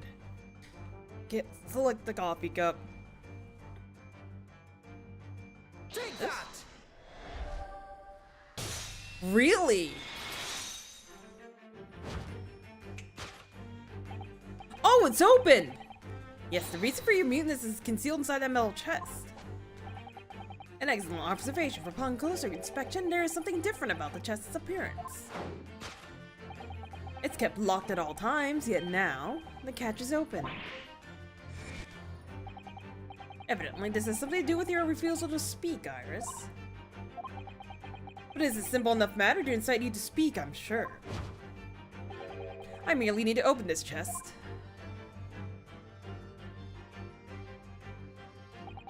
Here we go. Hurley, don't!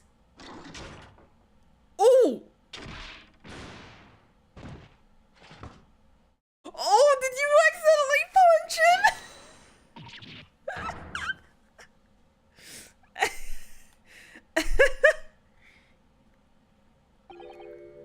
He's dead. Never! Oh, Hurley! I told you not to open it! Ah, so you found your voice now, Iris. In other words, what just happened clearly reveals the truth here.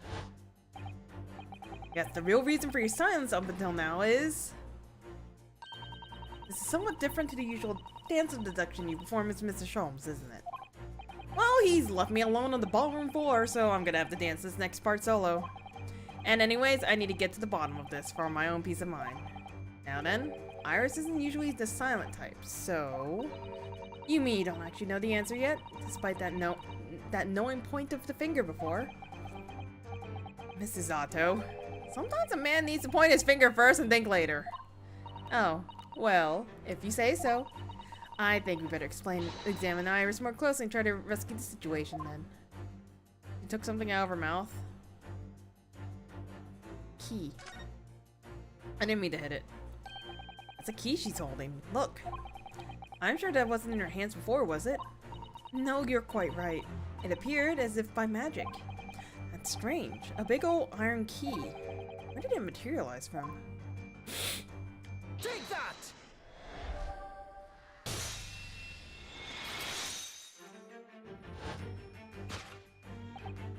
Yes, the real reason for your silence until now is that key behind your back.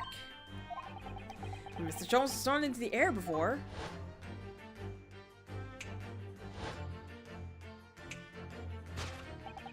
Just before you called out to try to stop him, you slipped something out of your mouth. That something is the key now in your hands. No doubt the key to the chest. You're so clever, Bruno! So now it becomes clear. Thanks to Mr. Sholm's graphic demonstration, we can well imagine what happened here. But Professor Mikotoba also opened the metal chest only to be punched into the air. And land a sprawl on the set. But wait, that doesn't explain all the facts. What about the stylish scarf? And the cup of tea? And above all, why would he be wearing Kazuma-sama's mask? Well, for those curious details, I can think of only one explanation. Clearly, an unbelievable miracle took place in this room. Isn't that right, Iris? Consider how the room was arranged before the whole painful experience took place. When Professor Mikotoba opened the chest, completely unaware of what awaited him inside, the mask was flung into the air just as he was, only to land neatly on his face when it fell back down. And the teacup's journey through the air ended when it was caught on the unconscious professor's finger. You mean to say that the stylish scarf is actually just a tablecloth? It's the great detective's office, after all, a place of miraculous deductions.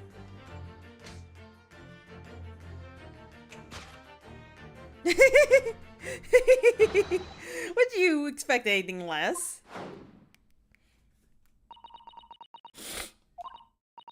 Yes, you're right. It happened exactly as he said. Brilliant, Bruno! Thus concludes Ryunosuke Naruhodo's great deduction of this punchy puzzle. Sholmes is knocked the fuck out. So then, why don't I make a fresh pot of tea for us all? Objection! Hi! An admirable performance, Mr. Naruhodo. But in the final act of the show there, you rather missed everything of importance. Mr. Sholmes! If you would cast your mind back to my earlier deduction... Iris, clearly you're hiding a great secret. She is? From the look on her face? Mr. Sholmes must be right. Whatever that great secret is, the cat isn't out of the bag yet. So I put it to you again. You were attempting to abscond with that coffee cup. I love how you just woke up in the middle. It really is a shame about Mr. Sholmes' cup. It must have been smashed when Professor Mikotoba opened the chest. Oh dear, so many things seem to have been broken here. Now that the deduction has taken a different direction, Iris doesn't seem to be trying to hide the broken cup anymore. In other words, her grand secret is something else. Let's put our observation skills to work on one final time.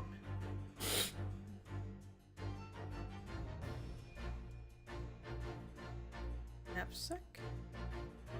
Would it be her nap? That's so cute!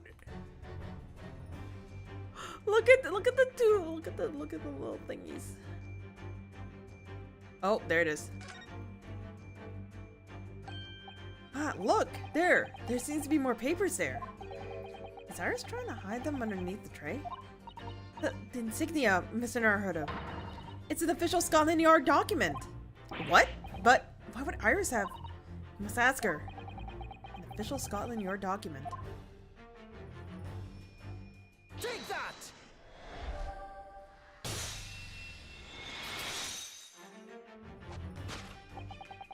were attempting to abscond with that case file. Iris, as you know very well, nothing escapes the attention of a great detective. Oh no.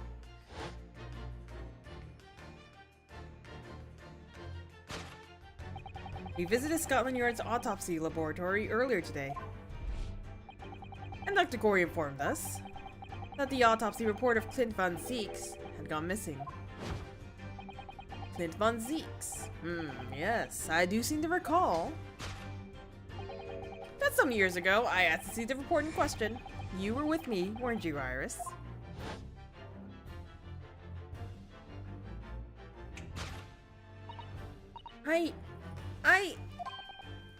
You mean, it was you, Iris?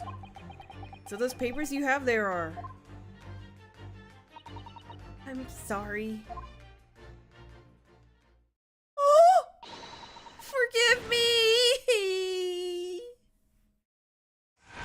Oh, the poor girl.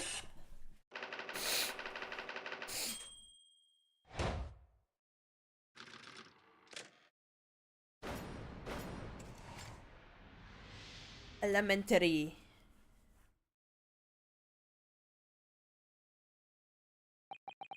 In truth, I would like to have thought I could have predicted the booby-trapped chest.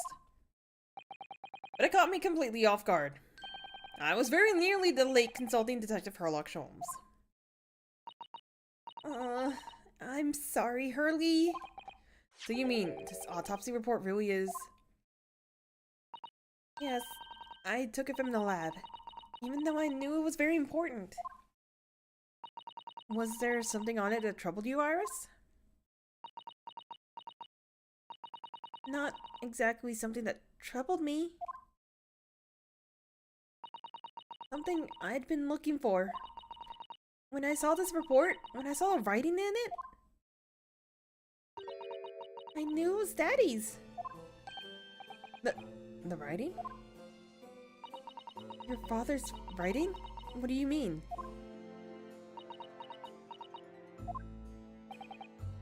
Iris? Must be something that's hard for her to talk about. Forgive me for interrupting, my dear fellows. Mr. Sholmes, what is it? I feel as though the poor unconscious gentleman on the seat has been somewhat forgotten. Ah! But father! Perhaps we should find our guest somewhere more peaceful to rest. Mr. Naruhodo? Yes? Would you be so kind as to lend him your bed? We must do our very best to make him comfortable, I feel. Oh, yes, of course. I'll help you carry him up. So will I. No, I can manage alone, thank you. You have tea to enjoy. We wouldn't want Iris's brood stew. Okay, he's not dead. That song's still gonna be in my nightmares. Because there's no better way to make the professor comfortable than dragging him upstairs like a trunk. I wonder, perhaps this was deliberate. Maybe Mr. Sholmes was making himself scarce to give Iris a chance to talk more freely. Let's use this opportunity to talk with Iris. And find out what's going on. Iris? Would you like to tell us about it, Iris? About your father? I'm sure I've told you before, didn't I? That Daddy used to be Hurley's partner. Yes, and the notes all about all the cases that they solved together kept inside that metal chest. That's right. Hurley told me, you see. He said that Daddy's somewhere far away now, so we can't meet. That's one way of describing it. Then, when I secretly unlocked the chest and read through the papers inside, I started to build a picture in my head of what Daddy must be like.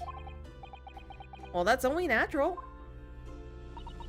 You're just like any other girl of your age. I read that Daddy was a professor of medicinal science, so I studied and took my degree too. Well, that's only natural, I suppose. In that respect, you're not quite like any other girl of your age, though. But there was one thing that I could never find out. Daddy's name. His name wasn't anywhere on any notes that he made about his work with Hurley. Oh, crap. The day's catching up to me. Don't worry, I'll stop at the end of this chapter, I think. Assuming it's the end of the chapter. Then one day... That's what happened, is it? When you saw this autopsy report, you finally managed to work it out. Is that right? Yes.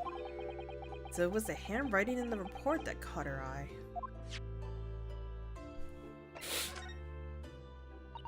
When I saw the writing on the report, I could hardly believe it. I know that handwriting, I thought to myself. Because it was the same as the writing you seen on your father's case notes. Exactly. I was desperate to compare the two properly. I needed to see them side by side. I asked the doctor in the laboratory, but I was told I couldn't take the report away. And even worse, I was told that that was the first and last time we'd be even allowed to look at it there. You decided to steal it. When I compared the autopsy report with the case notes that I had here, there was no doubt. The handwriting was exactly the same as Daddy's. The signature of the coroner at the bottom of the autopsy report read Dr. John H. Wilson. So that's how I finally found out. I learned Daddy's name at last. See. Ever since then, I've called myself Iris Wilson. And that's also when I had the brilliant idea. Writing stories all about Daddy's exciting time with Hurley. I decided then and there I'd write the adventures of Sherlock Holmes. Oh, Iris, I had no idea the stories had quite such a deep personal significance for you. I can see why the autopsy report was so important to her now. And why she was prepared to break the law to get her hands on it.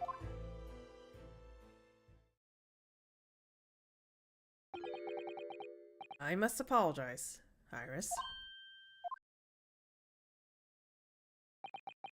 This is really all my fault. Hurley? I made a promise, you see, that until the time was right, I'd keep the details about your father a secret. I know. I've been very naughty. I'll take the autopsy report back to Dr. Corey and apologize, I promise. Yes, we'll go together, I think. Then, let me look after it for you until we get there. So, we're just gonna look it up. Oh, you sweet bean. Sorry, I need to read this. Clint von Zieks, male, 33. Time of death, 31st May, between 9 p.m. and midnight. Deaths from a single stab wound to the heart. Other superficial external wounds indicated of a duel. Recent scarlet ink stains visible on the little and ring fingers of the right hand, but no document of the corresponding ink was found. Vital evidence recovered from the victim's stomach during the autopsy. Credit to Inspector Gregson for petitioning so diligently for the autopsy procedure. No internal trauma noted anywhere in the body. What evidence? I must go and water my herbs, I think. I'll see you all later. Poor Iris. Must be feeling awful. I know Mr. Sholmes is here for her, but still.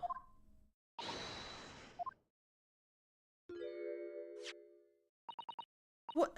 Huh? How? What is the meaning of this, Mr. Sholmes? Mr. Sholmes? Oh, dear me. So, you've noticed, I see. Wait, what? What do you mean? Coroner John H. Wilson.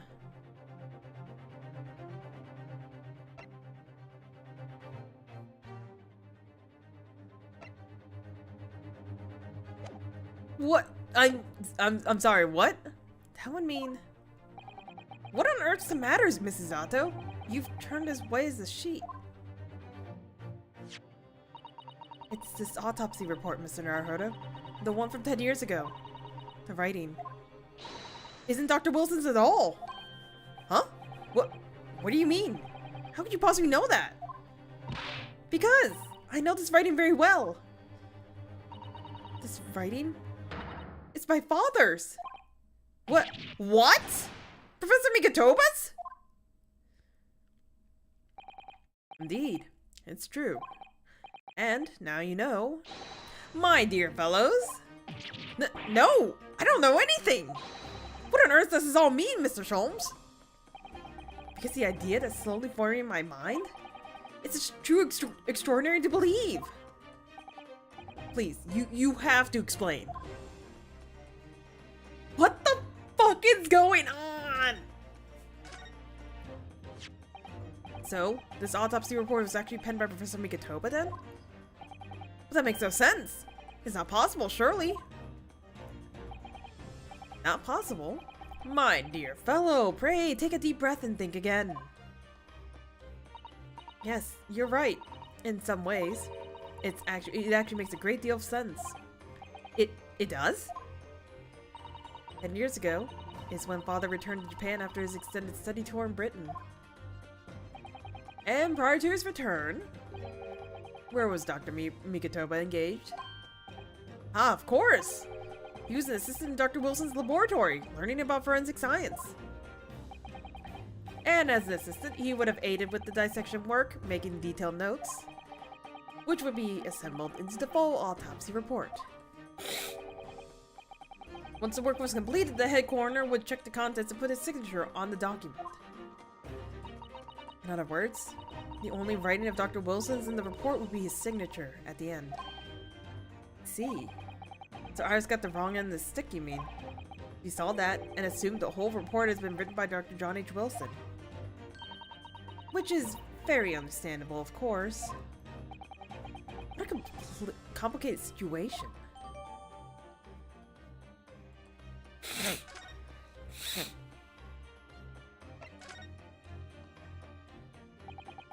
Thinking about it, most of what we know about you, Mr. Sholmes, comes from the publicized stories of your exploits. Yes, The Adventures of Sherlock Sholmes, written by Iris. And we really have no way of knowing what fact and what's fiction.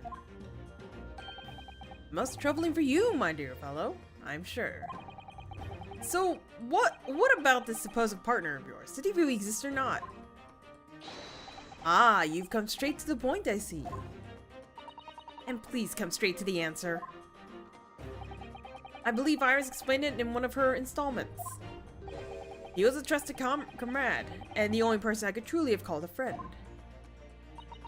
And did this partner of yours truly make a record of all your cases? Are his notes really stored inside that metal chest? Absolutely, my dear madam. Absolutely.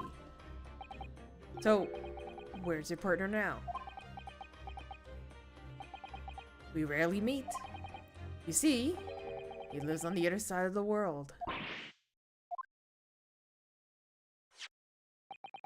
But if this autopsy report and the records of all of your old cases were penned by the same hand, and if the autopsy report was written, though not signed, by your famous partner, there would be only one logical conclusion. Pray, impress me. Your partner would have to be Yuji Mikatoba. In other words, Mrs. Zato's father. On my word, Mr. Naruhodo. Yes? You are coming along wonderfully. You have hit upon the method at last. You finally grasped the art of deduction. You mean to say... Allow me to introduce you to my great friend and partner, Mikatoba. Professor Mikatoba?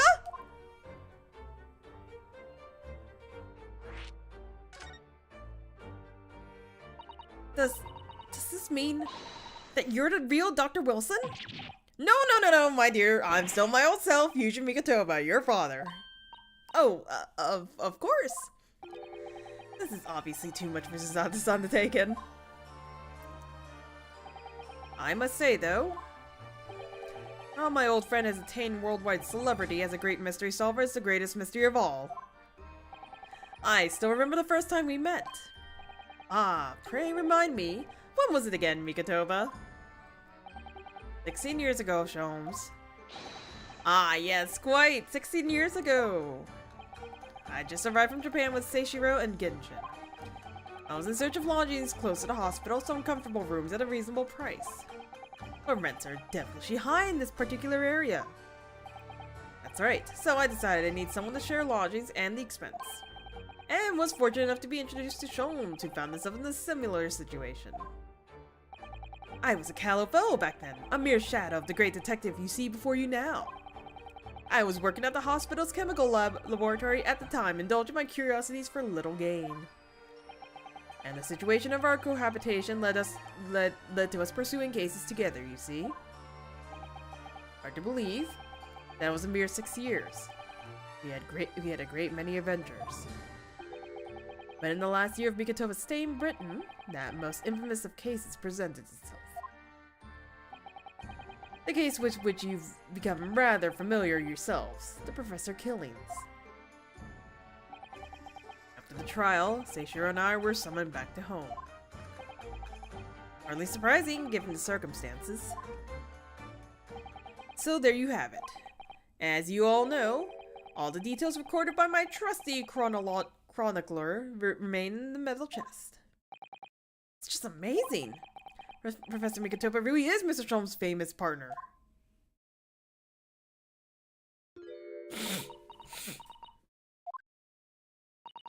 Father? Goodness, my dear! What a cutting look!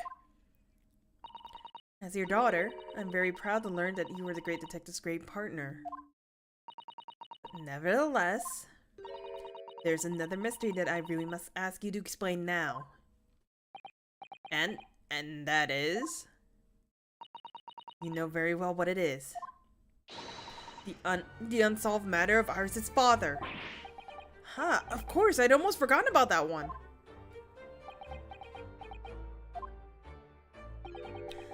I should have seen this coming, I suppose. Did you have an affair? Iris told us that all the notes about the great detective's adventures that are in the metal chest were written by her father. Isn't that correct, Mr. Sholmes? That is indeed what I told young Iris. But if you're Mr. Sholmes' partner, father, and you wrote all those case notes, then Iris' father must be you.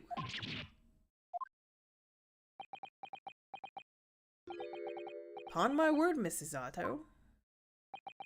You are coming along wonderfully as well. You too have hit upon the method. He did have a fucking affair. Wait, was Mom even alive? You finally grasped the art of deduction. What you've always told me, Father, is that my mother died when I was born 16 years ago. And you left me in grandmother's care whilst you embark on your study tour of Britain. And I've always accepted that. But all this about Iris? Oh, there it is. Susato-san's ice-cold stare. No, now hold on a minute. It was very complicated. I mean, it's really not what you think.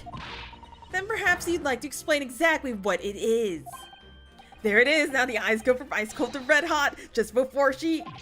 No, really, you've got the wrong end of the stick, Sholmes. Say something, man. Why did you don your outfit? That's quite enough, my fiery fellows. Mr. Sholmes? Why did you get all dressed up? Whilst I don't like to interrupt this exciting exploration of the past, Mikotoba and I have an urgent matter that requires a short excursion. But it's very late, Mr. Sholmes. Where must you go? Why, my dear madam, is it not obvious? My partner and I must pursue our natural enemies. So, get your coat, Mikotoba. The game is afoot. But Sholmes, I really must give Susato a full explanation, I think. Later, my dear fellow, later. Our carriage awaits downstairs already. I like the music. You haven't changed one iota, have you? I mean, really. I visited our home after 10 long years. When I opened the chest to fit of nostalgia, I quite inexplicably passed out. And as if that wasn't enough, when I eventually regained consciousness, I'm plunged straight into all this. Father, please, go with Mr. Sholmes now. What? I've no doubt that whatever happened, you were acting in everyone's best interests. I trust you. Completely. To Sato. And sending the great detective and his great partner off on renewed adventures together is more than I could have hoped for in my wildest dreams. Very well then. We'll speak again later. So, I believe your own work is done for today. I wish you the best of luck for tomorrow. Yes, Naruhodo. Good luck in battle. And in reaching a decision. Decision? About whether to go back to Japan, I suppose. So much happened that day that I barely knew what to do with myself.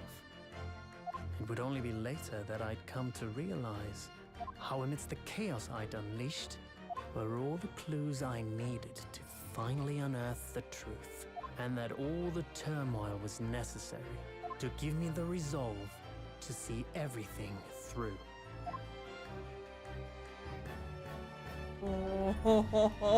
Oh, shit, I have one more chapter. And that chapter is gonna be the longest chapter in the world. I did not expect Mikotoba to be the partner, honestly. I'm so glad I wasn't spoiled on that one. Oh my god. Okay, no, but seriously, seeing him on that couch scared the shit out of me. And that song's gonna be forever burned into my brain.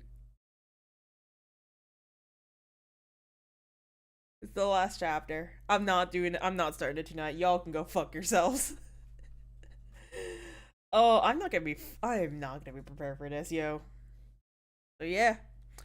Got one more chapter and I'm finally free from this game until the next time I want to replay it. I did not realize how long these Ace Attorney games would take. And the worst part is I'm gonna play through the other ones later. Oh, fuck me. Fuck me, my voice, man. Alright, so that's it for today. We'll have raid tomorrow. I will try. I want to see if I can finish this chapter over the weekend, but I can't promise anything. It is crazy. I'm scared. I'm a little scared, yo. I promise you. So the only thing I got spoiled on was Gina, Gregson, Natsume, and Kazuma. Those were the only 4 things I was spoiled on. 2 of which are very important, mind you. If there was anything else I was spoiled on, I don't remember. Those were the only 4 points that I remember. But whatever. I'm gonna try to see if we can get it to this weekend. I'm praying I can get to it this weekend, Friday and Saturday, but that's just me. Oh, actually, Saturday might be a toss-up. That's it. I will see you guys later. I have raid tomorrow. I am not going to stream before raid because I need to catch up on sleep because my sleep got really destroyed today. Y'all have a good night. Take care. I'm going to go make my dinner. And I'm going to drown out that German folk song with a bunch of other musics and podcasts because fuck me. I swear to God, I'm going to have a nightmare tonight. That on top of the mask is like the worst thing possible. Alright, y'all have a good night. Take care. I'll see you later. Bye.